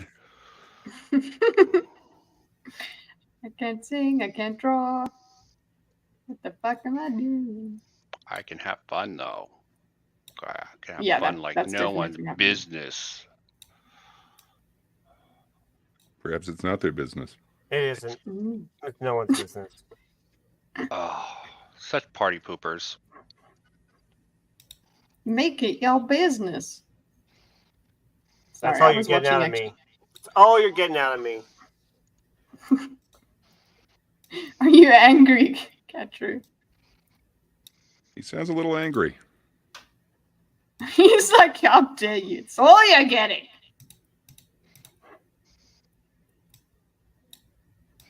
That's a poor imitation, but you know what? Things change consistently through life. Okay? Yeah. Change See, is this good is- sometimes. all If not, movement. you're a dirty liberal. Or conservative. I don't know. It's something. Oh.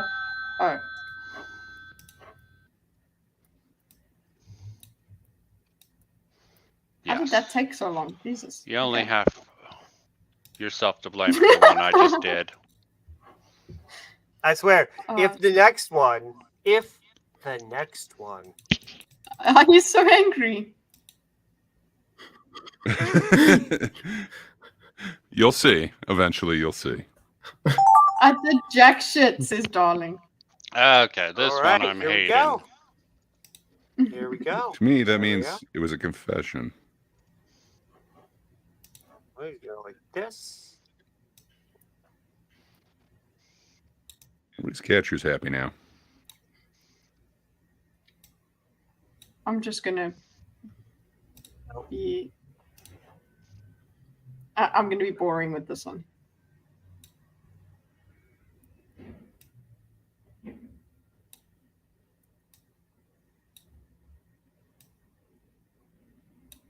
The subject matter is thug life. Okay, he's got.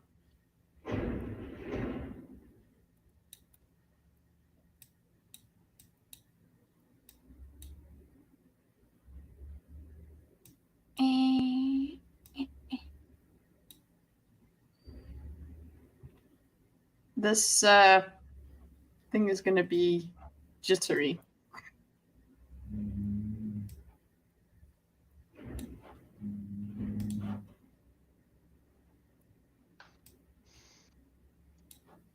There we go. Yeah.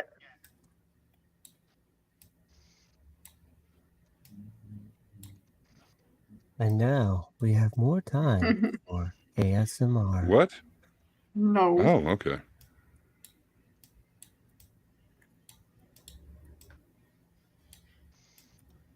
I'm glad I didn't need to use words for this.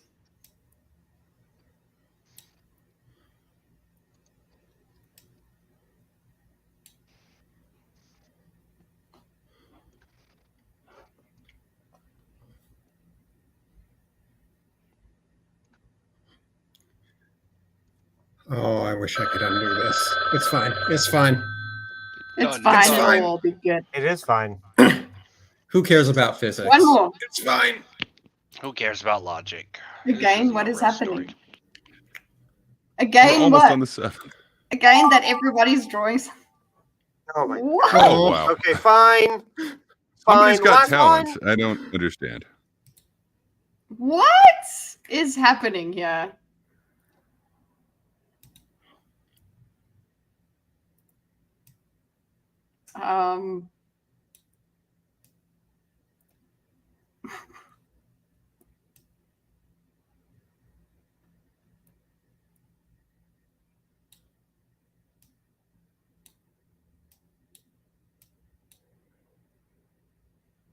Okay, I know what I'm going to do here. This is interesting.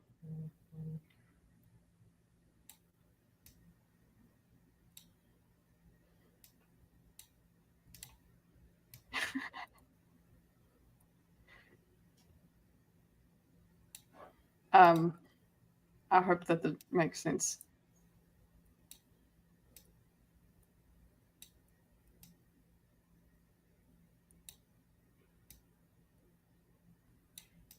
This is.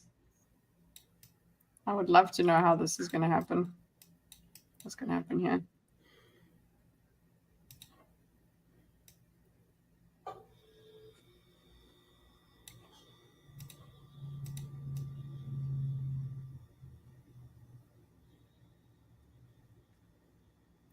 I don't even remember what I drew or proposed for my initial thing.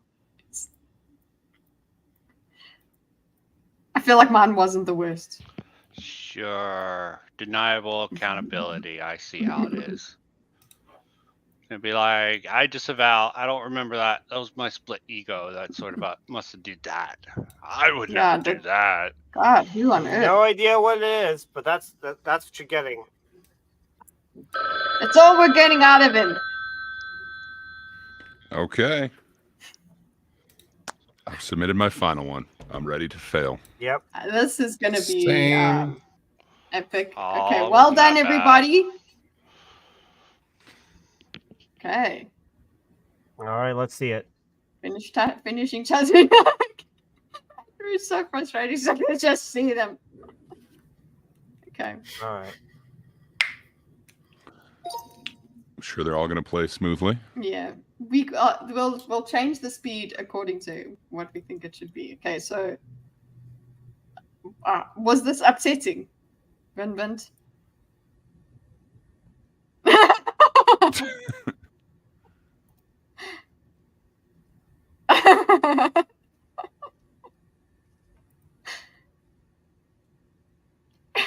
See, I got some motion in there, darling. Yeah, Sort of. yeah. Oh, you look back, right? Kept going for it. Very good.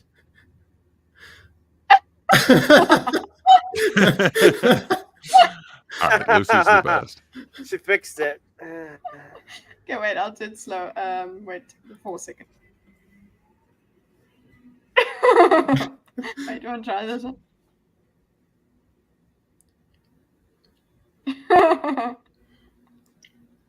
4 or 10? I think 4 makes it look beautiful. Yeah. Yeah. I'm saving them all. Lucy, you made that perfect. Oh my god. Yep. He's like going along. Did you with like it. my What the fuck contribution is to this? that, or can you even tell it? Yeah. You Your can see. contribution was great. The Yeah. interrobang is still there. Yep. Boom. Good one. What? Oh. I don't Oh, I know where recognize this this at goes. all. At all. Yep, this was I it. know where this goes. I don't know. I don't. This is me. What? Come on, let it hit him. Let him hit him. Yep, knew it. Oh. Okay. Oh, so this is what turns into the final one. Nice, Lucy. The bat just disappears. Whoa. Okay. Good Dorcas. Okay, no, guys, that's not what I thought. Oh. Oh. I mean, it kind of works. It kind of works a little bit. I think that happened to a friend when I was pitching. I feel bad for him. You were just so powerful. I like 10 No, it seconds actually for hit this him in one. the head and knocked him out. That was horrible. We had to carry him home. Oh, it was horrible. I was the one. Good The effort. way that you delivered that doesn't sound like it was horrible. You're like, we had Well, to carry every him home. bad thing in the past is funny in retrospect. Okay. Well, not murder or I'll allow something that bad. Okay, whoa. Okay. Nice. Wait, Catherine. what? Oh my Lucy god. has to Lucy. Lucy, yours was awesome. Awesome, but man, difficult. Oh, I'm so But- sorry I ruined but it. there's- I ruined this it. just So, yeah. evolved. I don't think Lucy understood the point of animation. The point of animation is to Oh, I think she did. She wanted Like, to make get something it. epic.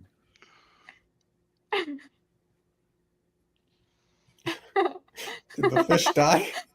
Look what happens. Yeah, I just had the fish on the bottom die. I'm like, this needs a little more drama, and I turned it into a person.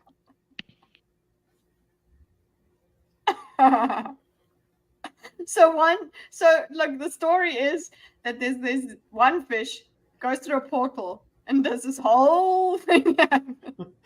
It works. It works. It's being chased by the other fishes. The fish is going to the portal to escape. In media res. Makes sense. I love the chomp, like because the mouth's open, it closes. Mm-hmm. Okay, sorry. That was very good. Even though, yeah. Okay, so there's that. I didn't move this along a lot, I know. Oh, this is the notes. Shouldn't show the notes. Oh wow, okay. Oh. I'm sensing themes here. This one. I did not realize where this came from. Huh.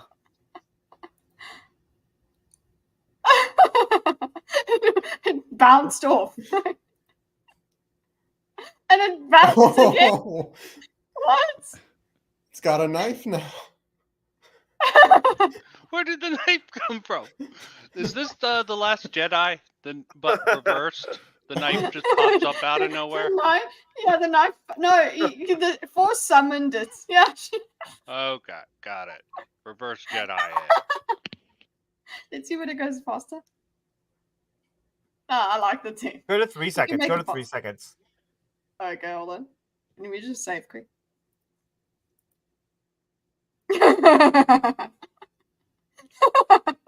Jesus. How quickly life can just fuck you up. That flower turned into blood. Life take you by surprise, usually so do. pull out your switchblade. Be prepared.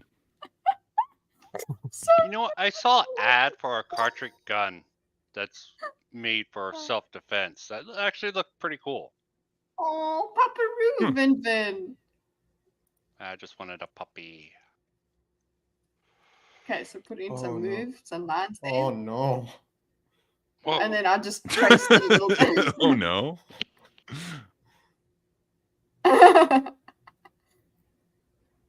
It'll look cute enough. Oh, Oh no! What tap through? And- Drama. Oh no. Oh, you have to make it sad. Oh no. Lucy. Oh, I actually sort of like that sort of turn. It's dramatic. I was like, oh, just make him. How dare you do that to my poor puppy? And I'm sitting next to a cat right now. It just devolves, just turns into like just sadness. It just slumps. Well, we just were covering Jordan Peterson, and that's sort of devolved. Yeah. Cute. What? Oh, just showing us his drawing. Okay. Oh, he looked down. He looked down. Way, way down to the ground. Good job. He fell asleep.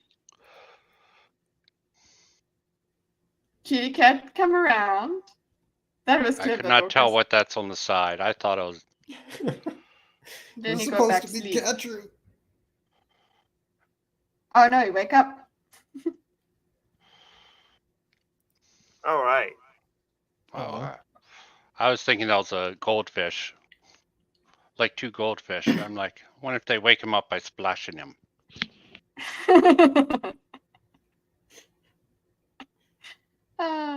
Not bad. That's Not bad. cute. Yeah, it's cute. At least he didn't die, or his loved one didn't die. Wow, I took this to a weird This place. one. Yeah. Wasn't just you. So I messed up the notes. I'm sorry. No, I think there's a setting that says show notes. It should be so it won't show the notes in the end. Oh. In the I'm GIF. just not gonna do notes anymore. No, it won't show. So it shows it here, but then in the GIF it won't. Oh, I see. Okay. He looks angry to me. Yeah, I made him angry. Yay. Which kind of works because Kendra got so angry.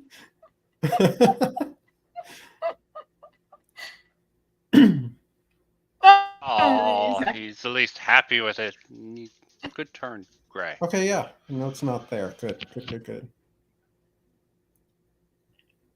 Oh wait, I just want to play it now.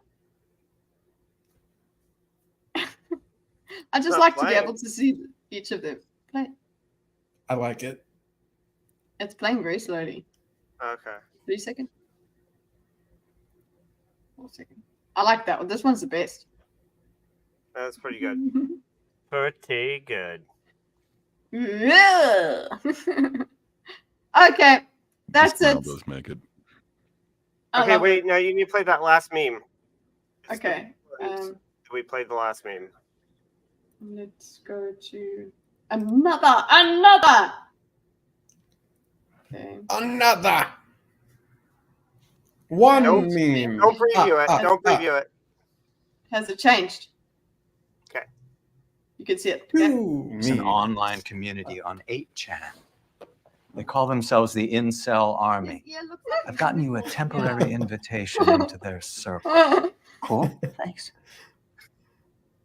And there might be a service required of you.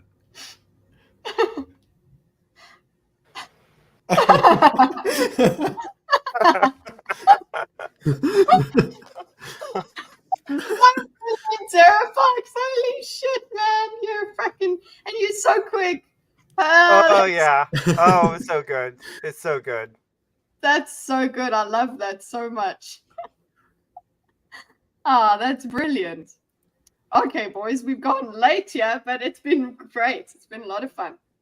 Katru, open that eye. Get okay.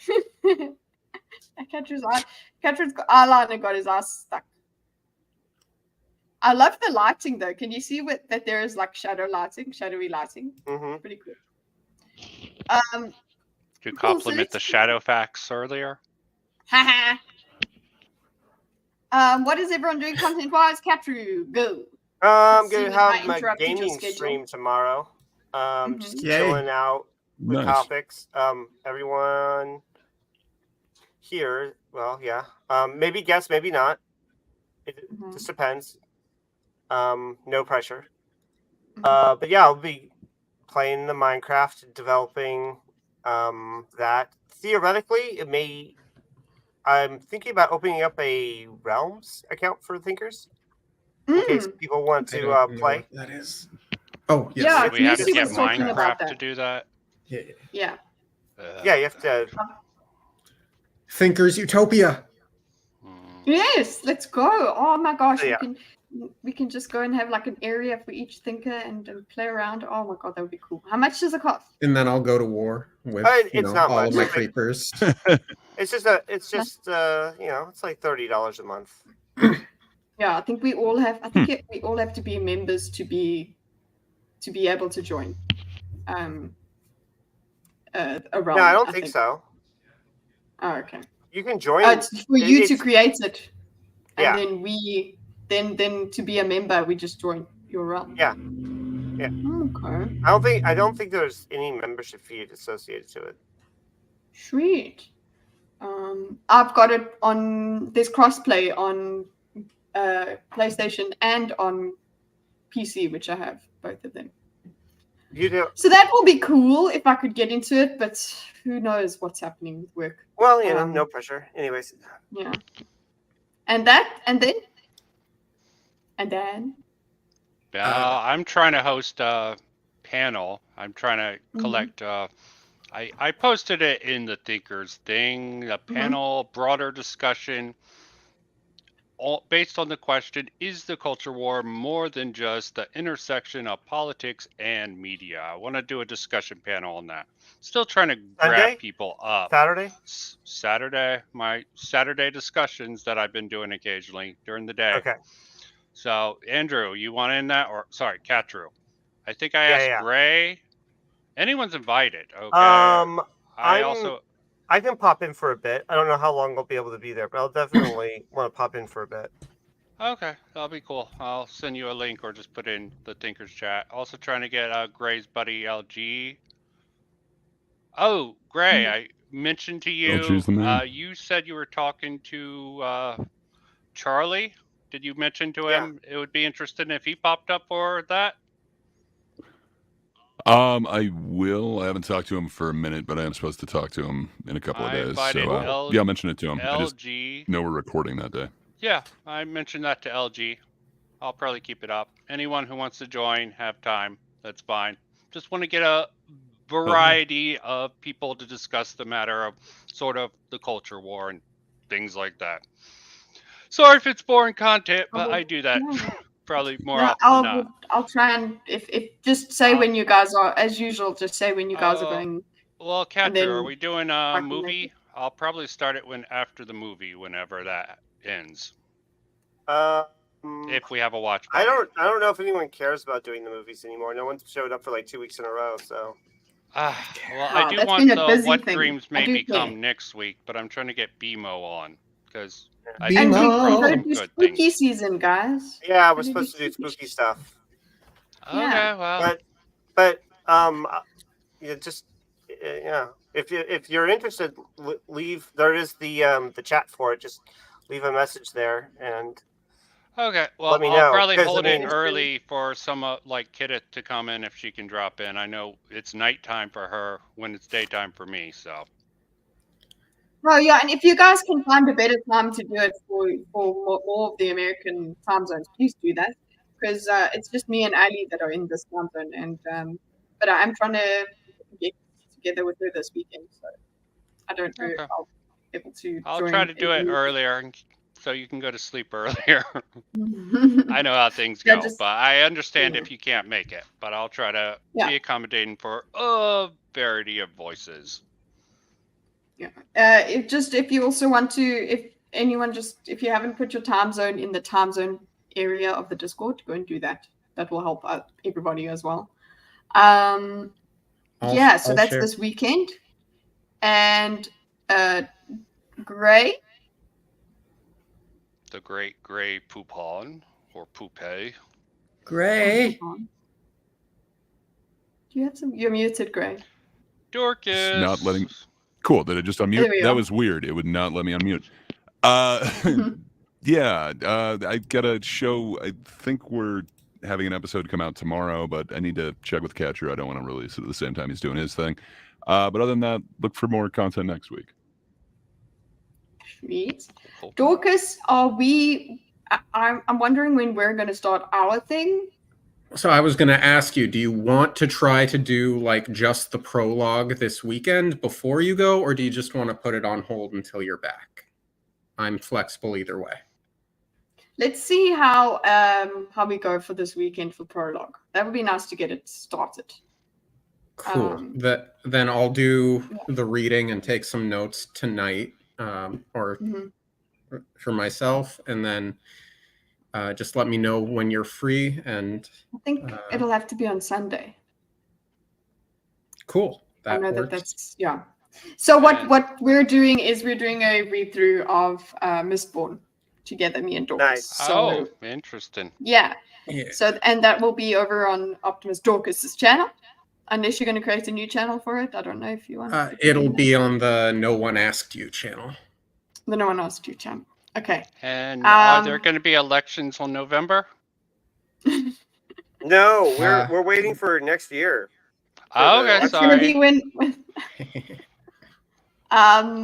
yeah. But yeah, and then next week, next week I'm going away, so I will try to get either publish something on Tuesday or do a Tuesday stream, and then I will be away for 10 days.